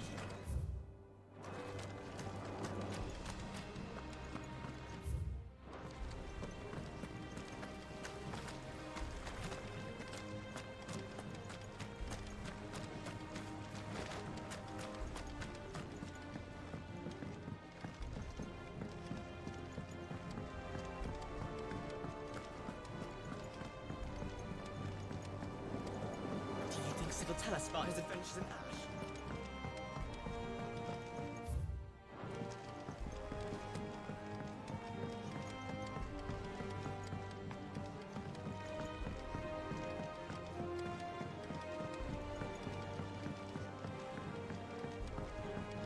Say what you will, Lady Karen Seabush.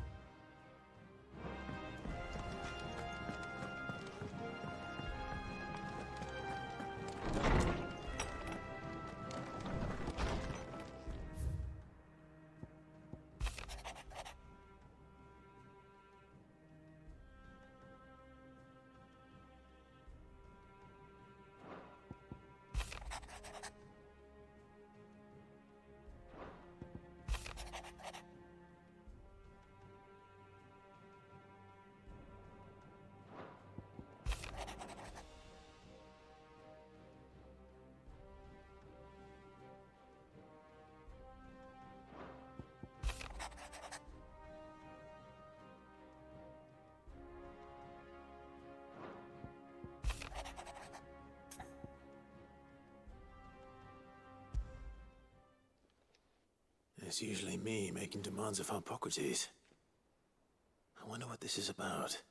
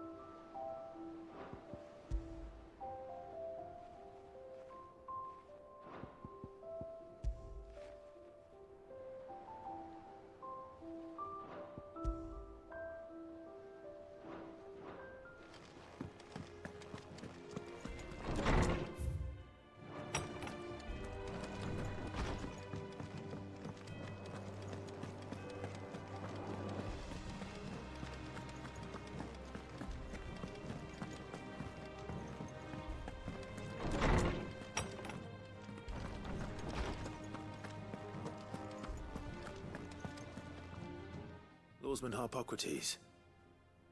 I received your note. Ah, yes. I expect you're wondering what this is all about. You spoke of making amends with Dion, but I can't imagine what for. Then I should begin by telling you that I was once his tutor. This was some years ago, of course, before I joined Cid in his hideaway. At that time, I was counted among the foremost scholars of Oriflamme, and was accordingly invited to the palace to supervise the young prince's education, all to ensure that the future emperor had a firm grounding in, well, everything an emperor should. History, religion, commerce, government. Alas, our time together was cut short when Dion left to join the dragoons, his studies no longer being deemed necessary. I had not expected to meet with him again, least of all here. Have you spoken with him? No, I have yet to find the right moment. His Highness always seems so preoccupied, especially when alone. I would not wish to disturb his ruminations with idle words of greeting, not when I know he dwells upon the evil Ultima had him commit in the Dominion. The guilt weighs heavily on him, I know. But as you say, that was Ultima's doing. Surely you can't blame yourself. When I first met him, it was not guilt, but his people's expectations that weighed heavily upon him. And I did nothing to ease that burden. He bore it alone, until the day he could not bear it any longer. It is one of my greatest regrets that I only ever offered him my wisdom, when what he truly needed was friendship. The blame for Dion's transgressions lies not only on his shoulders, but on mine. I see. I'm ready to help you in any way that I can. Then I beg that you bring me a wild wyvern tail. Apothecaries across the ages agree that even to glimpse such a flower is to be granted inner solace. Fabulists and fraudsters all, of course. But there is oft a seed of truth to be found where even the most outlandish opinions align. Well, it can't hurt to try. Where can I find this flower? And how will I know it? You have seen cultivated wyvern tails before, I trust. The lily-white blossoms from whose roots the poisonous ink for the brand is distilled. Well, those which grow in the wild differ only in their purple hue. The harsher the environment in which they are raised, the deeper the color. There is a waterfall in Rickmal's roost across the strait, where the flowers once grew in abundance. Whether they still survive there, I know not. But try as I might, I can find no likelier location. It's all right. I'll find you a wyvern tail one way or another. Thank you, Clive. And please, be safe.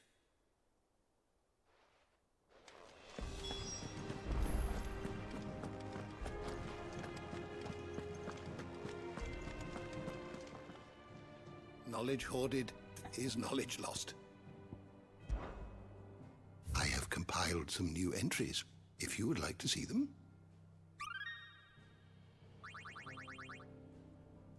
What subject shall we consider today?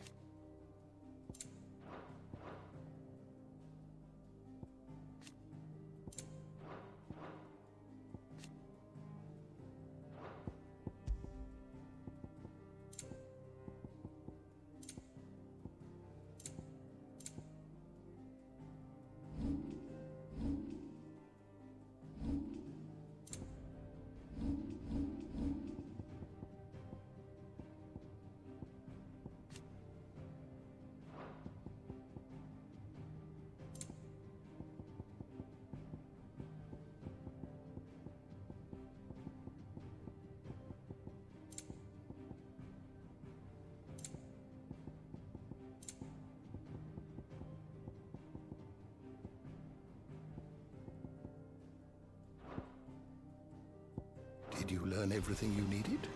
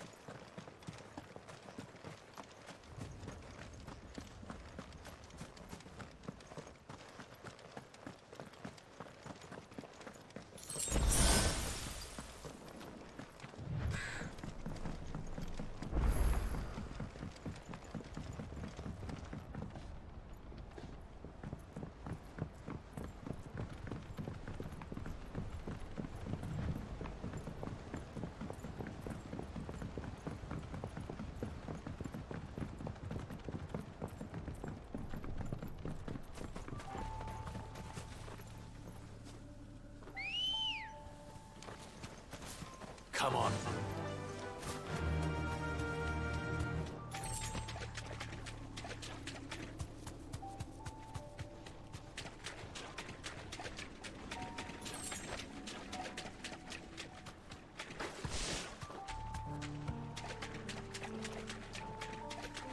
Seems this place has been flooded twice over. Purple flowers blooming next to a waterfall. Shouldn't be too hard to find. You deserve a rest.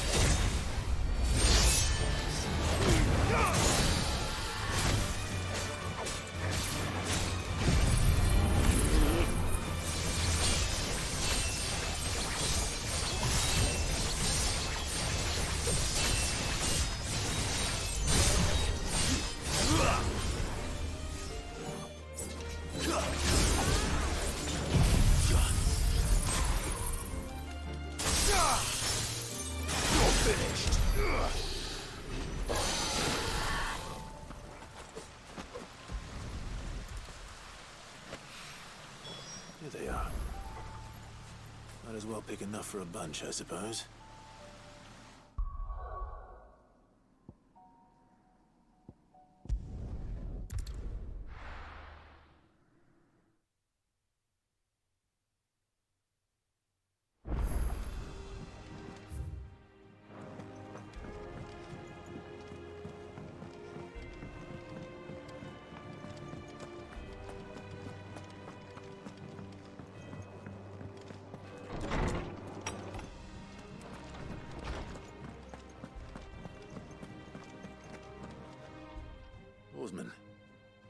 I found the flowers you were looking for.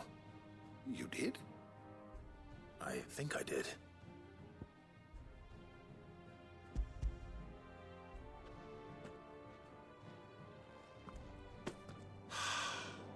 You did indeed.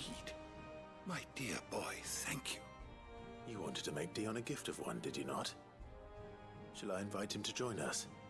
Oh, I don't... It's no trouble. I'll go and fetch him.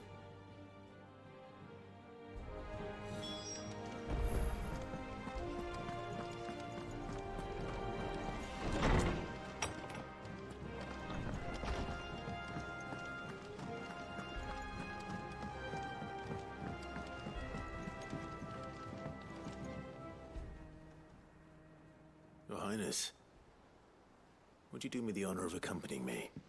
Now. It is time, then. No. Only to the shelves. Our lawsman has something he'd like to give you. Master Harpocrates. No. I dare not show my face before him. Not after everything I have done. I have taken countless innocent lives. And ruined countless more.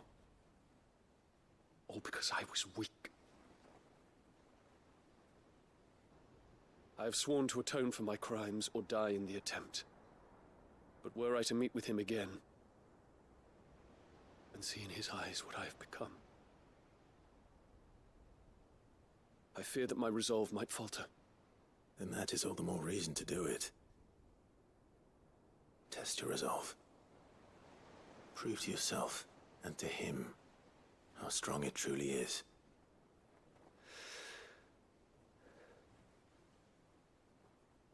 You are right. I must, at the very least, offer him my gratitude. Very well, then. Take me to him. Follow me.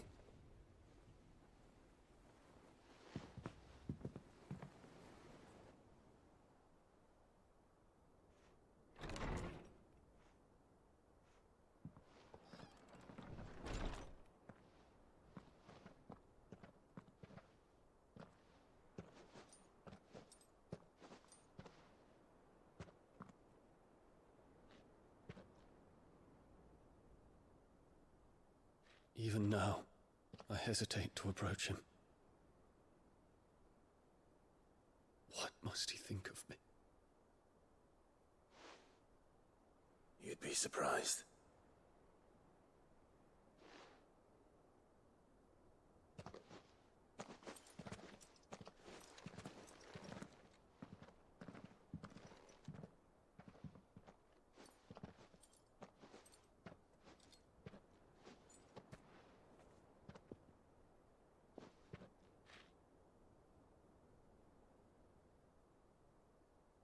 Master Harpocrates, pray, accept my apologies for leaving your tutelage before my studies were complete. Your lessons opened my mind to a world quite unlike the one I had imagined from within the gilded confines of the palace.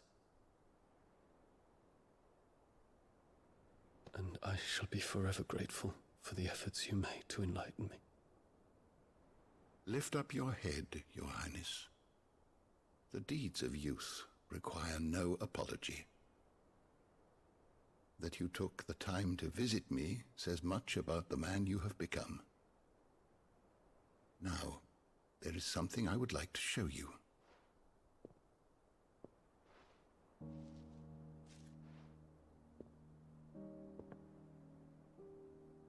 Is that a wyvern tail? The color is unfamiliar to me. Because it is unique to those found in the wild. Something in the harsh environments in which they grow lends them this striking hue. Their roots are indistinguishable from those of their hothouse cousins, but once they bloom, the difference is immediately apparent. In this flower, I see you, Your Highness. Its roots were the roots of a wyvern tale, with all that implies. But they do not define it, just as yours do not define you. I want you to have it, that it might remind you of this truth.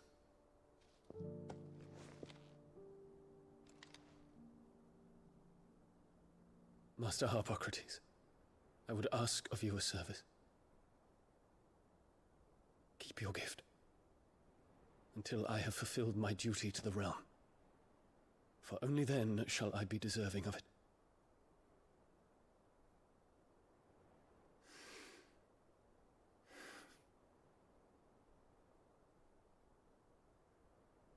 As you wish, Your Highness.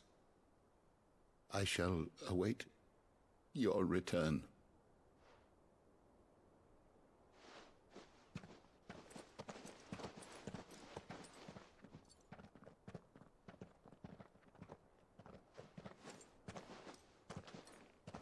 Our roots do not define us. No wonder my stepmother didn't like him. For reuniting me with memories I had thought long lost.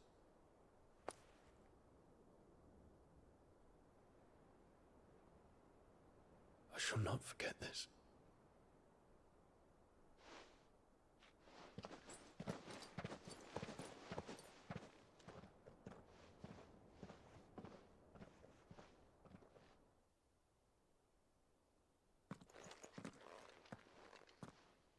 Thank you, Clive. Were it not for you, I fear I might never have found the right moment to speak with him. Not to mention the wyvern tales. I shall plant their seeds, that I might not disappoint His Highness upon his return. I hope the soil in the hideaway is to their liking. Why, these flowers bloomed in the bleak, black wastes of Waloed. I'm sure Nigel's yard will suit them to a T.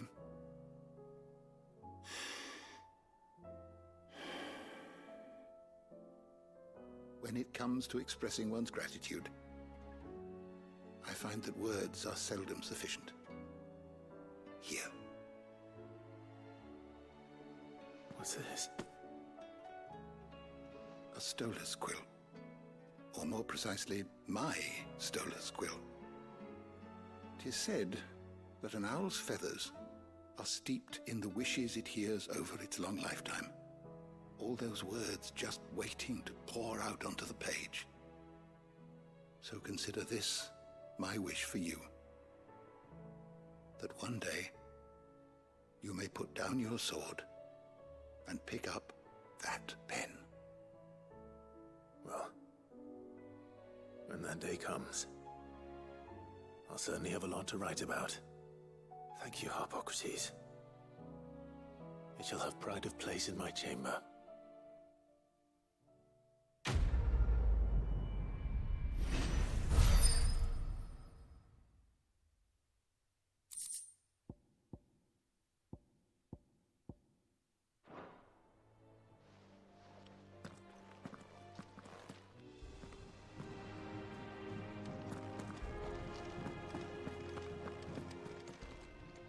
Knowledge hoarded is knowledge lost. I don't believe you've read this particular chapter before. There is a rather fascinating excerpt I've been meaning to show you.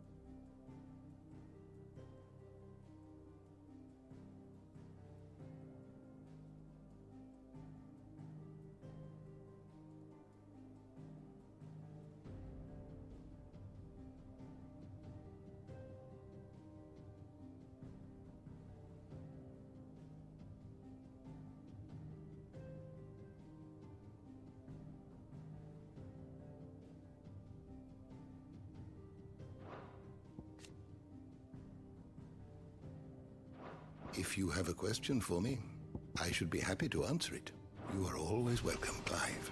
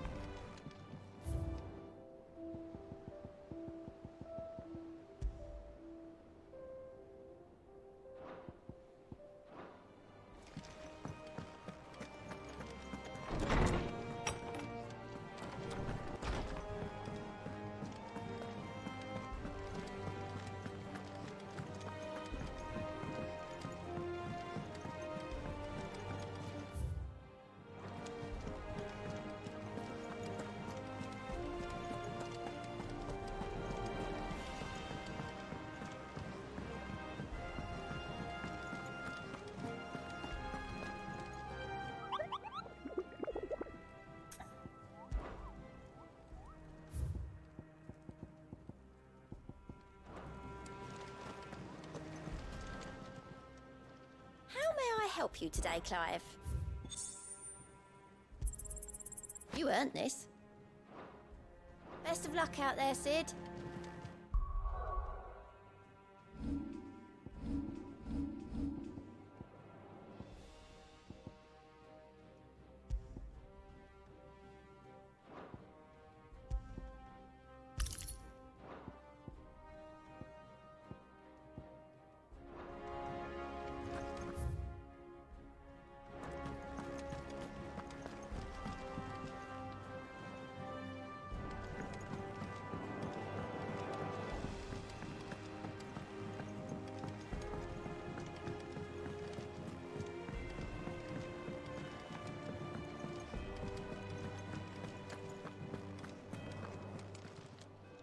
Aye, it's a dangerous world out there.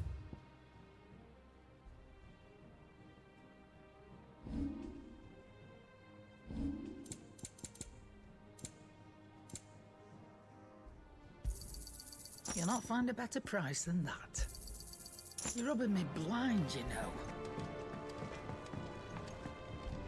To what do I owe the honor? What do you want?